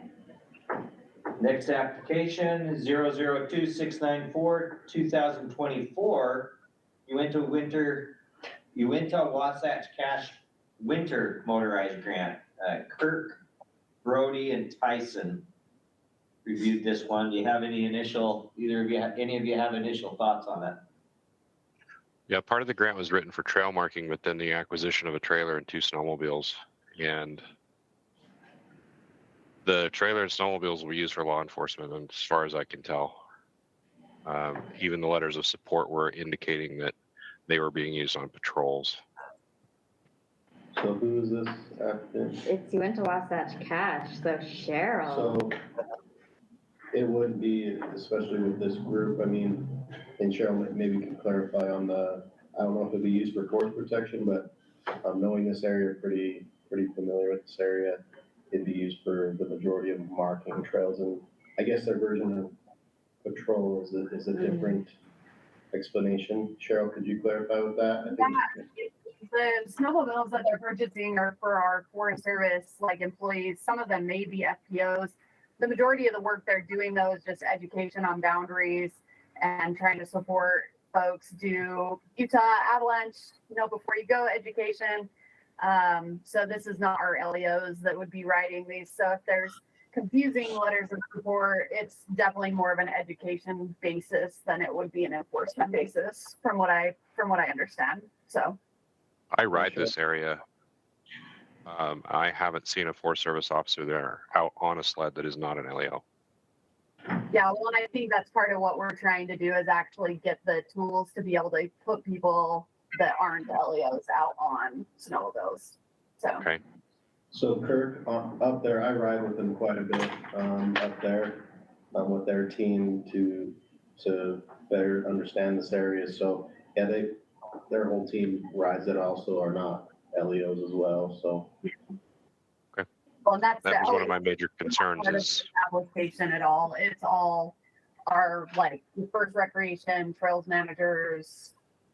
Yeah, the only Leo in the area would be Shidell and Nicholas, and then they're the trails planners, for that area, so it would be for the trail I use. mean, I know the guys up there and I like them. I think they're great guys. I Yeah. just want to make sure that this is not something that's being funded for an LEO. No, Yeah. for sure. And if there's any kind of miscommunication in the letters, we can clarify that because this is for education, know before you go, boundary patrols, safety, helping people get unstuck. Like that's the stuff they focus on when they're out and about. Then I don't have a problem with it. Okay, any other comments or input? Let's go ahead and rate it then. All right. So Scott, Yes. Tyson. Fred, Yes. Eric, Yes. Kirk, Yes. Ron, Yes. Brody, Yes. Jason, Yes. Laura.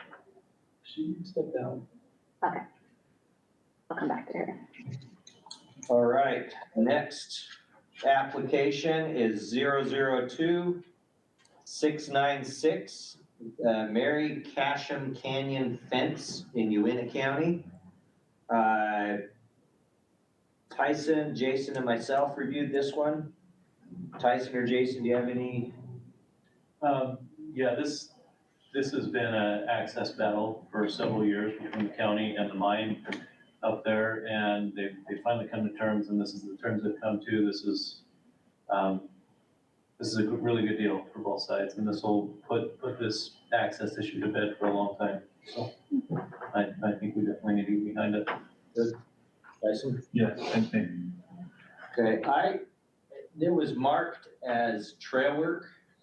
But the trail work is specifically to protect access, OHV access along that road. I guess Simplot owns the property the road goes through, and they've agreed not to restrict access if this fence gets put up. I think if I read it right, Simplot's even assisting with the project. I talked to Zeke, who wrote the application, and I felt like it was a lot stronger of an application as access protection than as trail work. And he agreed with me that that we could switch that box. I don't know if you felt that way when you read it, or, I mean, he filled it out as though it were access protection. He didn't put anything in the trail work section of the application, but he did meet all the requirements for access protection. So I'd like to recommend that we switch that to access protection because that was the intent of the application. Okay. Could I make a comment? Yeah. You called him, I talked to Zeke. Yeah. Michael Cook, Uintah County Trails Coordinator. And I don't know how it happened, but I have his application, his application, he actually has the box access protection. Oh, does he? Then it was me. The printed copy I have does. Then it was me. It was somewhere else then. So that we can deal with. I think that's administrative. Yeah, I think we can deal with that administratively. I'll talk to somebody. Yeah. But I think felt it's it would be an access protection. Thank you for bringing that up. yeah. Good. Well, I say we go ahead and rate it unless there's other input. All right, hold on 1 second. I just have to change it. You're on 38, is that correct? 38, yeah. All right, okay. Okay.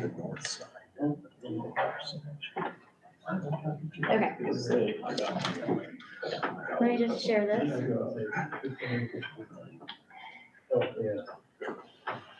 I hate when I come across these, well, I hate when others come across my mistakes. There's so many, there's no way not to Honestly, it was- Input errors, that's fine. And All right, let's go ahead and rate it. Tyson, Yes. okay, Brad, Yes. Eric, Yes. Kirk, Yes. Ron, Yes. Cheryl, Sorry, slow, yes. Brody, Yes. Jason, Yes. Laura. Okay, Scott, I just said yes for you, sorry, Scott. Are you a yes? You said yes. Very quietly. Okay, Scott, did you say yes? I did say yes. okay. Okay. Next application, 002699, Tread Lightly Recreation Ethics Education Program. Cheryl, Eric, and Fred reviewed this one. Do you have anything for us? Ladies Which one first. is it? It's the Tread Lightly, Oh, Tread Lightly Ethics. no, I'm okay with Tread Lightly. I think it's a great thing and a great thing to keep pushing. That stuff. The only problem I was looking at is we're financing all the employees nowadays. And you're gonna see a lot more of it even pop up into go trade shows and that stuff. And I've never seen Tread Lightly only once come to any of the jamborees that I've been to. I mean, that's something that we could speak to them with in regards to. Well, probably because they're spread thin and that's why they Yeah. got this for a Utah manager and they just recently hired a Brett, not that Brett. A different Brett. So they just recently announced that, so, I think they selected a very good individual. And I think they noticed that they were spread thin and this is helping that, so maybe they may be more present at some of these jamborees to, be there. Yeah. Hey Chase, I've been going to jamborees for 37 years now. And I haven't seen them only a couple of times. I think that they're very open to feedback, and especially with the creation of this new position to determine where some of the best avenues are for them to go and support, what's happening and how to outreach. And so I think that is great feedback to Rachel, and I feel like Tread Lightly is very open to that kind of input. I'm excited to see them add this because I agree they've been stretched super thin and trying to do a lot of amazing work. I think this will definitely help them build capacity. And I think the only one concern is just making sure that they do really good reporting on the back end, because I understand they may not be able to list like a lot of the specifics about what trails they're working on or like specific projects. But I think on the back end, they should be able to provide a really robust closeout that showcases what they did with the funding, both so they're accountable for the funding, but then also to highlight all the great work they get done. So. I think Ron may either love or hate this, but I got invited to join a 4x4 group. I do not have a Jeep, but they've invited me to join because I meet the criteria for it. But Evan from Tread Lightly is on that group, so I can actually talk to him and be like, hey, with this new position, we would love to see more involvement at jamborees. And I see them at like Salt Lake Off-Road Expo every year. They're at Easter Jeep Safari every year. They're at Trail Hero down in St. George. It sounds like they just need maybe be encouraged to branch out on what types of jamborees and things they're going to. Well, they've done They so haven't much gone to the for, ATV stuff. yeah, they've done so much for off-highway vehicles in general, and that kind of spreads across. I mean, they're very influential in our education program with Hospital 180. They were there every step of the way, so yeah, they provide good work product, and I think this would be good. Yeah. Eric, do you have any Yeah, I just thoughts? had a real quick comment on budget. Can you pull it up? Yes. What is this project number real quick? It's 002699. okay. I closed. So this is for one employee, right? If we need to, yeah, go ahead. Well, just down below, they're asking for, so they're saying 2 units. I believe they're calling it the Personnel Implementing Program. It's for 2 years. Okay, thank you. Yeah, no Sorry. problem. I wondered the same thing, but it's the cost of that individual for 2 years. Okay, perfect. That'd be that unit in argument. Okay, and plus they're matching it, which is awesome. Oh, never mind. I realize what you're saying. Yeah. Okay. Never mind. All right, that's all I got. Yeah, that's great. Okay. Okay, I think, just one real quick question for those of you that reviewed it. The last time we had a tread lightly application that we didn't fund it, the concern was that there wasn't a really good accounting of whether or not the money we were spending was benefiting exclusively Utah, or whether it was being used on programs in other states. Eric, you reviewed that. I think you had those same concerns. Did you feel like that had been alleviated? Yeah. And that wasn't an issue on this one? This person is for our area, Yeah. that's for our state.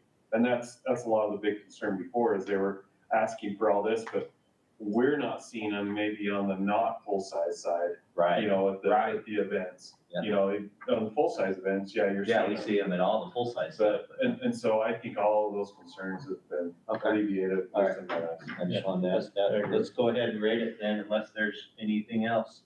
Okay. All right.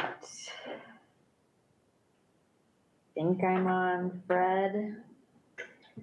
Fred? Yeah, I'm here. Yes. Okay. Eric? Yes. Kirk? Yes. Ron? Yes. Cheryl?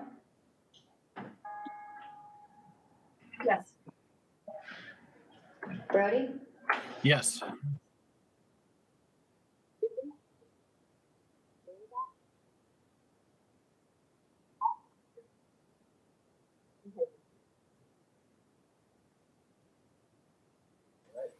You guys have cut out again. Oh. Let's see. How about now? Better now. Okay. Perfect. Application 002703, Iron County Search and Rescue Drone Purchase, submitted by the county sheriffs. Brody and Eric, you both reviewed that. Do you have any? This is Brody. I was a little confused about this one at first. I reached out to Rachel, and there's nothing specific against a drone. And I reached out to the search and rescue commander, and we talked a little bit about that, you know, this isn't really OHV related, but he did say that a lot of their rescues, especially lately, have been with OHVs, and having a drone where they can get as far as they can with the OHV, using the drone to continue the search without getting into areas that they may not be able to get out of, would be very helpful. They just had a rescue that made our local news up at Yankee Meadow, up above Parowan, that they had to get up there and do a rescue, and a drone would have come in handy. They've had to do a couple of rescues up on Cedar Mountain, and so that a drone with the OHV would have come in very handy. So I after I thought about it, I think I'm in favor of it. So, and out of all of us here, I'm the most likely to have to use that service with the Iron County Search and Rescue, because they're in my backyard.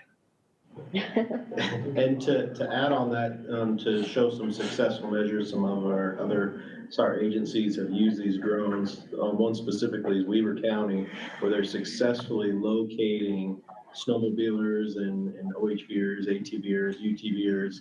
They're able to safely locate them without putting their volunteer members and search and rescue. I can speak to that pretty directly because I've been involved in their training. Yep. And it's night training, and those drones have infrared on them. So, and they have about a 12 to 14 mile flight radius with a half-hour flight time, and they can fly in about 20-mile-an-hour winds. So what he's referring to is when they're doing a SAR rescue, they located us in about 8 minutes. And that's not getting the DPS helicopter out. I mean, we love having the DPS helicopter out, but if we can quickly find them with this type of drone technology, then, I mean, we've already seen success with Weaver County, and that's something we'd like to see, with our other county agencies is having that success too, so we can speak. Yeah, these drones are pretty incredible. They're not what you would think of as a video drone. They're mounted with LED lighting that literally looks like sunlight when it comes out. The way that they use them is they'll locate through infrared, and then they track to where the SAR teams are, and we'll push them in with lights. So they actually show the SAR teams how to get safely to the extrication points. They use them not only in the snowmobile world, but in the UTV world the same way. I was blown away because I was the victim. So I got to go out and build a fire and wait, and hang out. And they deployed because we had radios. We knew that they were coming. It was 7 minutes before they found us, and they had no idea where we were. They left from the Monte Cristo trailhead and had us located in 7 minutes. And I've done that specific training with Weaver County, or what he's referring to without the drone, and it is a lot longer. It's like 3 to 4 hours. Yeah. It's really fun to ride in the dark, but to find someone quickly, that drone is, that time frame, shortening that down. So hopefully that clarifies any issues. All right, For my application next year. You want that one? Yeah, that's it. So that's. Sheriff's taking notes. That was 100% my thing is, is this a precedent? Are we doing this? How much does the OHV program fund the helicopter right now? And this is going through my mind. Okay. Yeah, we do partially, part of the registration funds go to the DPS copter. Okay. Another thing was the percentages. So 30% of the calls were. We have a 61% match. Okay. Fine, a little less, but. All right. And it is contingent, it looks like on another grant. Is that okay? Pull this up, is it? Which grant? Yeah, hold on. I keep forgetting the number. The budget just says grant. 2703. We've had those in the past though, correct? Contingencies. Yeah, I just want to look to see if it's like this grant, like if they're matching against each other. Oh, do you mean when where it says grant applicant? They're just talking about themselves. Themselves, okay. They're the one Yeah, that's providing. Okay. Yeah, they're the applicant. Okay. I forgot their names. Yep. That's okay. We all will get there one day. Whoever's signing this is. They'll just sign signature. Right. All right, let's rate it. Okay. Fred, Yes. Eric, Yes. Kirk, Yes. Ron, Yes. Cheryl, Yes. Brody. Yes, and can I, if this does pass, can I reach out to them and let them know? So Well, this, this is being broadcast. yeah, this is public so- right now. I don't think they're watching it, but Yeah. Okay. What I'm saying. Public is it's record, public Brody, is what he's saying. information. Okay. Yeah. All right. Yeah, Thank you.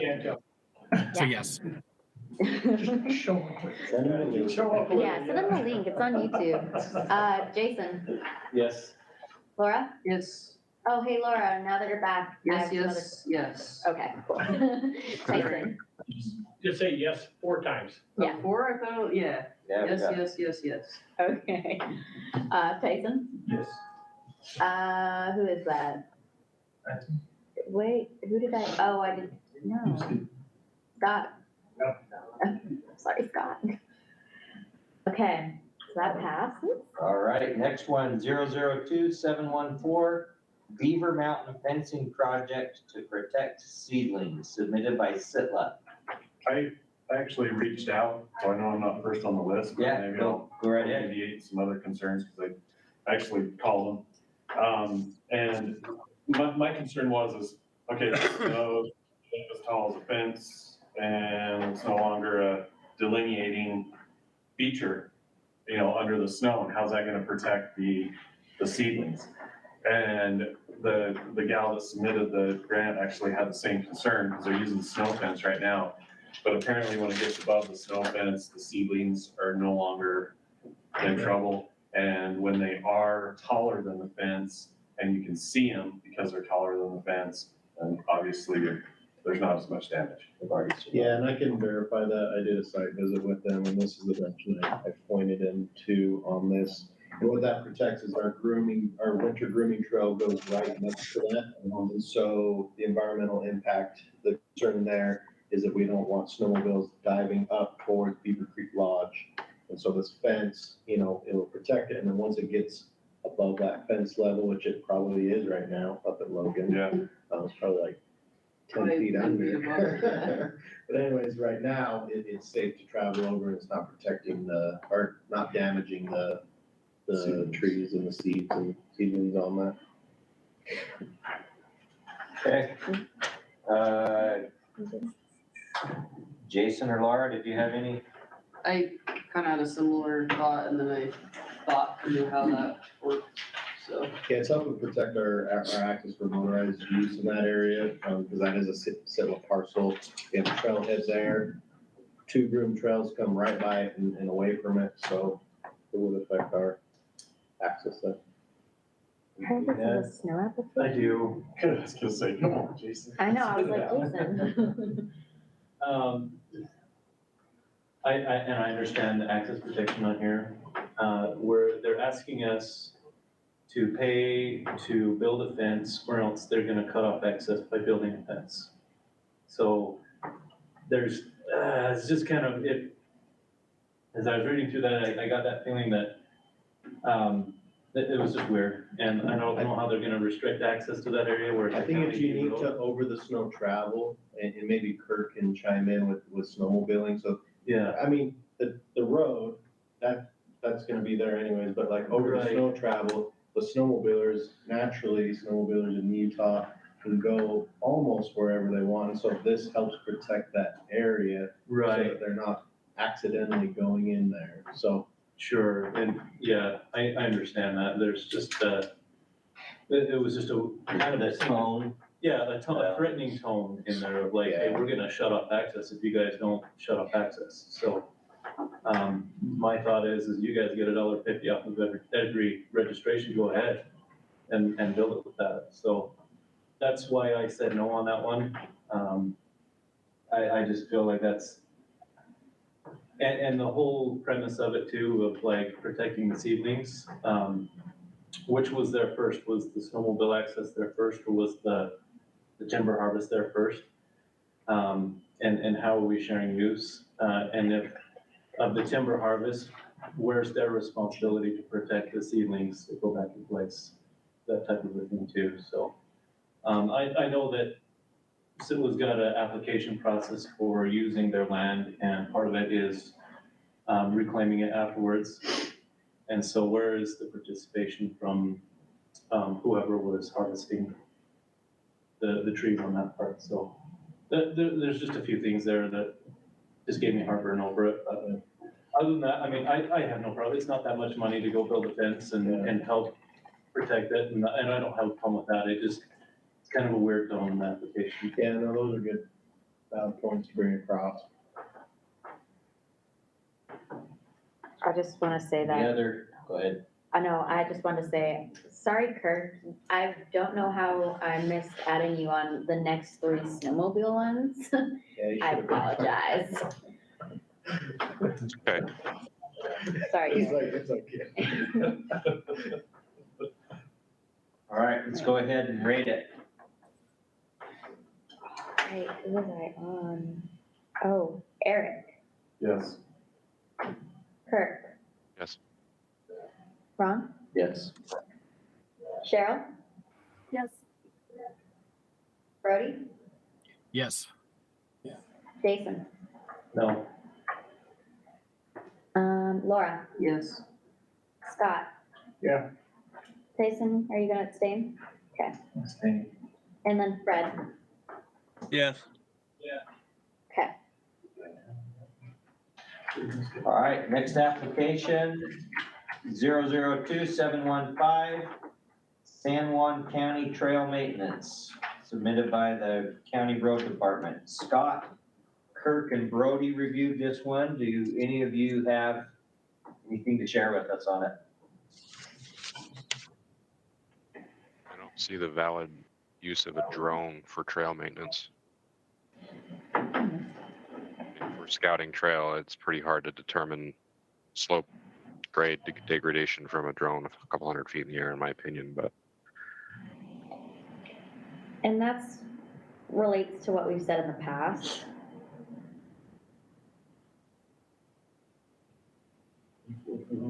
Going louder. Oh, Someone to talk to you. also, I think San Juan heard that we were giving other applications more money, and they're like, I forgot to add a trailer. But Are they on YouTube? I don't know. TJ's trying to find you on YouTube. Who is? TJ with the road department. Oh, okay, yes. And if not, I'd be down to comment on it. Does he want to comment on this? He was going to if you'll let him on YouTube. So, If he can. let me, and you No, I said would. TJ? Well, I don't think he can Yes, you communicate can. to us through YouTube, can he? He can just view it. They gotta go to the meeting Hey, I link. can't get in unless Rachel. Okay. Yeah, he would need to. I can read the text if you want, of what he said, the reason they need the drone, because they've identified 100 miles, and he says, we can fly it in there to see what type of equipment we need, because we have no other way to see. And I believe they put in for a trail, for a VX, and they got a support letter for it. So that's the purpose of the drone. I don't even know how much they So- asked for it. What were the reasons before that the drone wasn't funded for trail work? Do we remember those? I think it was just because they felt as though you could do, Ride it? you could ride it, you could walk it, but Would you say now's day and age is different than what it was in the past, or how does the council feel? Because I think it could go either way. You might be able to put that under trail access, video, showing routes. It could be used for different things that I think could fit into that application. Especially maybe if you use it for search and rescue too. I don't know. But you do get a little bit different view. I used to fly around all the time on plane finding trails to go ride on, and that's how we this did is a it. $24,000 drone. I understand that. That does seem like a lot of money, doesn't it? They could do it for 2,000. They put in 24,000 for a drone. Yep. They have $24,000 for a drone. Okay, I was just in Wayne County and Garfield County, and we flew my drone into a lot of roads, and it goes like 7 miles, and it identified enough of what type of equipment. And so I find it interesting, this would be helpful, but my drone didn't cost 24,000. Well, the other one we funded was 24,000, wasn't it? Right, but that was that specialized search and rescue one with the, with the infrared. magic lights. I know he can hear me online, but Yeah, I can hear you. I don't support. I mean, the biggest thing is, does it mean? Some of those machines with LiDAR on it, surveying crews use that to do a lot of different things. I'm just trying to throw out things that maybe they could use on it. Yeah. Does anyone have experience using drone? Oh, whoop, here we go. I am. All right, Todd. Wait, I don't know. Todd, you're muted. Who's I Todd? think they come in muted. You gotta unmute them. I don't. You gotta give them permission to speak. I don't know. Todd, are you able to unmute yourself?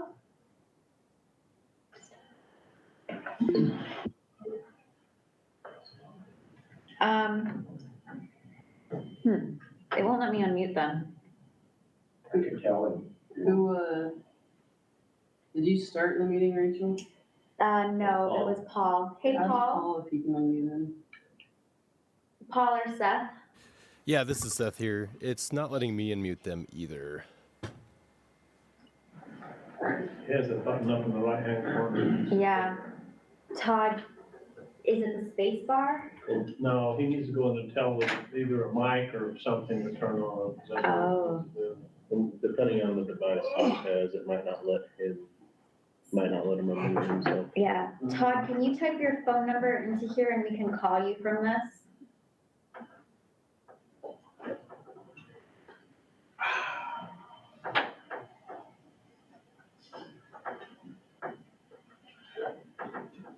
While we're waiting for him, was the reasons before valid of not allowing a drone use for trail work? Maybe we missed something, or, I think, what are your thoughts? I don't remember specifically. I don't remember either, but Kirk had he's got quite a bit of experience, right? With drones. I know a little bit about them. I mean, the specialty drones in SAR, they are expensive, and I don't discount the use of those, but from a survey standpoint to view road conditions, it's live video are they taking topographical maps with I don't understand why we need a $25,000 drone. Okay, we're calling Todd. Yeah.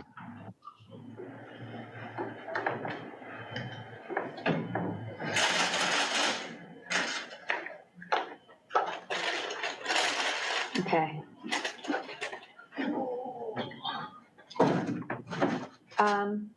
Todd, can you hear us? No. Phone call No, on it's you too, look muted at that. How about now? There you go. We got you. Okay. The YouTube channel and the live feed are a little bit different, so when it called, it kicked me off the Google Meet. And so, to answer the question, yes, the reason we priced that the way we did is so the survey department can help with our mapping, with the GIS system on our trails, not only to find the issues that we have with them, but also that we can map those with and so they're the ones that actually spec'd it, so we could do both things with it on our trails to map it for our trail system. So that's a survey grade drone and getting the total data. GIS. Yeah.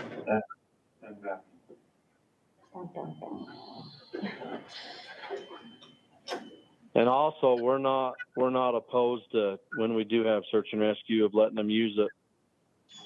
I know we didn't do anything with the sheriff's office, but as a big county that we are, listening to the other stuff from 2 items ago, that sounds like a great asset as well.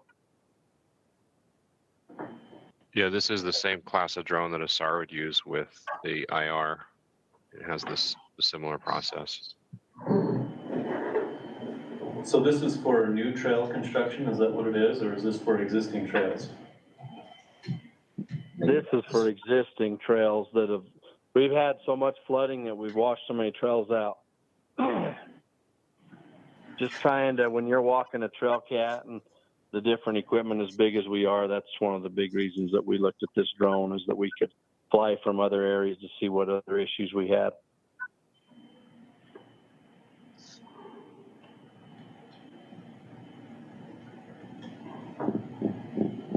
Just from my limited experience, if you're doing it for new trail construction and you want to know the topography, then you want to have that LiDAR capability on it. But if you're just trying to assess what the existing trail damage is down the road, I don't know that you necessarily need a $24,000 drone. You can get another drone flying in there and assess it pretty easily, so.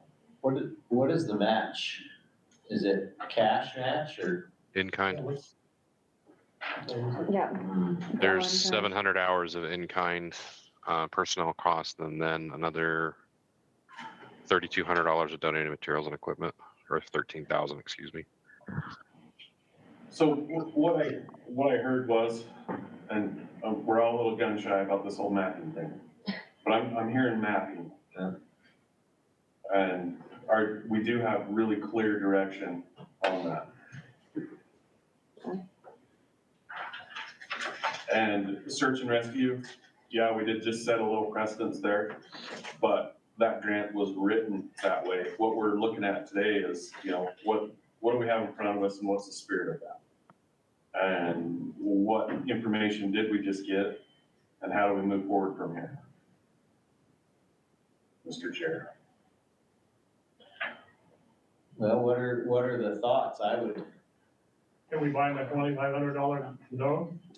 For not for mapping, for, you know, reviewing their trucks. or take the If they drone wanna go off. around the corner and say, hey, we need a D9 to fix this, as opposed to hiking in there, I don't know, but, you know, that's an option, give them a $2,500 drone.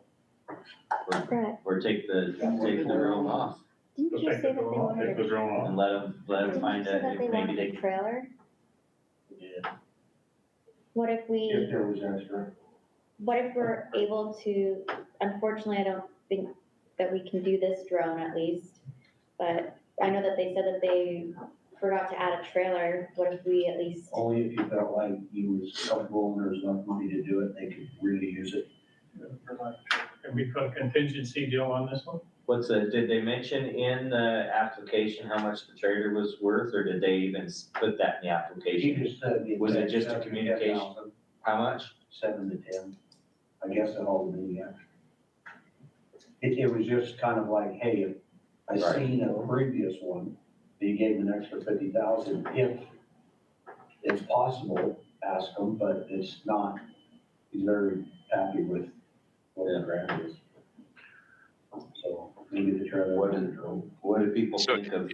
This is my opinion, and the bottom line of this application is they need the equipment to do the trail maintenance. There's no question about that. If transporting the equipment is a concern, I agree with that. There's not a question about whether the essence of what they're doing. It comes back to the question of, is a drone one of the material needed equipment to perform trail maintenance, and is it a $24,000 drone or a $2,000 drone with a 7-mile flight range? We're talking an enterprise level search and rescue type drone that is in this application to survey damaged roads. It doesn't seem to fit the need. It's excessive. Want the trailer and cheaper drone. You can do both for trail maintenance. I would tend to lean that direction, is to allow them to modify their budget to acquire a trailer, put a drone that's more budget friendly into this process, and use it appropriately for trail maintenance and surveys. Because if you've got hundreds of miles of flood damage, and it's only going to get worse this year, they've got to figure out how to get in there and see what it looks like. There's no question. But this is like one of the most expensive drones you can buy. I like the idea of pulling the drone off, replacing it with the trailer. I don't even think you need to pull the drone off, but most of the drone pilots that are flying this level of drone have to have an FAA license and insured. how do we feel about $3,000 for a drone Very fair. and then 10 for a trailer? Well, Eric, I you think have that's a face. reasonable modification. Eric has a face going on. You got some precedent going on here, is that? Right, is that- and I agree with Eric, there is a precedent there. So budget them $12,000 for a trailer and take the drone off. Yeah. Okay. I would feel better And then about get some that. clarification from the department Yeah, and for trail work and what would be acceptable in the future. maybe in the future, if we do look at drones for trail work, we set a limit for how much we can give. Yeah, Agreed. Okay. whatever direction you want to give us, we will. But like $2,000. So, All of that. so is there? I would interest entertain a in- motion to remove the drone from this grant at the time and budget $12,000 for a trailer and So substitute. you're making that motion. I am making that motion. So remove the drone equipment from it, which is $23,941, and substitute a $12,000 trailer budget in the side of this budget. Second that motion. Okay, all in favor? Aye. Give him just a second. Okay, is there anybody You're right. opposed? Is there anyone opposed to that change? All right, let's go ahead and rate this one based on the modification. Can you do some math work with me? Yeah, just, Okay, Yeah. so we're doing this and we're subtracting the 23941, and then we're adding 12,000. So I'm getting the total project cost right now, $244,677 total project. And then we're going to do minus 23941 plus 12,000. So request right now, 119,677. 99. Oh, yeah, 77. sorry. That looks right to me. Okay, All right, let's go ahead and rate it with the modification. okay. That's all right. I guess I'll start with you, Fred, because your speaker's on. Fred? Was that yes, Fred? Let's skip them. Okay. Eric? Yes. Kurt? Yes. Ron? Yes. Cheryl? Yes. Brody? Yes. Jason? Yes. Laura? Yes. Scott? Yep. Tyson? Yes. Brett? Yes. Okay. All right, next up, 10 more to go. Oh. 11 more actually, but after this will be 10. Garfield County Winter Search and Rescue Side-by-Side. Kirk and Eric reviewed this one. Yeah, Eric, Do you have any thoughts to share with us? I do.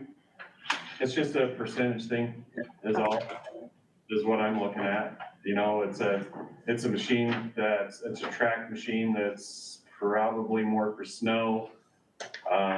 Basically saying that, OHVs were 33% of all of their SAR calls. And now you're limiting this more to just winter only. I reached out to Officer Justice, Deputy Justice, see if I could get more information about how many times he thinks this thing would really go out, you know, if it's a snow situation or a situation where a track vehicle would be needed. And then how does that look when you look at the budget? And I didn't get a response from him. But you do look at the budget, do you have the budget? You can Yeah, pull up I right have it pulled up right now. there. Is that what I'm seeing there? Yeah, you're seeing they're a purchase a side-by-side for total cost of $36,000. They're providing the $3,800. Let me zoom in. And then they have 300 hours of employee hours for sheriff search and rescue. So is the match acceptable for the use on this and? I'm gonna look at their application because if it's, again, it's kind of what we stated. If we want their match, especially with search and rescue, their match to reflect the amount of OHV usage. At least. And with, preferably more. And it does say that down in the application. Instructions. and also, especially now that we've decreased how we do the match, I feel like it's a lot easier for people to compose a match based off of the funding requests, so. I just don't know why you would pigeonhole this. I mean, it's a side-by-side with tracks. And you can use it 9 months out of the year when there's not snow on the ground with wheels and tires. And then put the tracks on it in the wintertime. Yeah, they'll just swap them out. Yeah, I mean, and the percentage is really, to just kind of not. And I don't know what that, That could probably increases the percentage because now they add. Yeah, now they're using it all year instead of in the wintertime. And that's great. But it needs to be written down. If that's the intent of this, that's perfect. And maybe it was. Needs to be a little bit more articulable on. I'm not sure, a track UTV is the best instrument to go and chase you down in the snow. They usually wind up being a search and rescue item of itself. Well. They don't live through the snow. It's that awkward They get snow stuck. mud. They get stuck. But it's when you have to go, like, go Yeah, across. when you got winter or fall and spring, when you don't have enough snow for a snowmobile, but you can't get your truck in there, you can't get your wheel side by side in there, that track helps. Yeah, I just know that how many people have been told that they get stuck. Yeah, And they're side by sides in soft snow with them, and so, like I said, yeah, if I can see that when you got no snow terrains to go across. Well, it's kind of that supplemental use of snowmobiles going in, of actually getting to the backcountry area, and then the side by side is kind of that after the fact, coming on the packed trail. And then you can throw someone in there like you could throw someone in a snowmobile, so that'd be that applicability. And I've got a general question on the search and rescue, something that it's, you know, this isn't my background. You know, a lot of us on the council, you know, you guys are, but I see vehicles like this and I see no provision for a litter or anything like that. This is just a cab vehicle. You know, what are you doing with it? I mean, is this just to get your staff to the site? Was it? Most of the time, and then if you've got a person that's able to be just taken out, then we can throw them in and take them out. Those 6x6 vehicles you're seeing come across, a lot of those are ambulances. Yeah. You got a litter in the back or a carrier, man carrier in the back. Okay. Carry supplies in, so it's got a utility function. Your snowmobiles are your fast response getting out there initially, so. So with this application in particular, are we gonna look at it and assume that they're gonna use this machine with the wheels as well? And then that gets them past the OHV, the match, So I texted Caden Figgins because I know that he helped with this application. Yeah, my last text from him was saying that he was helping Chad Justice with this application. Oh, actually, my response, they asked about how they can do, what's the best way to do in-kind match for search and rescue? Should we just do volunteer hours? And I said, hey, or employee hours using the machine during search and rescue calls. So I said that. Yeah, I reached out to him to see if we could ask about this. Again, I would feel more comfortable if they had a higher match to reflect the, the OHV stuff. So. It's up to the advisory council.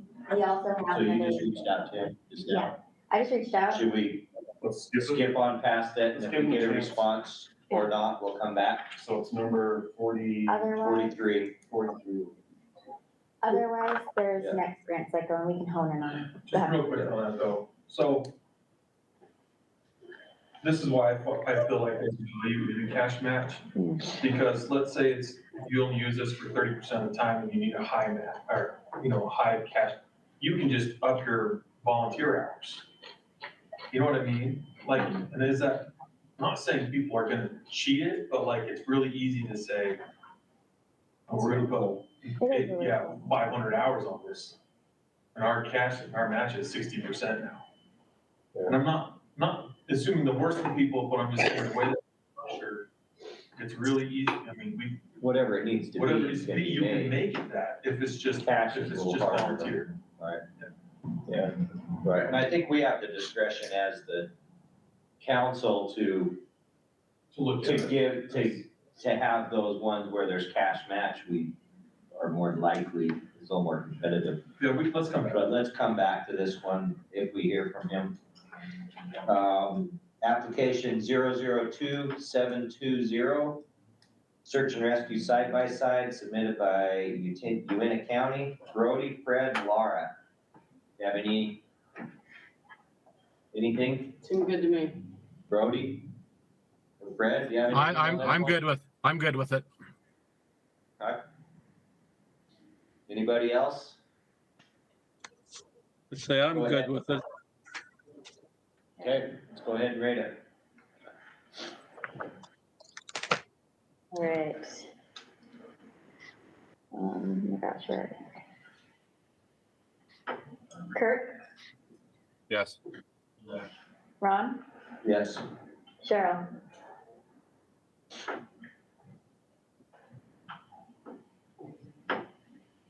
Cheryl? Okay, Brody, Yes. Jason, Yes. Laura, Yes. Scott, Yes. Tyson, Yes.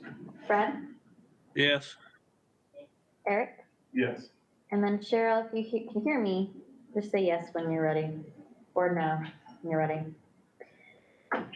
All right, next application is 002724, Weber County Sheriff Search and Rescue Response Vehicle. Then by the Sheriff's Office, Laura and Cheryl reviewed this one. You have anything? think I was Thoughts? just fine with this one too. It had a solid match. We're at 50% match. Cheryl, are you there? Do you have anything to add? Must have stepped away. Anybody else have any thoughts or questions on it? I'm supportive. Yeah, sorry, Kurt, you should have been added to that one. It's okay. With that workload, that's fine by me. All right, should we go ahead and rate it? Yeah, I'm gonna skip Cheryl again. Who are we on? I'm just gonna start with you, Ron. I will add, Monte Cristo area is almost 100% off-road vehicle and or snowmobile access. I've worked with the park teams up there, so. Okay. I used to manage it, I can verify that too, so. Oh, nice. Love to hear it. Brody? Yes. Yes.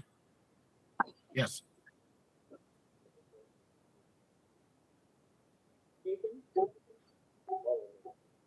Laura? Scott? Yes. Tyson? Yes. Fred? Yes. Eric? Yes. Kurt? Yes. Cheryl, are you back? Yes. Oh. All right. What did you say on the Uintah side by side? Yes. Okay. All right. All right. Another page to flip over. Application 002725. Wasatch Search and Rescue Drone. Uh-oh. Sorry. Kurt might have to. Jason and Cheryl reviewed this one. This one's a little more economical, but Cheryl or Jason, do you have any? Are they getting enough for drone? Doesn't have a friend. It looks like it matches their play, and I'd rather be saved in 7 minutes than 3 hours any day, so. Yes. Cheryl, did you have any input on that? No, I mean, I think it's great. I think anything we can do to reduce exposure for our first responders is worth a try, so. Anybody else? Let's go ahead and rate it. All right, Cheryl? Yes. Brody? Yes. Laura? Scott? Tyson? Fred? Yes. Eric? Kurt? Yes. Ron? Hi, Ron. Yes. Okay. All right, I'm gonna take over for Ron. So now we're on to application 002726. It's a search and rescue snowmobiles. It's for Uintah County. This was reviewed by Kurt, Laura, and Jason. Any input? I thought it was a low ask and high match, so. Especially for people with multiple snowmobiles. Jason? Just some comments on the application there. Some it looks like they copied and pasted from their side-by-side ask, and so there's a lot of wording that crossed back and forth that said side-by-side and then snowmobile. I kind of get that they're asking for the snowmobiles, so as long as that's the case, I think we're good. Okay. Kirk? I tend to concur with that. And the only input I had is the snowmobiles that they had selected. The Chaos is not as a stable platform as the RMK Pros, but they're both very capable machines. I think the problem is they selected Polaris and not Skidoo. Just kidding. It's good on. Hold on 1 second. Let me pull it up for us. Just kidding. 2726? Was it the Chaos? It was the Chaos. They're both Chaoses. It was supposed to be the Pros. Jenny must have put that in wrong. Okay. You need more money? Does that matter? They're the exact same cost of, but the sleds don't change in pricing. It's just how they're manufactured. Can we make that change to have RMK Pros instead of Chaos, just as a note? Does that matter in the budget though, or you just I mean, so for us, as long as you get, something comparable to that? yeah, Yes. we're not gonna be like, because if things change, we're not gonna make. We got a black one, not a gold one. And Kurt just said the prices are Okay. gonna change, so. Sounds good. Okay. I don't think there's a difference in cost at all. Okay. I mean, the stickers are different, but You could put just Skidoo up there. then you have to put a maintenance budget in there. With the Polaris, at least you just have a stop no ride. Yeah, you can't even ride it anymore. Somebody can come and get me in the hat one, I guess. Drag out my Skidoo. All right. Do we feel comfortable voting? Yeah. Okay. I think that's why I ordered a Lynx this year, so. Oh, there you go. All right. Let's see. Brody. Yes.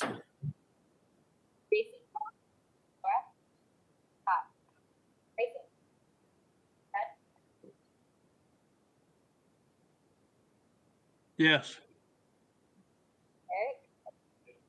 Kurt? Yes. Ron? Yes. Cheryl. Yes. Okay. All All right. right, thanks for covering me for a moment. You're welcome. Application 002-727 Moonshine Arch and Wrinkles Trail, submitted by Uintah County. Eric, Tyson, and Fred, do you have anything to share with us on this? Oh, no, it's something gotta be me. I can start. Okay, you go. So, I read the applications, and there's a lot of emphasis on those two trails. And I'm assuming the intent was, there's lots of trails in Uintah County, we need trail machines. But it was written pretty much just be like, I got 40 feet of rocks I need to put down to keep people from going on the Moonshine Arch. And so, like, I know that equipment will be used, but I just wish that the grant was more oriented towards trail maintenance in the county in general, rather than just fixing this specific problem. But that being said, I still chose to fund it because I know we funded a 6-way blade for a mini or a skid steer, and they're gonna use that for that, and I know they need a mini X. I know it'll be used here in the county, but I just felt like it wasn't communicated very well that it's for countywide trail maintenance use. That was exactly what. Yeah, you're at it and reading through here, and you've got basically a mini X that doesn't even look like it's gonna be used on the other project. So you've got 300 feet of trail and, 3 days worth of work for a mini X, and we're buying the whole thing. Can it be rented instead? Yeah.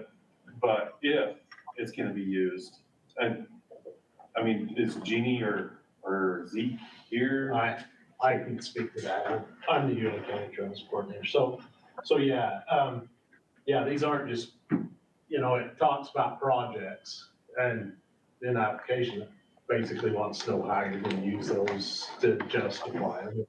And me and Jenny talked about this, and we kind of, maybe we overthought it, but we're just like, okay, they give us 2 years to get these projects done.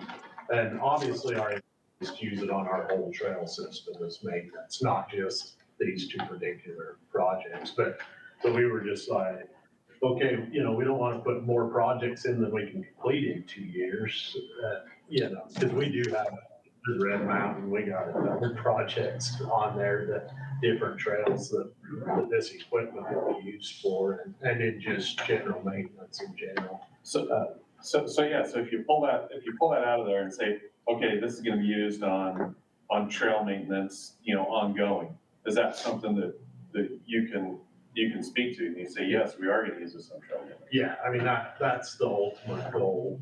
Those are our two probably most pressing projects we have right now. But yeah, I mean, the goal is ongoing trail maintenance of these pieces of machinery, not just use them. And the mini X, I mean, the county has rented mini X's to do work that is on our trail system. The mini X with the thumb place rocks in low water crossings and stuff like that. And so yeah, they will be used for ongoing ongoing trail maintenance. And we just must not realize that, just kind of Jenny's new at this and I'm new at this and so. Jenny's great though, by the way. Yeah, she is good, but yeah, so that's good information on our next one, so that, to make sure that we write that in there, so. Any other comments, questions, thoughts? Let's go ahead and rate it. Give me 1 second. Oh my gosh. There we go. All right, I have no idea who I was on. So Jason, Yes. Laura, Yes. Scott, Yes. Tyson, Yes. Fred, Yes. Eric, Yes. Kurt. Yes. Okay, sorry. Ron, Yes. Cheryl, Yes. Brody. Yes.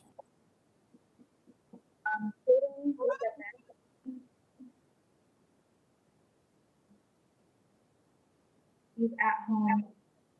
I don't know if he's logged on yet. Sorry, are you asking for me? Yeah, hey, Oh, there he Caden. is. Hey, happy Friday. Happy Friday, Caden. So we were reviewing the application of the search and rescue one, and I know that it's not specifically your application, but you were helping the applicant. And we tried, an advisory council member tried to get a hold of the applicant and was unable to. So I was hoping that you could possibly answer some questions, and we might have to move around budgetary stuff. Do you feel comfortable speaking on behalf of that? Yeah, oh yeah, yep.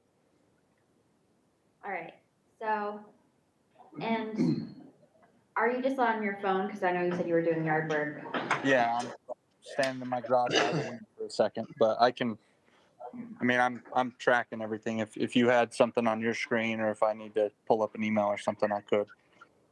27, hold on 1 second, let me pull it up. So you're able to see my screen, you're saying? I can see right now just all the cameras. If you're sharing a screen, I don't see it. All right, I'm about to share if this will stop doing that. All right, so this is the application. Kaden, let me know if you can see it. Just a second ago when you had, okay, now I got it. There we go. Yep. Okay. So the request is for $33,000. Sorry for everyone online, I'm just scrolling through. So with search and rescue, we like to have the percent match reflect either be above what percentage of will benefit OHV users or equal, at least equal. And right now the application is, so the percentage that will benefit OHV users, they're stated is 33%, but the application's match in here is only 39% versus pretty much a mandatory 66%. So that's kind of what we're dealing with right now, go ahead. Eric's gonna talk about this. And I just had another question too on, this is for a tracked vehicle. And so we're talking about of these calls, and you're saying that a third of them are for OHVs. And how many of these calls are happening in, the winter months or, I don't know, you kind of really pigeonhole it just by saying, this is a tracked vehicle for, recoveries that you need to use a tracked vehicle for. But, one thing that might help a little bit is, do you guys have plans to use this thing with the tires? Would it be something that you could take the tracks off, or is this going to be purely a tracked vehicle? I'm sure. I think the intent of it is tracks, because right now the Panguitch, side search and rescue doesn't have a tracked vehicle. And there were they said 12 different rescues this year that they simply just could not, they had to get the helicopter because they could not get a vehicle to them. And so a lot of them are, again, I don't know how many winters we'll have like this one again, but even on a normal winter, there's especially up by Bryce Canyon and kind of in the Mount Dutton area. There's always going to be 2-3 feet of snow. Same with Panguitch Lake. So I think the intent was to have it with tracks, but if it's more competitive and I'm, it could certainly be used during other times as well. So would you purchase it with both tracks and wheels available? Because a lot of those side-by-sides can be swapped out. That's what I was, now that you say that, when we worked on the application, I kind of was just assuming it would come with tracks, but the tracks are, an attachment that was on the quote. So I imagine it would still come with the tires, and then they would probably just put the tracks on and give us all the tires, and we could use it. So it certainly could be used year round. Because I know last year, Captain Ray applied for a search and rescue side-by-side that's, strictly to be used in Tickaboo. And then the former sheriff also applied for one, I think it was the Kawasaki to be used on Hole in the Rock Road. And so this one would be Panguitch. So you'd kind of have the easternmost, the central, and now the west side of each counties and the search and rescue teams covered. In Panguitch Lake up by that would be available for summer use too if the snow ever melts up there. Yep. Yeah. It won't be needed this year, but on a normal year, it would be available in the summertime. I think that clarifies that question. Do you want to do anything about the match or just? So we're at 39%, you said, Rachel? Sorry, Kaden, can you repeat yourself? Did you say we're at 39% match right now? Yes. Yeah. We were wondering if you'd be willing to add a little more cash. Yeah, how much do you think you'd need? Like, how much would we need to get to where you guys want it to be? The finance man is on it right now. Okay. So stay tuned. I know, look at that calculator he has on his phone. It's snow. What do they have over? The magic. It is the magic. So to get a 66% match, which I think we would need if it's 33% OHV use, the total would be $30,240. And their current match is $12,819. Mm-hmm. Is that really? So we would need another 17,000 to match in order to make that calculate. Oh, so you would need 30,000 cash. No. That would be the whole machine. That would be 100%. Well, what is I'm not looking at the budget. I'm just looking at the totals here. What's their match right now? Or like, what portion is their in-kind match? $3,800. Because you have a $45,000 grant, $45,819. So hold on, sorry, I'm just trying to figure this out. And if you're covering 67% of it, that's $30,698. But there must be some in-kind in there. So if and there is in kind in there. So if we added, if their total project, see, I'm doing it off of total project cost. Yeah, no. Which is my issue here. All right, so let's see. So the quote, I think it's the one from Jorgensen's, $36,819, like you say. So 36. And how much did we have in cash? You guys only had $2,819. 3,800. Oh, was it 38? That's what mine says. I don't see the budget. Hold on. Okay. Kaden, I'm so sorry. Oh, No, yeah, you're yes. okay. I'm sorry too. I spaced that it was today. Yeah, so you had 9,000 in kind match and 3,800 in cash match. And that put us at 39%. Yeah. And that's 39% of the project total, which is 45,819. Yep. So we still would need 17,000 in cash. No, No, okay, so. I don't, yeah. Okay, How- 33,000. so how do how they much have more right would we now? need in cash? Because I think the How- sheriff has a little bit of a budget, but I don't think he's got 20,000 to spend on it. What's their cash match, what's their percentage right now? It is 39%. So they 39. need 61%, So total, so, hold on, right? because I suck at math. So 66 minus 39, they need an additional 27% match. So, Are we just looking to match the cost of the machine itself? So. Okay. They should be paying 66% of it, yes, That is what they should pay, So which is $33,000. $30,000. Say 33,000, because we only do the cash match off of what the OHVR grant gives, not the 45,000, right?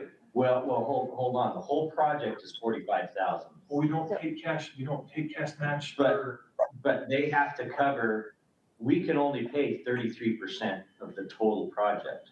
so no. Because only 33% of the total project, Yes, only 33, this isn't related to the match, only 33% of the total project is OHV related, so we should not pay a penny more than 3% of the total project cost. their match is based off of their on- request.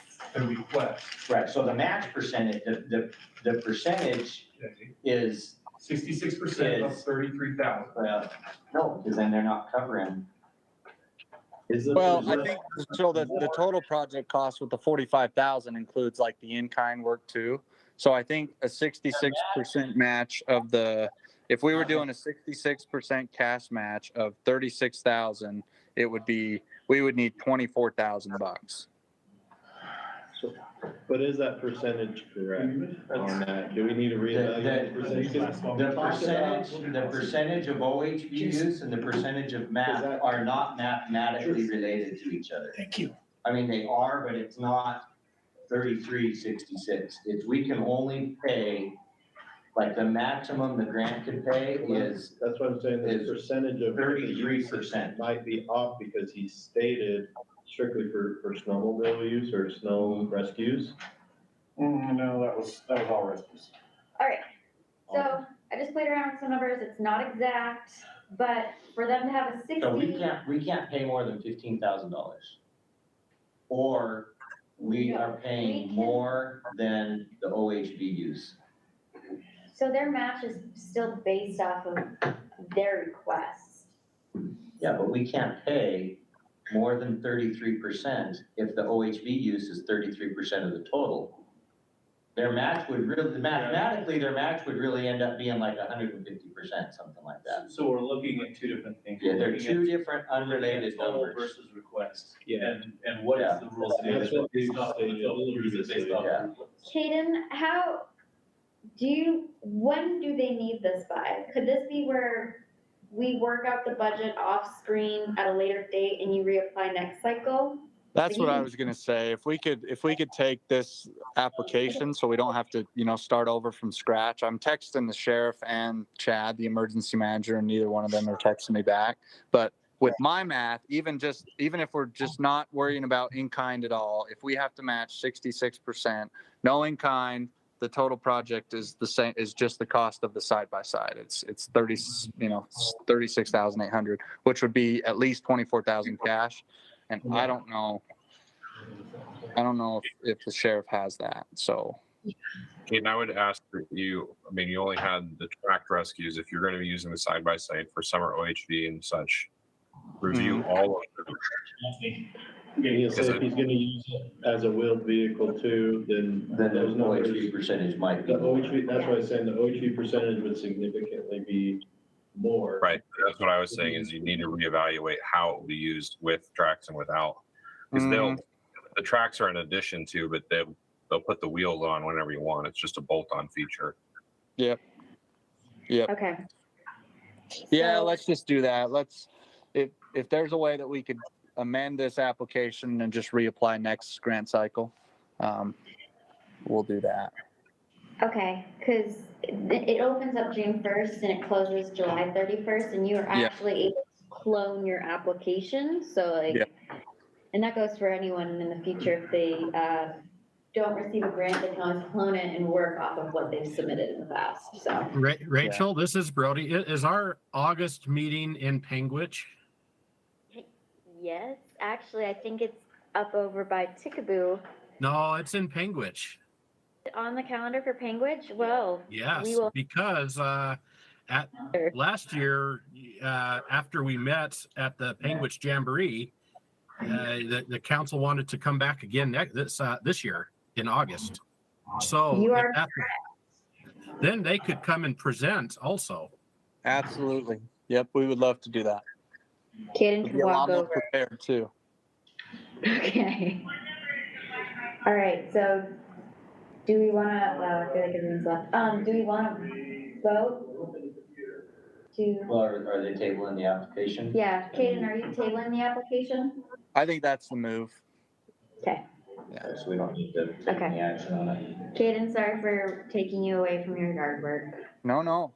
It's still, it's not quite 5 yet. While you have me, while I'm still on, did anybody have any questions on those tables from the Garfield Rough Rider application? Or did you already? Okay, you already covered that one? Yep. We did it. We covered it and we just changed it to trail work. Yeah, right. Yep. I talked to, I can't remember who it was that called me yesterday or this week. But Yep. Well, we appreciate that one, and we'll get a better application submitted next cycle for the search and rescue side by side. We got our we received our Mini X last week and our North Star from the previous grant cycle. So we'll get some pictures and our stickers and everything, and then get the reimbursement for that. But they're already being put to use, I believe. So thank you for those as well. Yeah. All right, Kaden. Well, we'll see you in August, okay? Okay, sounds great. Well, hopefully before then even. Yeah. All right, thanks, Kaden. Thanks, guys. See ya. I have a question before we go on, not to him, but the question to the committee. Is they start to, I mean, we're seeing more and more tracks out there, which are being put on every one of these razors around here, especially these Rangers and the Defenders. And people are going up there and getting stuck and getting pulled out or calling for search and rescue. And I think you're going to see the numbers go up because of it. Yeah. Okay. So I think you're shooting too low. What do you mean too low? Yeah, what do you mean too low? Well, by saying there's only doing 33 right now, they could be facing 50 if they got that many snowmobilers. They're going to see that many more machines going up there with tracks on them. So that's what we stated. That's what the applicant put on there, so, yeah, they may I wanna understand. evaluate the way they're calculating their OHV, but. Yeah. Let's move on to the next one, application 002728. National Park Service Glen Cache Canyon National Recreation Area Search and Rescue. Cheryl and Brody reviewed that one. Do you have anything to share with us on that? This is Brody, and I think the last time they put this in, we turned them down because they, first of all, were out of state. The grant was out of Page, Arizona, which it is once again. I think the only difference is that they say that it will all be used in Utah. That's, I think, the only difference. And but the sticking point, there are those two sticking points: the out-of-state application, and you couldn't guarantee where they were going to be used. So, are we okay to do a grant application for somebody out of state? So this, to specify, this is used up in Bullfrog, Glen Canyon, or the National Park Service. Most of the office would be technically, more Page, Arizona, but it's because Lake Powell has that unique atmosphere of being in Utah. And so the clarification is it's gonna be used up by Bullfrog, which is up by Tickaboo area, so I use Equipment, the office is being used. Yeah, well, but again, the actual contract for the legal part of this contract is out of state. How does that work? For a state OHV grant. So with this, like, we have a letter of intent that's stating that they will utilize the machine primarily or 100% in Utah. And it, especially, like, I understand that it's housed in Arizona, but we could probably work something out. I think it would just be a contractual. Is this something that, This is. that what we've written in. the Attorney General's gonna, like, Yeah, they're gonna make sure that we're following whatever we need to follow, so I don't, so it's probably not something that we need to It's not housed. worry about. Even though part of MPS is in Arizona, okay, this will be housed at full from. okay. It's being housed in Utah, it's being operated out of a This is a federal field entity. office or whatever they call Yeah, and just to give you a them. perspective. So the legal contract, that's. Our ranger, we have a ranger, a state of Utah ranger for our agency that lives in Page, Arizona. However, everything, right, weird, but they are tasked to handle Lake Powell boating on the Utah side as tasked, so I think we might be getting in the weeds with that, and Yeah, it's I been don't think clarified. And plus, that sounds like it. we copy over their entire application and we put it in the contract. So it's double backup for us, if anything, just being like, So as a council, we can rely on yeah. We will, administratively you and the attorneys making sure that it's, yeah, so I don't think we need to worry about that, other than making sure it's used where it's supposed to be used. Is there any discussion before we vote on it? okay. Okay, let's go ahead and create it. All right, Laura, Yes. Scott? Yep. Tyson? Yes. Brad? Yes. Eric? Yes. Kirk? Yes. Ron? Yes. Cheryl? Was that a yes or no? Hello? Yes. Okay, sorry. Okay. Brody? Oh, Yes. Sorry, two more. Okay, very good. I'm done. Jason? Yes. Okay.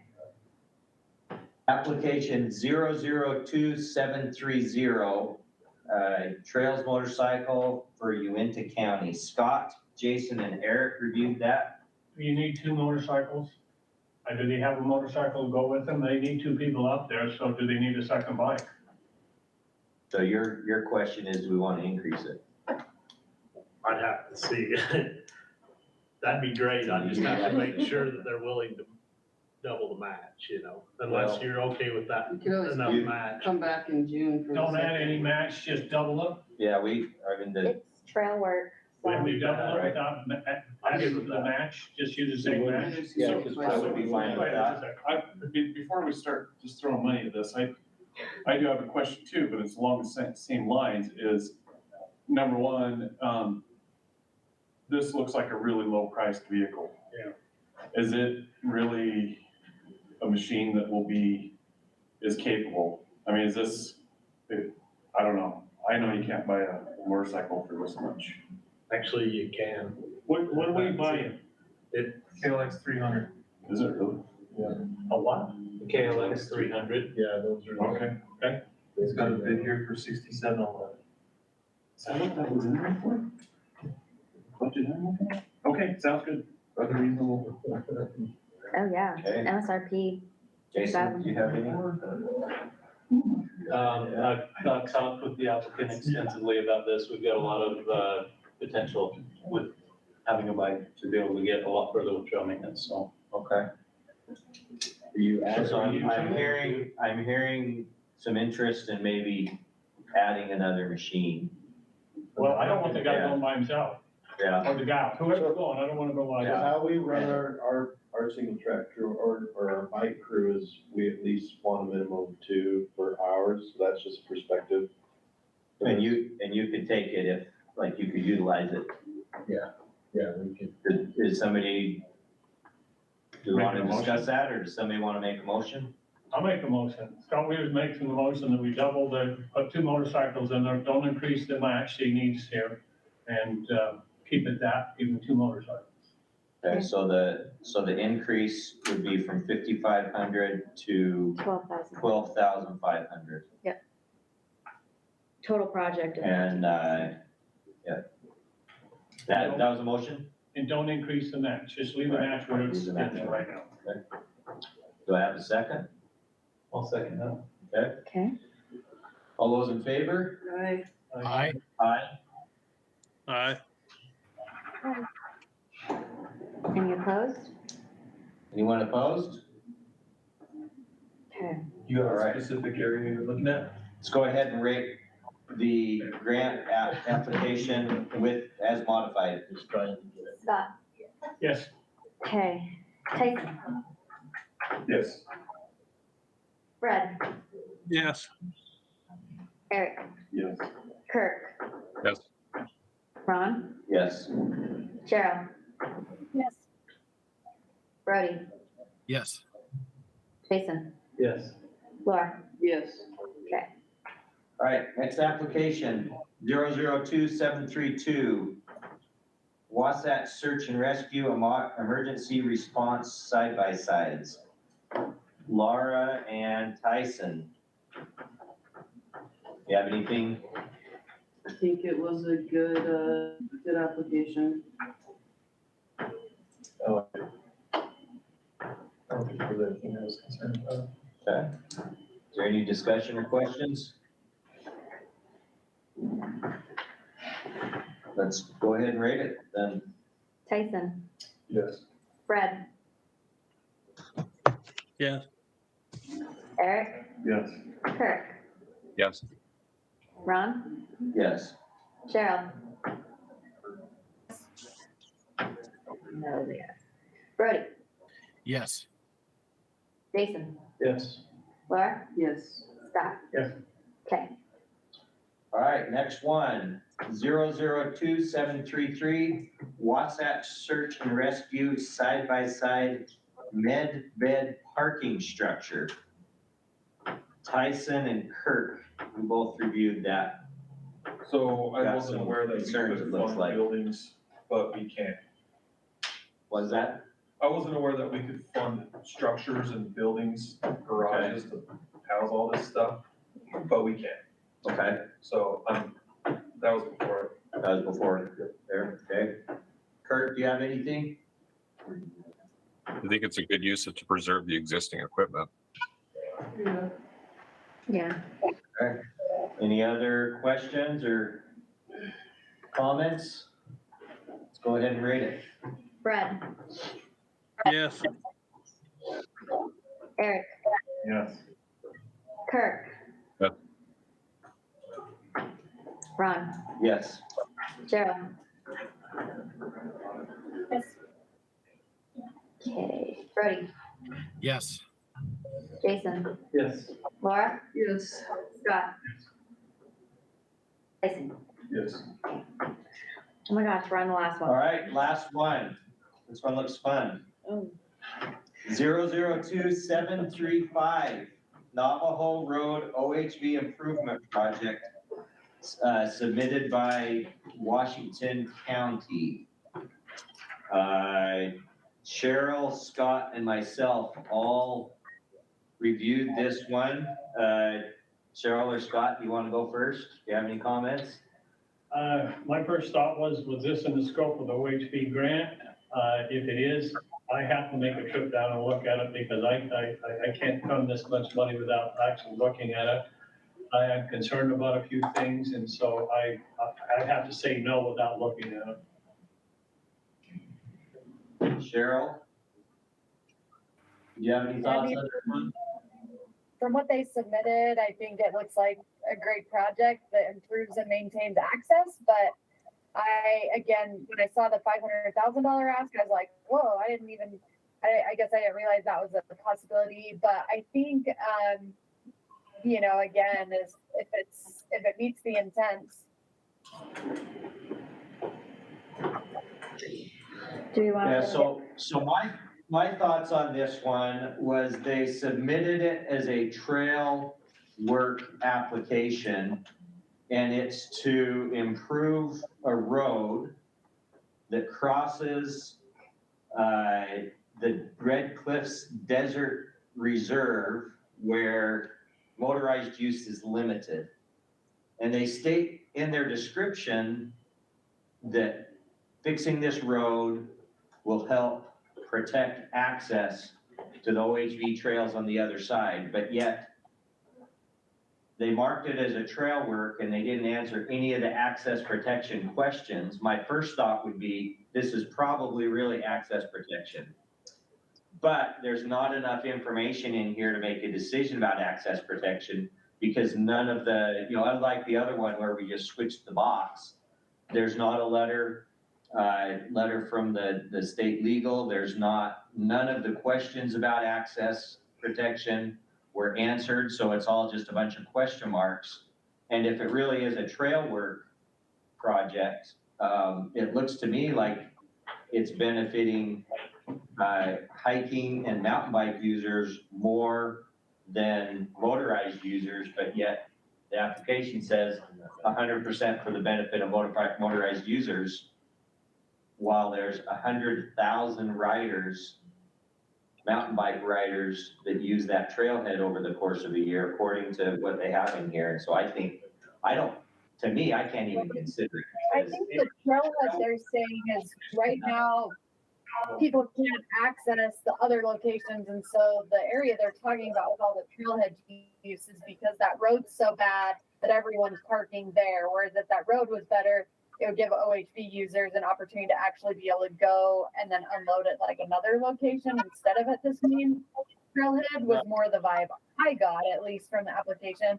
And the work is to go in and do like drainage work and road work to improve it. So I guess, it does provide access, but I also think we've seen a lot of applications with road work that we've considered trail work. So. Right, but it's clearly not, to me, it's clearly not 100% OHV related. Well, what's their match? The reason there's a problem there is because the county developed a mountain bike staging area there, and it is used immensely. And it brings in congestion, and so you have two users using it, and I'm not saying there's conflict, but the parking and the road, yeah, definitely, the road needs to be bigger, but I'm not sure, how do we get the mountain bikers to pay for fixing, to do their part of the road? Right, if it's trail work. I don't think this has anything to do with that trailhead. I think this is trying to move people away from that trailhead and give them better access to other areas. But they're all gonna be using the road. Well, it said, are you talking about the Bear Claw Poppy trailhead? The mountain bikers usually stop at the bottom of the trailhead and do a loop. Like, I haven't seen the mountain bike, in my experience, I haven't seen the mountain bikers go up higher. So motorists generally go up further and the mountain bikers stay lower. And traditionally, years ago, that was a staging area for motorcycles, and then because motorcycles makes nice mountain bike trails, they, like since the county built a staging area for mountain bikes, and there's a huge demand, and so I'm not sure if the word is they took over the staging area, but that they took over that area, so it displaced this other group farther down the road. Right. And so they need a staging area. They talked about the High Desert Trail putting a staging area in there, but none of that has been done. Like I said, I would have to go look at it and say, hey, I like it or I don't like it. You're gonna have to explain more than what you put in your grant to make me feel comfortable about giving any grant money. Yeah, Cheryl, you mentioned in your comments that, your written comments, that you were maybe reducing the amount, lowering the amount. Tell us more about your thought there. That was more just because I didn't know we had the opportunity to go beyond the 354 trip. But earlier in the meeting, it stated that which two categories can work in access protection?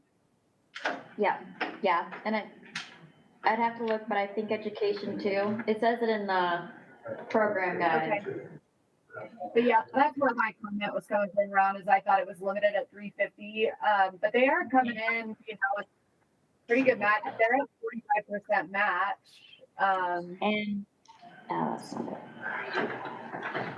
And their match is, they're coming in with 200 thousand plus match cash. Yeah. So from the county, This is 2 miles of road. Is that what I'm saying? I think it's 2.2 miles. Yeah, A lot of money to dump into the culverts and some gravel and move some Yeah. dirt around, and I realize costs of it have went up, but, Was it one? And Laura, it sounds like you're familiar with. Well, I'm not super the- familiar, but I know that that trailhead, every time I ride it on my mountain bike, Yeah. is packed. Right. So you're coming on the road, there's the mountain bike trailhead, and then what we're talking about is the stretch of road after that. That's my understanding. And but I because could be that wrong. road's in poor condition, It's very poor. the OHV riders, which are accessing way over here, are using the mountain back trailhead or just parking. It sounds like this says they're parking along the side of the road, and that's. Yeah, there's not even enough parking for anyone. There's not nearly enough parking along that road. Right. For anyone, in my opinion. Yeah, so they're just trying to encourage too many everybody people. to drive a little further and then park your trailer Yeah. a couple more Is this miles the down the area road. that's of concern in Washington County for the high desert trail? That's what I'm wondering too, is if we might wanna put a hold on this one. Yeah, no, is that a map? they talk about accessing the high desert There's a lot of trail. things going on high specifically desert. in Washington County. Yeah, But that Why? hasn't been completed either, though. well, that's It's on hold in that's Washington on the County. hold in Washington County, probably for a. We don't even know. We don't 10 even years? know. Well, that's what I'm saying, maybe can we wait and get some more information and look at this one in June, might be a better, And then- and go look at And it. to be honest, Yeah. this might be better used as an appropriation measure from that Yep, for the high desert trail initiative. I don't know. I think there's just too much Yeah. in the air. Not I think we might wanna be cautious right now about putting funding towards. anything high desert trail related in Washington County. Yeah, Especially Washington. Okay, yeah, and they specifically point that out, that it will reduce congestion at Bear Claw Poppy Trailhead and supporting the high desert trail proposal yeah, I in would, there, so. can I make a motion to table this one until June? Yeah. That's my motion. Okay. I'll second that. Okay. All in favor? Aye. Aye. Aye. Are there any opposed? Okay, motion carries. All right, that's the last one. Let's knock out this last little bit. One So it looks comment to on me- that, Rachel, if you guys talk to them about why it got tabled, I think it'd be really good for them, for us to also understand, like, is there another trailhead or staging area that this road's actually gonna lead people to, right? Like, you don't want to move them, displace them out of this trailhead if there's not really another trailhead that they're gonna have access to, so. Yeah, I think it's definitely a discussion that we need to have, so we'll have that with them and explain this and hope that when we review this next cycle, that we have a lot more questions answered and probably that be what they're expecting the outcome of this to be and where they plan to push people. Hey, Rachel, are we meeting in June or are we meeting in August? Hold on, Brody, can Cheryl finish? Sorry, Oh, sorry. I'll answer. You're good. Cheryl, go ahead. I'm just gonna say, just because people can drive that 2.2 miles now, like, is there actually somewhere for them to park? Like, that's the question, so. Okay, yeah, we will ask that and we'll follow up with them. And the county applied for this? It was Washington County, Greater Zion, so it's Leslie. Okay. They should be included in our high desert trail meeting, so Carly should be able to Okay. answer as to what process is going on, so she should be going to, I don't know if it'll be in relation to this, but at least know what's going on with the high desert trail. Yeah. All right. Oh, can I? Sorry, go ahead. Sorry, can I answer Brody's question? Oh, yeah, sorry, Brody. Yeah. Brody, so I'll be there, but it's actually gonna be run by, the Recreational Trails Program Grant Administrator. She manages motorized and non-motorized. It's gonna be run by Caroline. Yeah, it's in May. She hasn't put down the date yet, but last week, well, she she just emailed me saying she hasn't. Well, I put down the date that So now if you're saying May, I've got down, May 22nd, 5 o'clock to 7 o'clock virtual. Yeah. Okay, all right. Might change it, just like, Yeah. I'm not sure. Because someone can't attend. I want to be here to support everyone. I'm sorry, guys. Sorry, the program guy here. I think I have something to say. Okay, next. Oh, Sorry. Ron is just like, get me out of here. Real quickly, I just want to say that we recommended 4.2 million. The exact figure is right here for how much we've recommended based off of this. So only a few that didn't get through, and all of them are going to be hopefully reapplying next cycle. We just had those ones that we kind of pushed. If my calculations worked, we'll find out. We'll be adding, oh my goodness, we'll be adding 3.5 million to next cycles. So pretty much the next grant cycle that we'll have for this grant, it will be 3.5 plus 3.5, so $7 million available as we start a new fiscal year. So keep that in mind and feel free to spread the word. So there you go. Sorry. yeah, so, our next item of business is to approve the grant recommendation. Based on our voting, it looks like we approved all of them. 2 of the grants were withdrawn, one by the applicant and one we voted to table it. And there were a couple modifications. I would accept a motion to approve. This is Brody. I motion that we approve the grants as presented. Okay. I'll second what to say with that. All right. Okay, should we take a roll call on this? Because this is a kind of what we're here for. Yeah. Let's do a roll call. All right, Cheryl. Yes. Brody. Yes. Made the motion. Jason seconded it. So Laura. Yes. Scott. Yes. Tyson. Yes.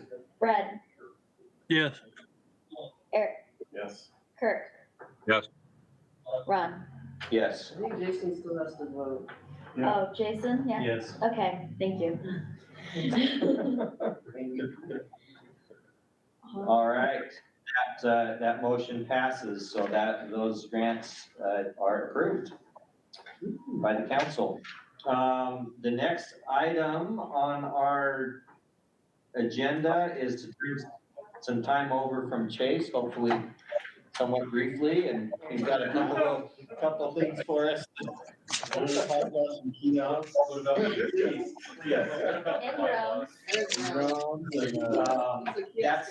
Chase.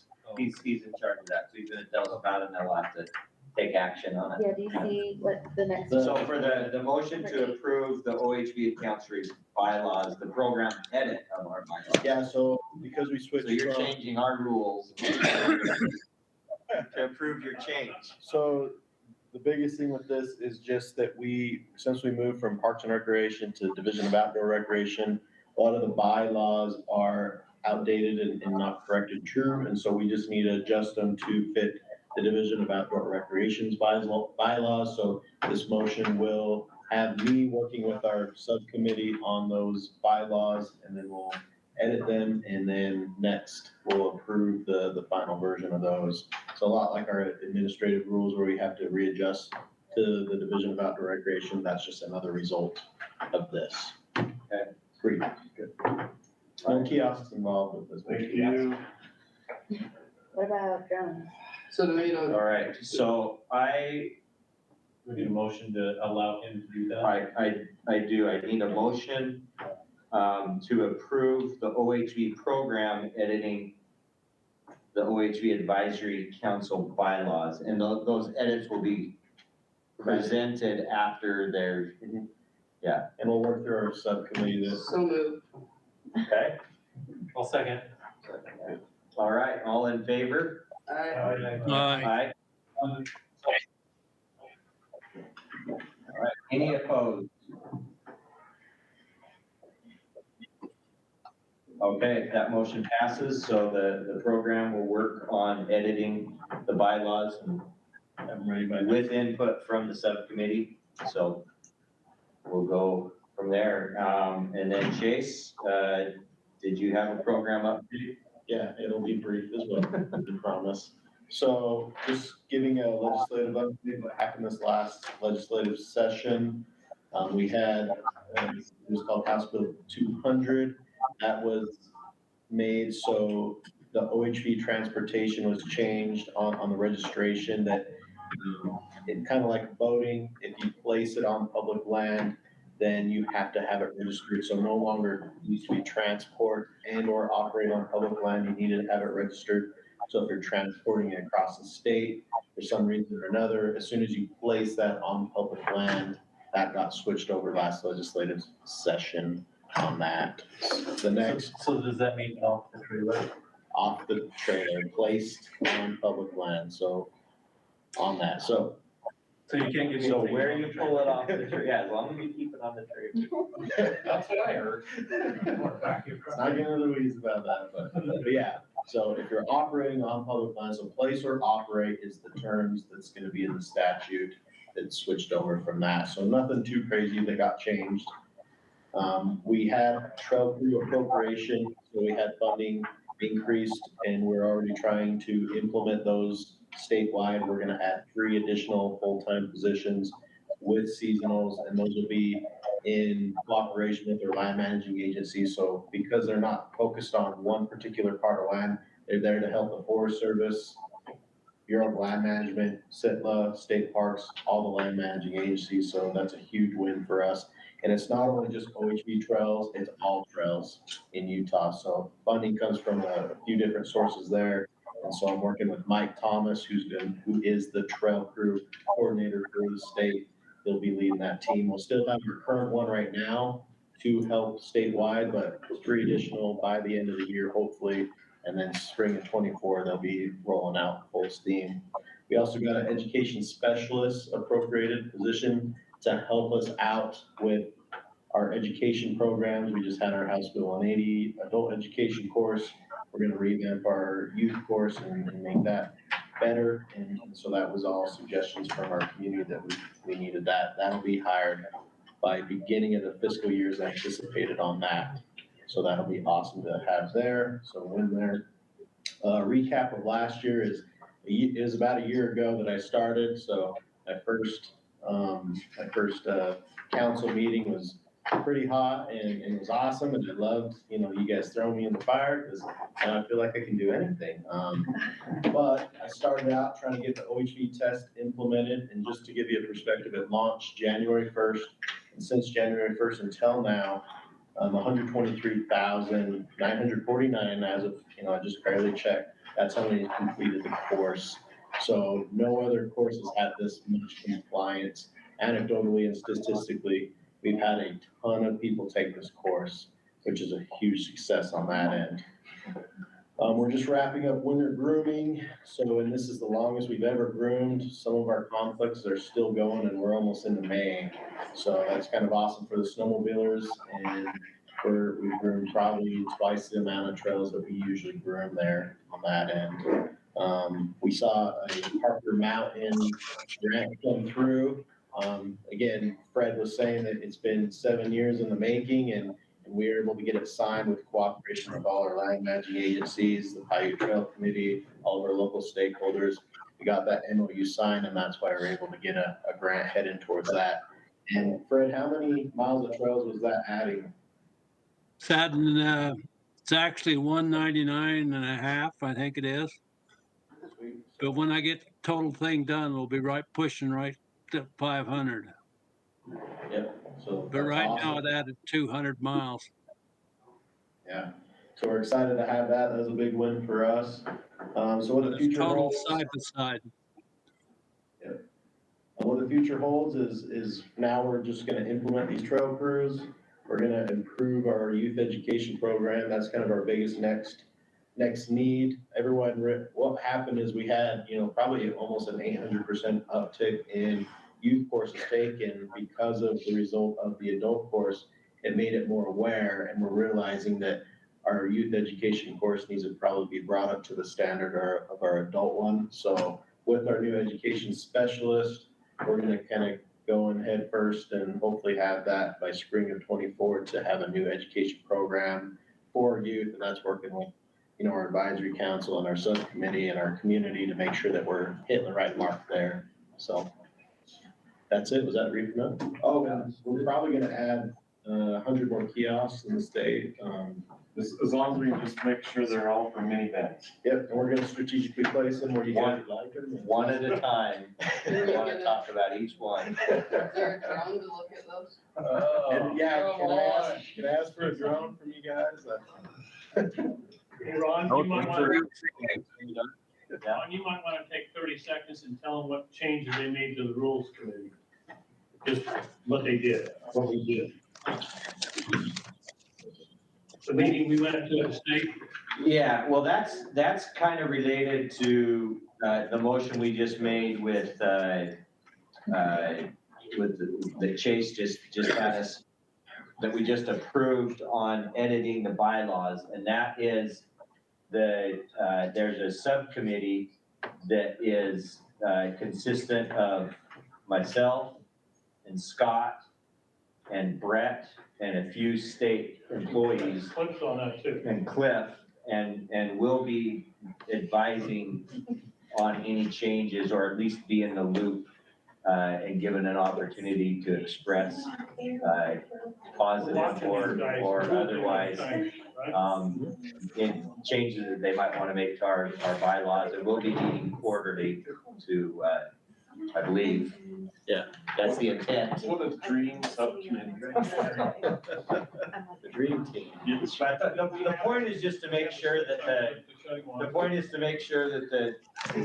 so that the program has our input instead of just unilateral changes. So. And not only that, it'll kind of discuss like all things OHV program related, making sure that you guys are included and you that have a say in what happens. And so that helps us make better informed decisions. We're gonna rely heavily on, if there's something that needs to be changed legislatively, we're gonna be seeking advice through this committee to try to make these changes or improve things with the program in general. So it'll be a good thing and have everyone included. All right, I would accept a motion to adjourn the meeting. So moved. Is there a second? All right, I don't think we need to vote on it, do we? Sure don't. It's not discussable, I know that. So now we're gonna go later. I think we're not. I think we, If you want to go out there, I bet we can.